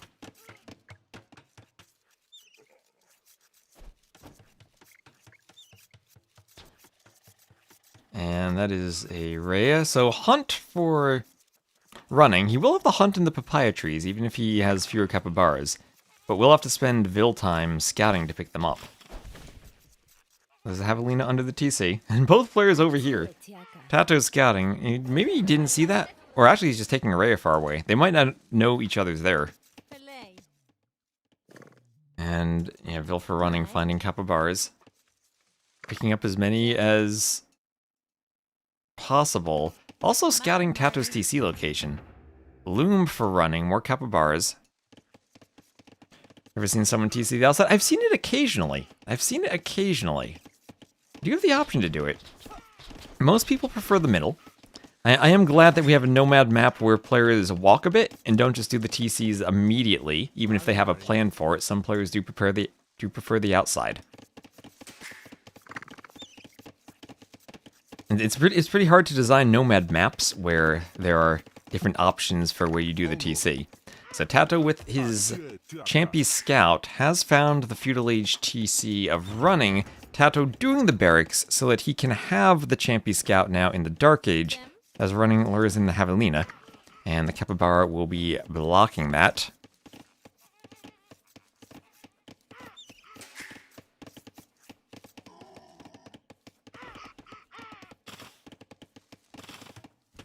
And taken there by the Javelina. And the Britons are preferred because of the capybaras. Oh, we've had a lot of Britons picks so far. I don't know if we've had much Briton success. So there, it looks like a market blacksmith, so it will be a fast castle from running. Tato's still in the Dark Age and villager loom, market blacksmith. So dueling fast castles.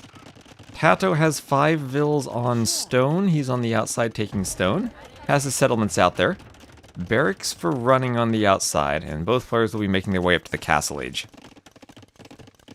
This actually feels like probably the best map for Britons in the map pool. Mary.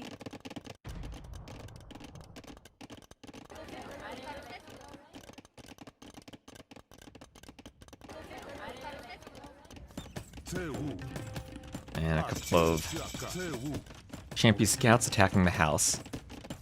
As well as running up to the Castle Age. We'll go normal speed now, so he does 2 ranges, and it will indeed be Bolus Riders. So running had done this earlier on Satan, going for the Bolus Rider Fast Castle, probably a bit more appropriate on Nomad.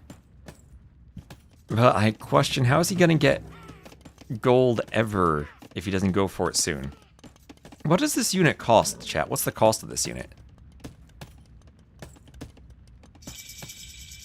They cost gold, because he has 4 Vils on gold, but 6 gold in the bank. So wooden gold like a CA, that's what I thought. Now he has to do a settlement now on the 1 gold tile he can find. And it's up to whether Tato, he's doing a TC, can get a castle in his unique unit. Will the unique unit, which is a skirmisher, and a fairly fast-moving skirmisher, be useful? But these units, slower than a CA with husbandry, but because the Civ doesn't get a stable, they are naturally fast and don't need husbandry. So they are simply difficult to run away from. What does this unit do? It slows down units when it hits them. Charged attack that slows down enemy units. And you can see that charge attack bar there in Capture Age. So there's the castle, and Tato's unique unit is essentially a skirmisher. So it should be good against these units if it can actually take the fight and catch them properly. It is basically a buffed cav archer.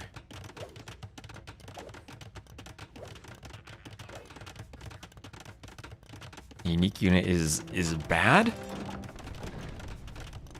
Is there a consensus that the unique unit, the Guetra Warrior, is bad? It seemed pretty good when I've seen it on this map, but maybe this map changes things.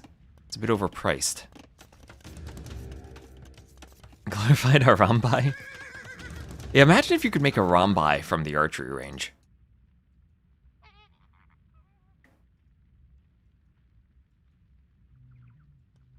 It's an expensive super skirmisher.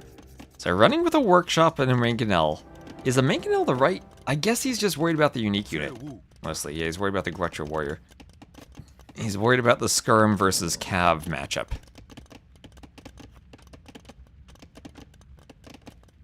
And so fletching for Tato. But Tato's extra TC being harassed, up by 6 Vils, but maybe that changes, or he has a lot of idle time. Res collected are still pretty similar. And running can hang around here, keep Vils off the papaya trees.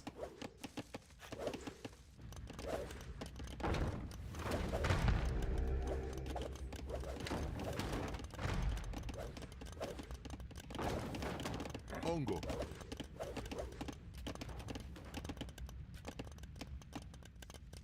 Is the UU like a Rattan Archer? It's not as strong as a Rattan Archer, I don't think, but it's far more mobile. Someone compared it kind of to a Gebetto, too.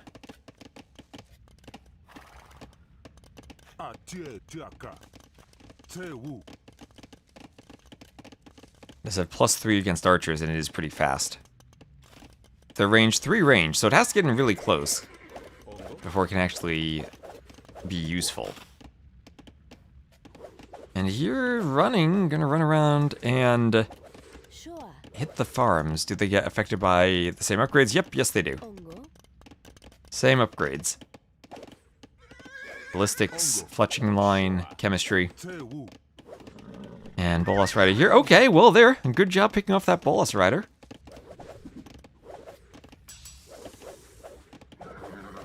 As the manganels will maybe hit the TC.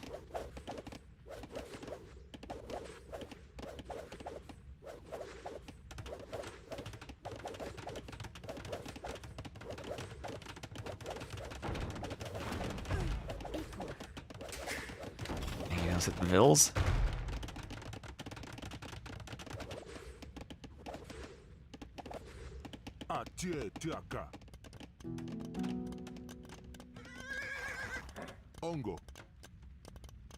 Manganel maybe can hit them. Nice Manganel shot.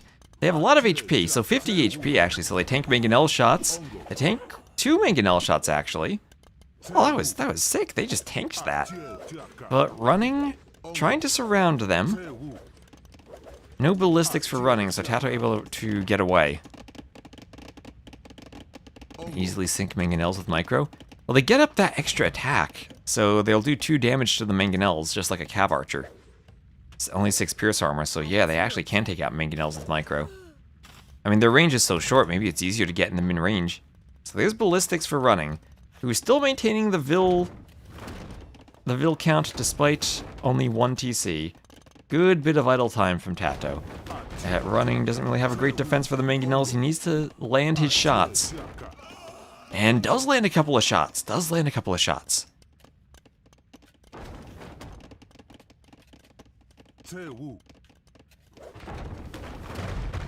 low range is hurting him.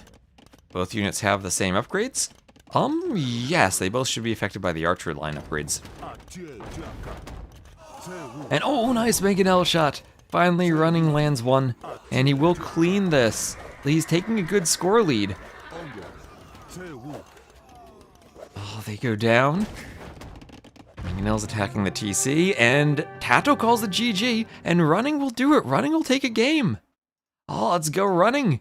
With the Bolas Rider, he defeats the unit that counters it. Maybe everyone in the chat saying the unit is bad might be right. A unique unit specifically designed to counter archers dies to an archery range unit. And running will get himself a point on the scoreboard. Reverse sweep is not a reverse sweep, Turs. It's a best of 7. He won before It got to that stage. It's even better. So 19 to 6 KD for running, and the matchup, I guess that was all about the unique units. Running seemed to have the more mobile and microable unique unit.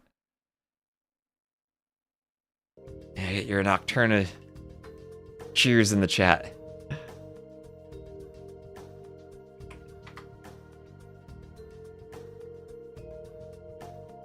So let's do these updates for maps. That is Tato's home map even, Pantanal. Lost there. For civs, that was the Mapuchi against the Muisa.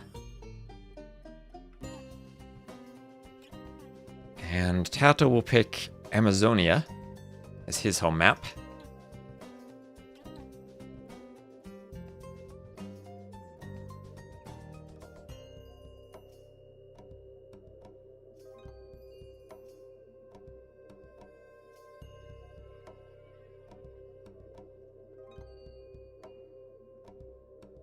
It will be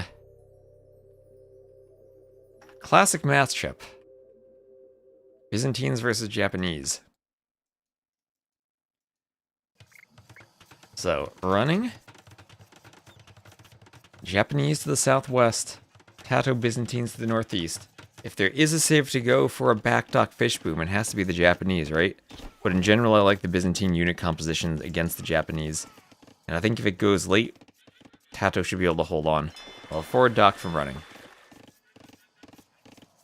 Here's running time.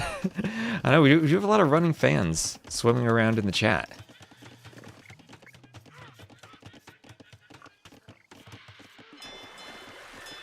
Let's call it Nocturna time. Nocturna time. So, Amazonia, and we will have forward docks from both players. But you do have to worry about the faster fire rate of the Byzantine fire galleys.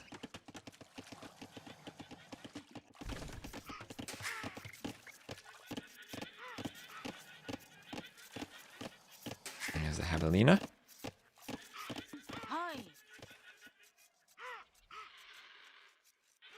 A Condor flying around.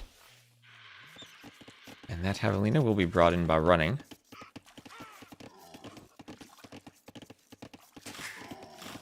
And lowering the Javelinas across the bridges. So we'll have Loom in for running. And this map can be a bit of a boom fest. We did see some elite cataphracts so far.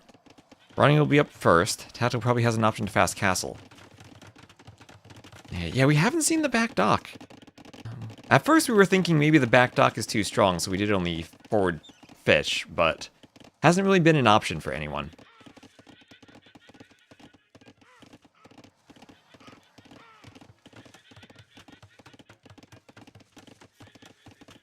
I'm surprised no one goes for it. I'm still wondering what the options are to do fish traps while you're booming. So it looks like it'll be a Hulk opening from running, as he wants to counter Byzantine fires.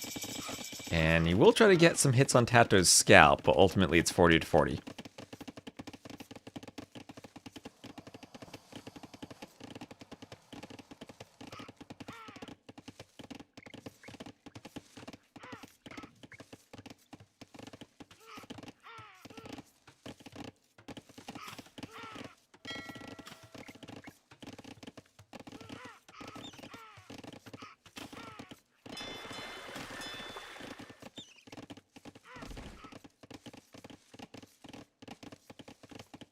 And with the Hulks, well, it'll just be galleys from Tato, ready to counter the Hulks.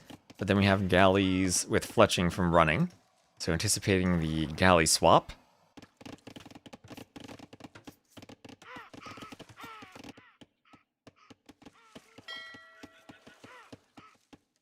And Tato heading out to the side, he will do a mill on the papaya trees.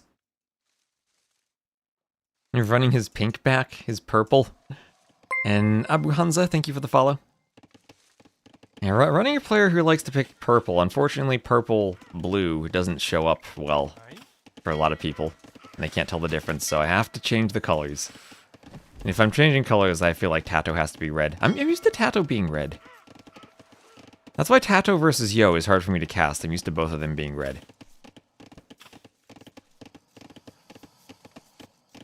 Who wins, Samurai or Cataphracts? Usually I see Cataphracts winning. So, big wall from running. Big wall across the bottom. He will wall off in front of the bridge and try to keep 2 of his gold safe. And his stones actually spawned about as far forward as they can. They're in front of the wall. Now, that's what I'm thinking of changing the map to, is having resources just scattered in this area, at least the golds and the stones, and maybe just the food is back here, but make the wall a bit less powerful. So, in the middle, Tato's starting to push forward.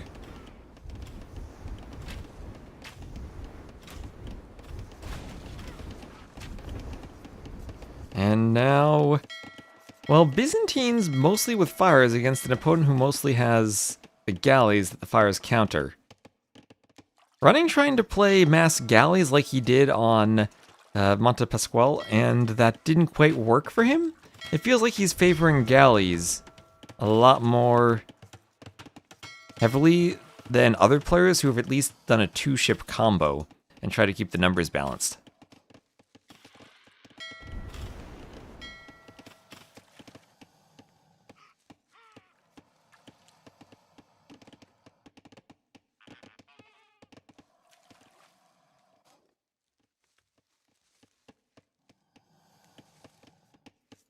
Imagine you could transport ships over the bridge with a siege tower. I wonder if you could actually teleport fishing ships over a bridge with docks, as we saw some fish teleportation between docks from Nikov early on. I'll have to experiment with that. You can go directly from one dock to another if they're 2 tiles apart. And 4 hulks, well, there are a bunch of galleys in the back with fletching, and the hulks will get forging. But throughout this, Tato manages to go up, and he is establishing economy over to the north. So he will have a good spot set up to boom.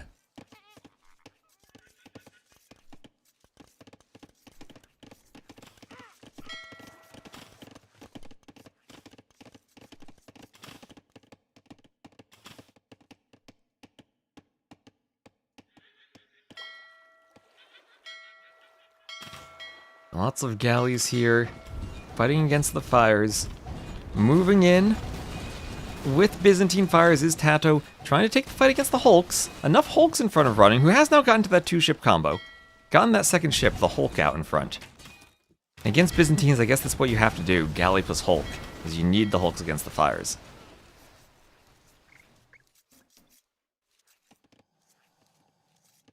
Right, how much is running continuing to invest into this without going to castle? Because it feels like Tato is holding 21 military to 9, but running unable to push. Without the fires, he can't really push the docks.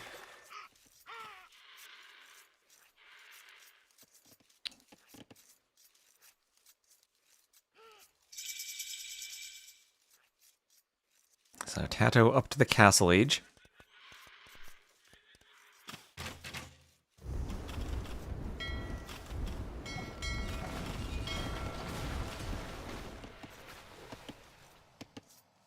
And medium warships for Tato.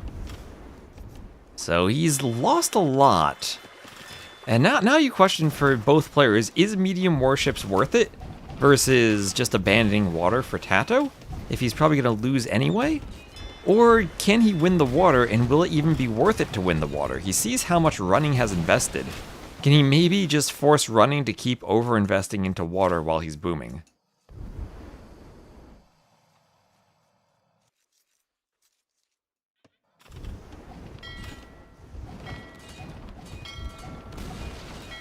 Fireship's going down to hulks.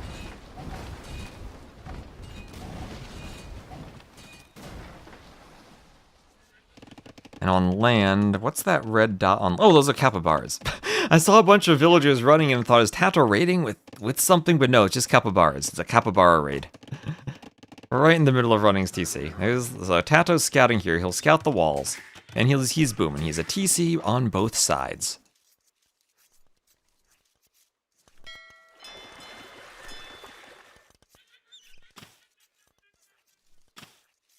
The galleys will run back and forth.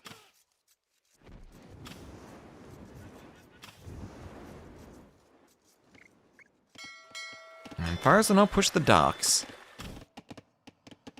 But it feels like Tato is, if he wants to stop running from fishing and not really invest into water, he's kind of doing that. But running has such a huge numbers advantage now on water, but I worry about the Vil count. He's only down by 3 right now, but since Tato has 3 Vil production, by the time running gets his own TCs up, or 3 TC Vil production, by the time running gets his own TCs up, it'll probably be more closer to like 10 to 15 Vils of a deficit he has, unless he maybe could add in a bunch of fish. And Tato ignores the capybaras past minute 5. Our running captured them again. But it is something that takes a lot of thinking that's different than a normal game. Demo ship for Tato! Well, if there's one player who will do it, it's Tato. What? Does he have any? He has 1 demo raft. He'll make a second. Okay, will it do anything? Will it do anything? 2 demos, 1, 2. They felt very underwhelming. I have to say, I felt like that was not worth it.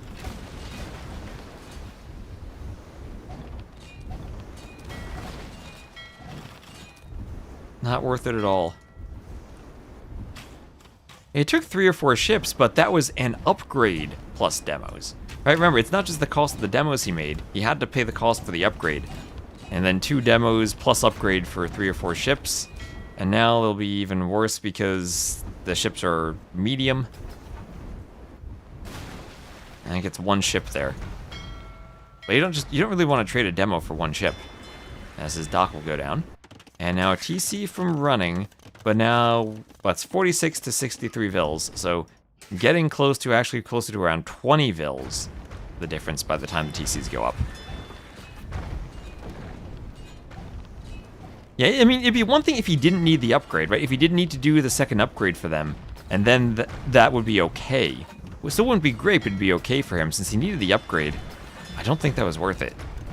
So running will have the score lead, but I do think he's actually behind. I think the score lies on this map quite a bit because he invested so much into the water. He has 5 Japanese fishing ships, but they're on shore fish. And now Tato 67 to 50 Vils on land. And Byzantines still, I think, a good late game matchup against Japanese. He forced the warship upgrade?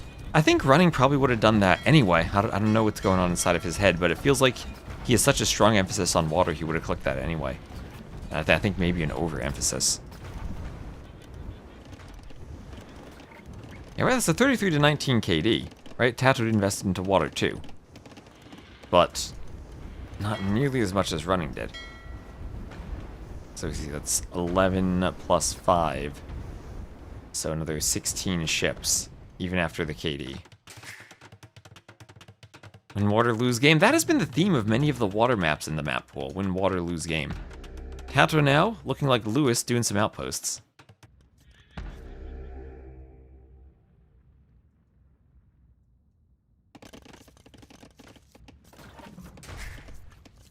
And these Byzantine TCs, no eco boost until it's time to go imp. But you can look at those resources and think Tato, as the Byzantines, can kind of go imp whenever he wants. You can also add additional TCs, and since your imp is so cheap, you don't get stuck in the castle age like some other civs might. You almost always have a possibility to click up whenever you want.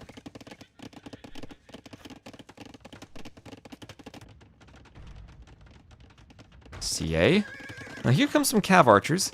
Tato will likely have to go skirms now. Yeah, there are transport ships if running ever wants to use them. I think transports are pretty underutilized on this map, but then again, there's enough mobility with the shallows, maybe you just don't need them. You just cross the bridges. Cross the bridge, kill some Vils over here. Oh my gosh, look at those Vils from Tato. Go and idle, standing in a square. There they go. And monk defense for Tato, so skirms and monks, as ballistics comes in for running.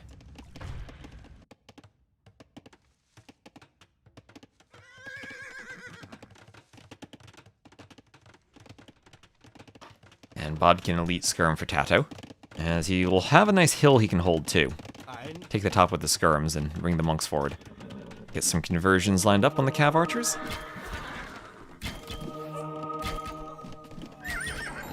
And get a few conversions, there he goes.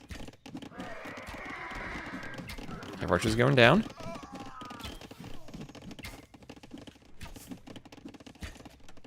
Felt winning water would be more effective if it meant denying the bridges in the middle. Yeah, I guess in some ways, since you can go across the bridges from your home island, that you're out there by the time the water's won. Feudal Age doesn't seem to deny the bridges. Castle Age maybe, but Tato already has TCs on both sides, so he's not denied. He can actually just stop making vills in the middle if he really wants to. Annoying because you can't use the select all TCs hotkey, but if you control group the TCs, then you're fine. So those capybaras keep making me think there's a sneak in the back. Tato ignoring his capybaras just to distract the casters. So castle from Tato. A matchup again where cataphracts can be useful.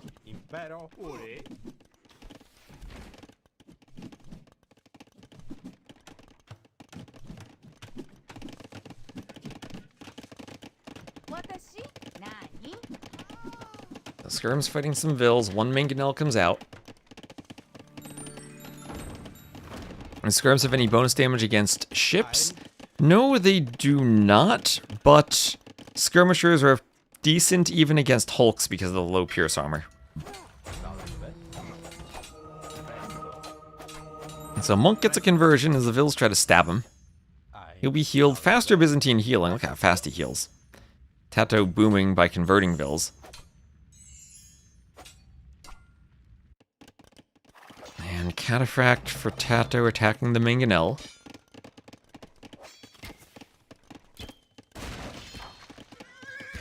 Manganel goes down, and this is, well, the second or third time today we've seen cataphracts. This map has seemed to be a haven for them.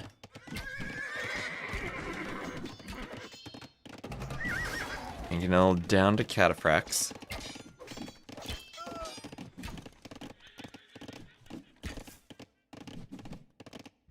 And now Cav Archers for running, but Tato up to Imp. The Cav Archers finding, I guess they ran across the shallows since they're chased by all these Caimans. And they'll find the mining camp from Tato, try to do some damage to him. Still chased by the Caimans. Skirms will be out for Tato. Can maybe do some walling. Running does have a forward Vill, both players outposting everywhere. And Tato, cheap Byzantine Imp, and around 5,500 more resources collected. The power of the early boom. Oh my god, look at that ship. Look at the ship go. It's doing some spin moves. Look at it dance. It can dance. It can't save the Vill from a Caiman. It can dance. Alright, Cav Archers pushed now. Skirms and Cataphracts in the north for Tato, who still is holding in the south. Lots of Skirms there. Actually, maybe even moving forward. Doing upgrades for the Cataphracts and the Skirms. Why do players float wood on this map? Maybe they just need to spend their wood on fish traps. Maybe they need to fish boom and stop floating wood. I think it's because there isn't much room for farms, and also because there are so many animals out here to hunt and berries to take that players avoid farms. And because they're not placing the farms down like they usually are, the eco management isn't quite attuned to spending the wood or distributing the vills differently.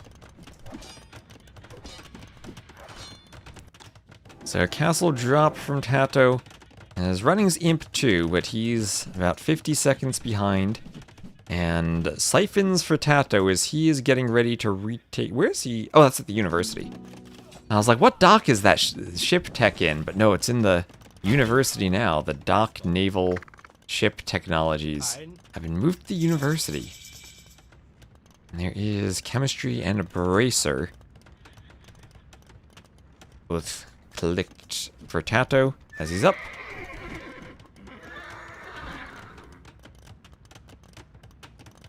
And Japanese Cav Archers against Byzantine Skirms. Well, they would be good against the Cataphracts. Not really against the Skirms. Chemistry Bracer, Heavy Plow.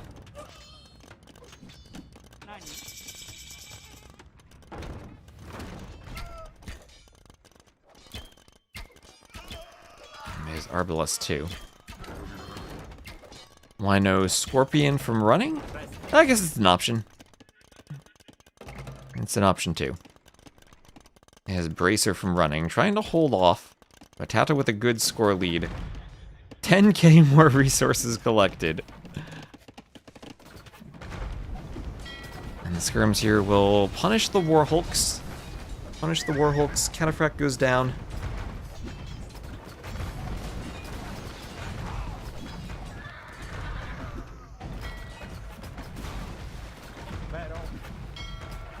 And the skirms hit by the war galleys have to pull back for a moment. So if Tata wants to retake the water, it might be through Guard Tower. Could do Greek Fire Bombard Towers, that'd be sick. But at least this push is slowed down a bit, as chemistry really clicked on there for running. And there's just the GG, so he feels that with Tato maybe getting back on the water, maybe he doesn't like the Civ matchup, he sees all the skirms, feels that Tato's coming forward, and he can probably feel the 12k res collected difference starting to encroach on him with Tato's technology count and military presence. Why do people choose Byzantines? Well, they just won. I mean, the only game I saw them lose was that Tato de Gao game. So that's it. 132 Vils at the end for Tato. And you can see just how that Castle Age timing with the TCs shot that eco so much higher. And running was consistently ahead in military, but you overinvest on the water and you can't harass on land because of that.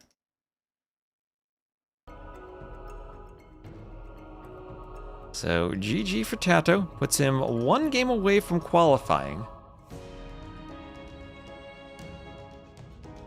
And running will get to pick the next map. I'm hoping it's the gunpowder map.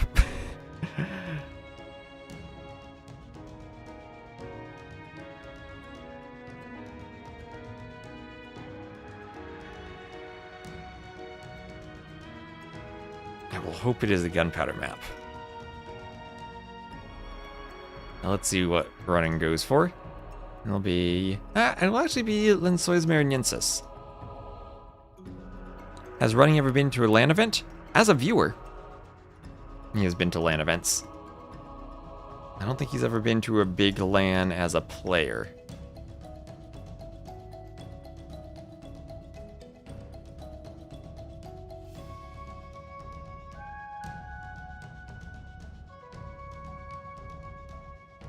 So Burgundians, Britons will be our Civ matchup.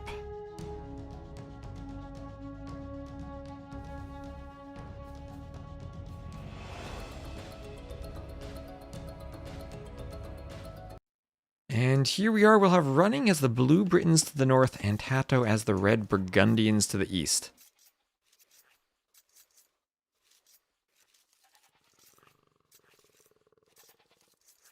And running was in London last week for Red Bull. Maybe some people met him there. So, lumber camp on the woodline for Tato. And a few capybaras here for running too.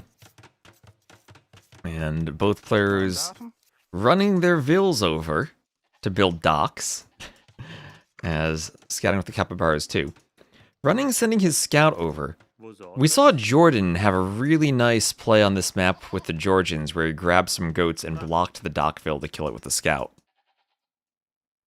And so he placed the lumber camp. We did see, was it Dark, do a mule cart for chopping these little forests around the TC. You will have 4 small woodlines around the TC.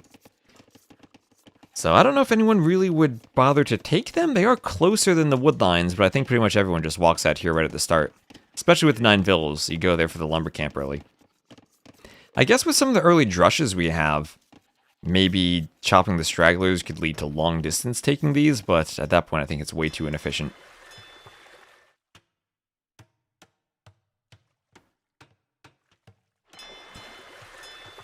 So dock for running, dock for Tato, Burgundians, Britons. So another map with some extra herdables, this time goats, that the Britons are able to take.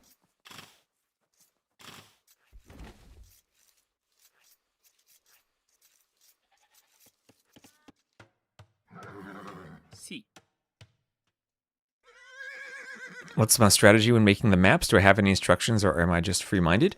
For a few maps, we had places, we had just tried to find places or regions in Brazil to make maps for.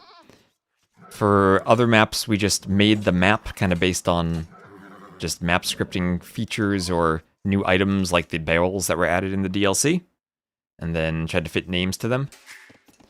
As there's no one process, there's a few different ideas we had.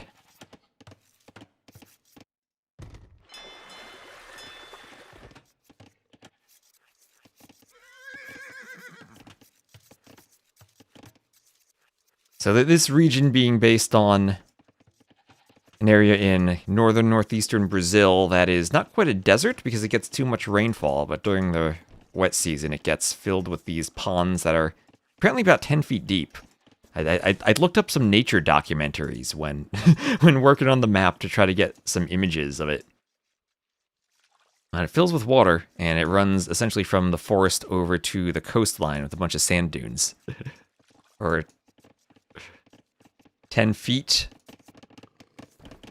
Bonjour. Yeah, I guess that's, what would that be? 3 meters about for the non-Americans? Si.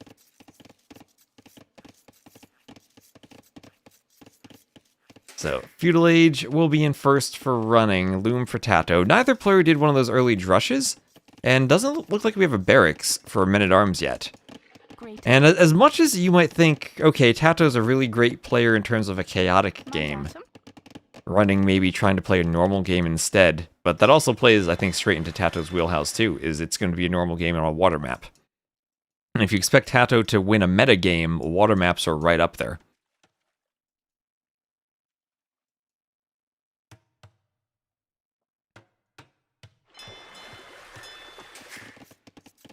So, Feudal Age for Tato. I wonder if he could fast castle. He still has a lot of goats on the TC. Does have double bit axe.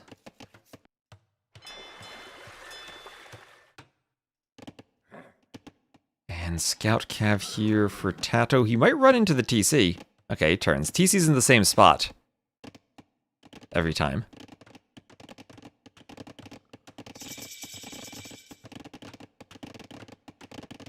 And there's Feudal Age 1 minute away from Tato. So he'll have to deal on the water with running, opening fires. And so from what I've been seeing from players is they open fires when they're up faster. To attack under the docks a bit more effectively. And then they can react to what they see their opponent making. But third dock from Tato, that'll help make up in production for the uptiming difference. And no men-at-arms, no archers on land from running. Tato forward with his scout checking for that. And seeing that he's safe, and even a defensive tower from running. And this is not what I've seen from anyone on this map, leaving this open, going for a tower and walling the wood line. In some sense, it would be more safe for Tato to run around the back and get in here with archers. But leaves him more open to being attacked on the front.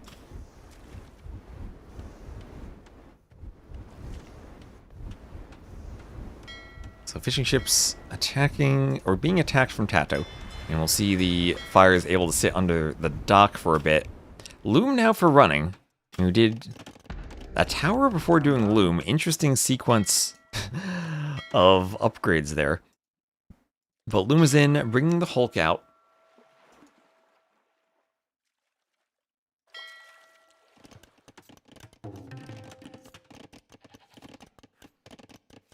And then fishing lines, bow saw there for Tato.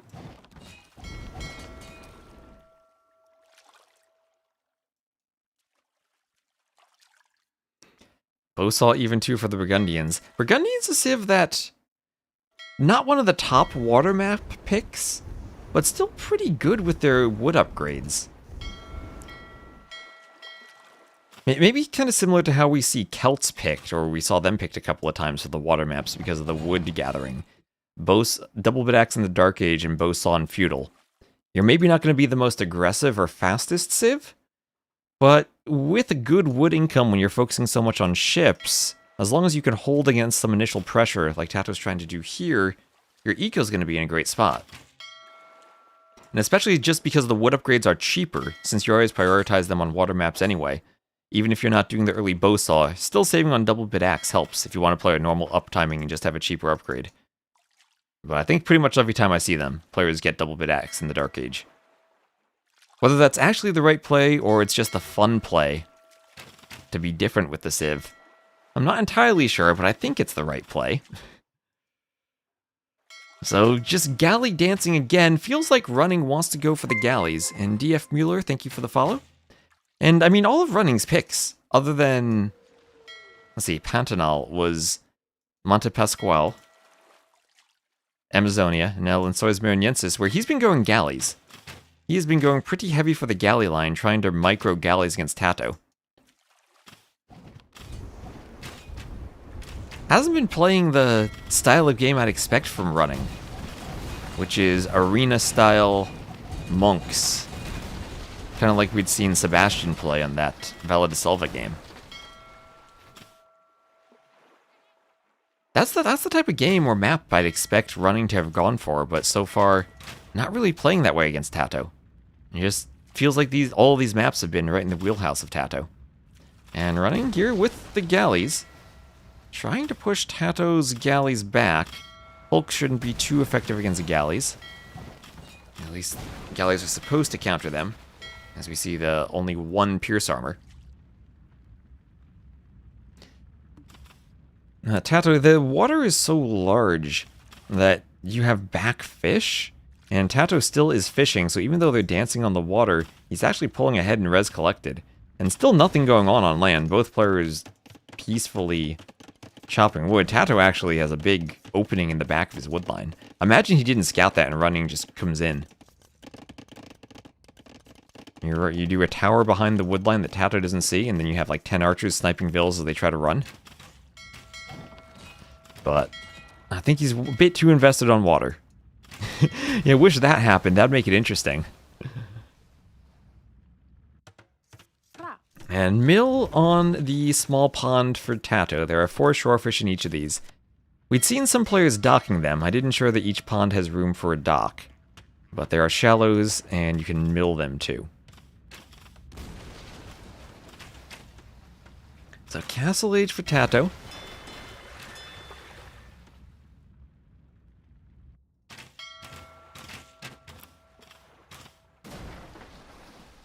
And galleys now running around. Waiting for the Castle Age upgrade. Running has 3 vills on food. And Running, he ran out of goats? I mean, the map's kind of out of goats. Not like the map had any more goats left over, but Britons take them super fast, and he's taken all the food he had. Hadn't invested into farms. He is just now adding a mill on one of these ponds.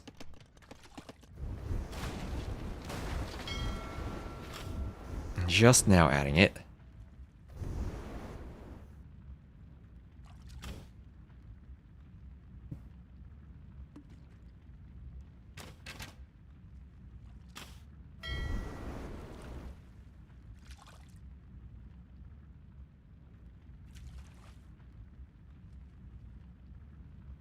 Castle Age there for Tato. And almost in, as Running is thinking of, okay, I have more numbers, I can push and maybe kick Tato off of the water. Tato will add in another dock, and he has 1, 2, 3, then 4 docks. He needs to hold for 15 seconds and then medium warships.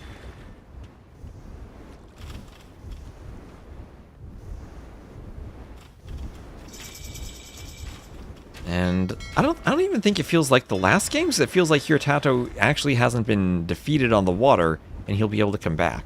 Also, he's adding in a stable now and doing light cab. Has a couple of scouts, so could try to raid Running, who is still defending on his wood line. But Running is still stuck in the Feudal Age, and still nowhere near Castle Age. So once medium warships comes in, Tato gonna use the dock to shoot. Will Tato be able to take the fight? He's taking a lot of damage before the upgrade comes in, but there it is. And he's underneath the dock. Will Tato be fully dead on water? Will he have enough to survive this? And the fires he has should be countering the galleys in theory, but not enough. Not enough, and he'll have to reamass fires before fighting back on the water again.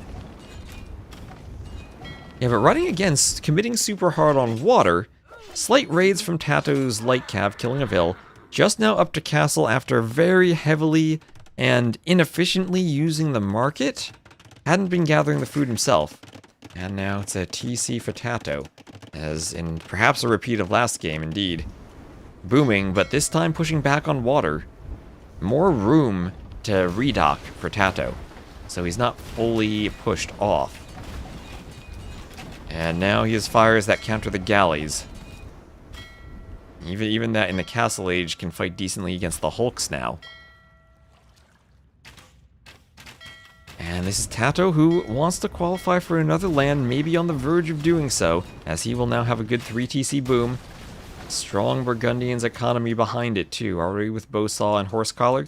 So even if he is running out of fish or pushed into the corner or starts losing on water, he'll be able to add farms.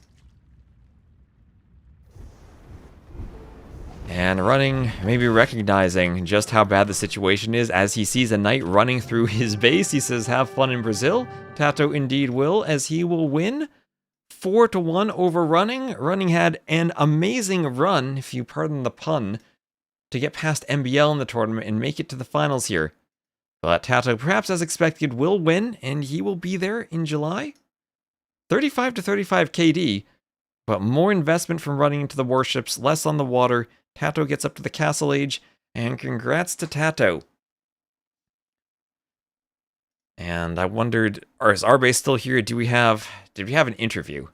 I asked if we could get the winner around. It is late for him, so we'll see. I'll check the Discord, see if he's here. And that was Tato winning on Lanzois Mariniensis. Oh, we also have the regional bracket to check out. Yes, yes, yes. That's Burgundians over Britons. Our base might be asleep too. Let me just check if he's in the Discord. Let me see. Alright, I don't see him in the voice channel, so maybe he's not around. Alright, regional brackets. Incredible casting of the qualifiers. Lots of hours went in, but the quality stayed high. Love you. I'm definitely exhausted. But, yeah, Negojama, do you have a link to the brackets for me? Are they on the website? Website is updated? Alright, lovely. Let me open up the website, and I'll post the link for everyone if you want to check out the brackets too. Or everyone post the link. Everyone post the link. Just spam those brackets in the chat. There we go. Zero Germans through. Yeah, Nilly. I mean, Jordan did not qualify. Running did not qualify. Stone Please gave us some amazing games, but he didn't qualify. Alright, so regional qualifier. Are you ready to see the amazing games for tomorrow and Tuesday? Single elimination. This is the entire bracket, nothing else. Just this. And it'll be Hart versus Stark. Hart the number 1 seed. Nikov the number 2 seed against Gali. Kingstone the number 3 seed against Uzi. And then Lucho number 4 against Miguel. And we'll also have Ozone Rodrix, Capach Combito, Prisma Fire, and Degal Monos. Did I say that? I think I read everything. Kingston Uzi, Degal Monos. So these are the top 16 players in terms of their tournament elo and 1v1 ladder elo who signed up. Any news about the tickets? I don't think there is any news. Maybe Negojama has an update, but as far as I know, they're still trying to work out stuff. Yep, this is all the Latin American qualifier. And I guess there was a couple ways this could have gone. You could have imagined maybe Hart, Nikov, Degao qualifying too in the international qualifier. Even Kingstone, because he's been to lands, or Capach, they've both been to lands. Imagine those 5 qualified, and then that would really open this up for someone new. But as far as it was, Sebastian, I think... let's double check. Who else from Latin America would have qualified? As we had our... So far, Hera was invited. Then we have Viper, ACCM, Freakin' Andy, Yo, and Leary from last week. And then Lewis, Sorokuma, that is crazy for Sorokuma. Sebastian, Tato, and Vinchester. So, out of all the international qualifiers, only Sebastian would have been eligible for the Latin American qualifier. So, only one player removed from what looks to be an insane bracket.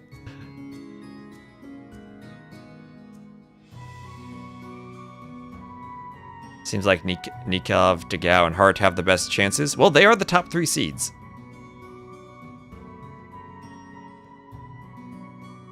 I think Hart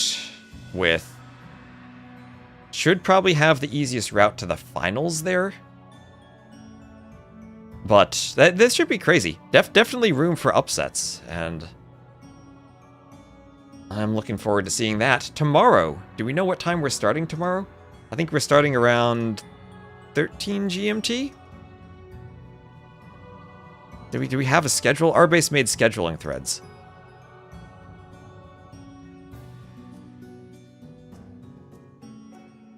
Suggested start time for the round of 16 is 16 GMT. Oh yes, it is time zone appropriate. 16 GMT tomorrow as the suggested start time. We'll probably have some scheduling done before that, so keep an eye out overnight in case we have any updates for the schedule, but I'll get to sleep a bit.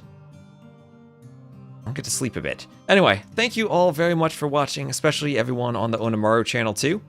Everyone who's been following the stream the past couple days, or the past couple weeks now. I've been streaming for a long time, and we hit 1,929 followers on the Onamaru channel. So thank you so much.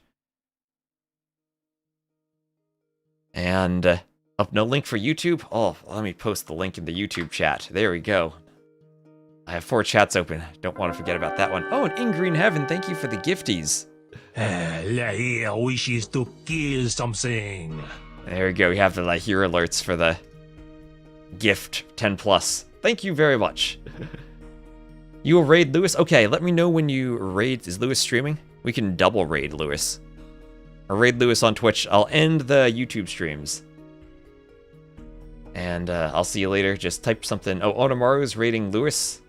Okay, I think I can see that. Oh, thank you also for the sub.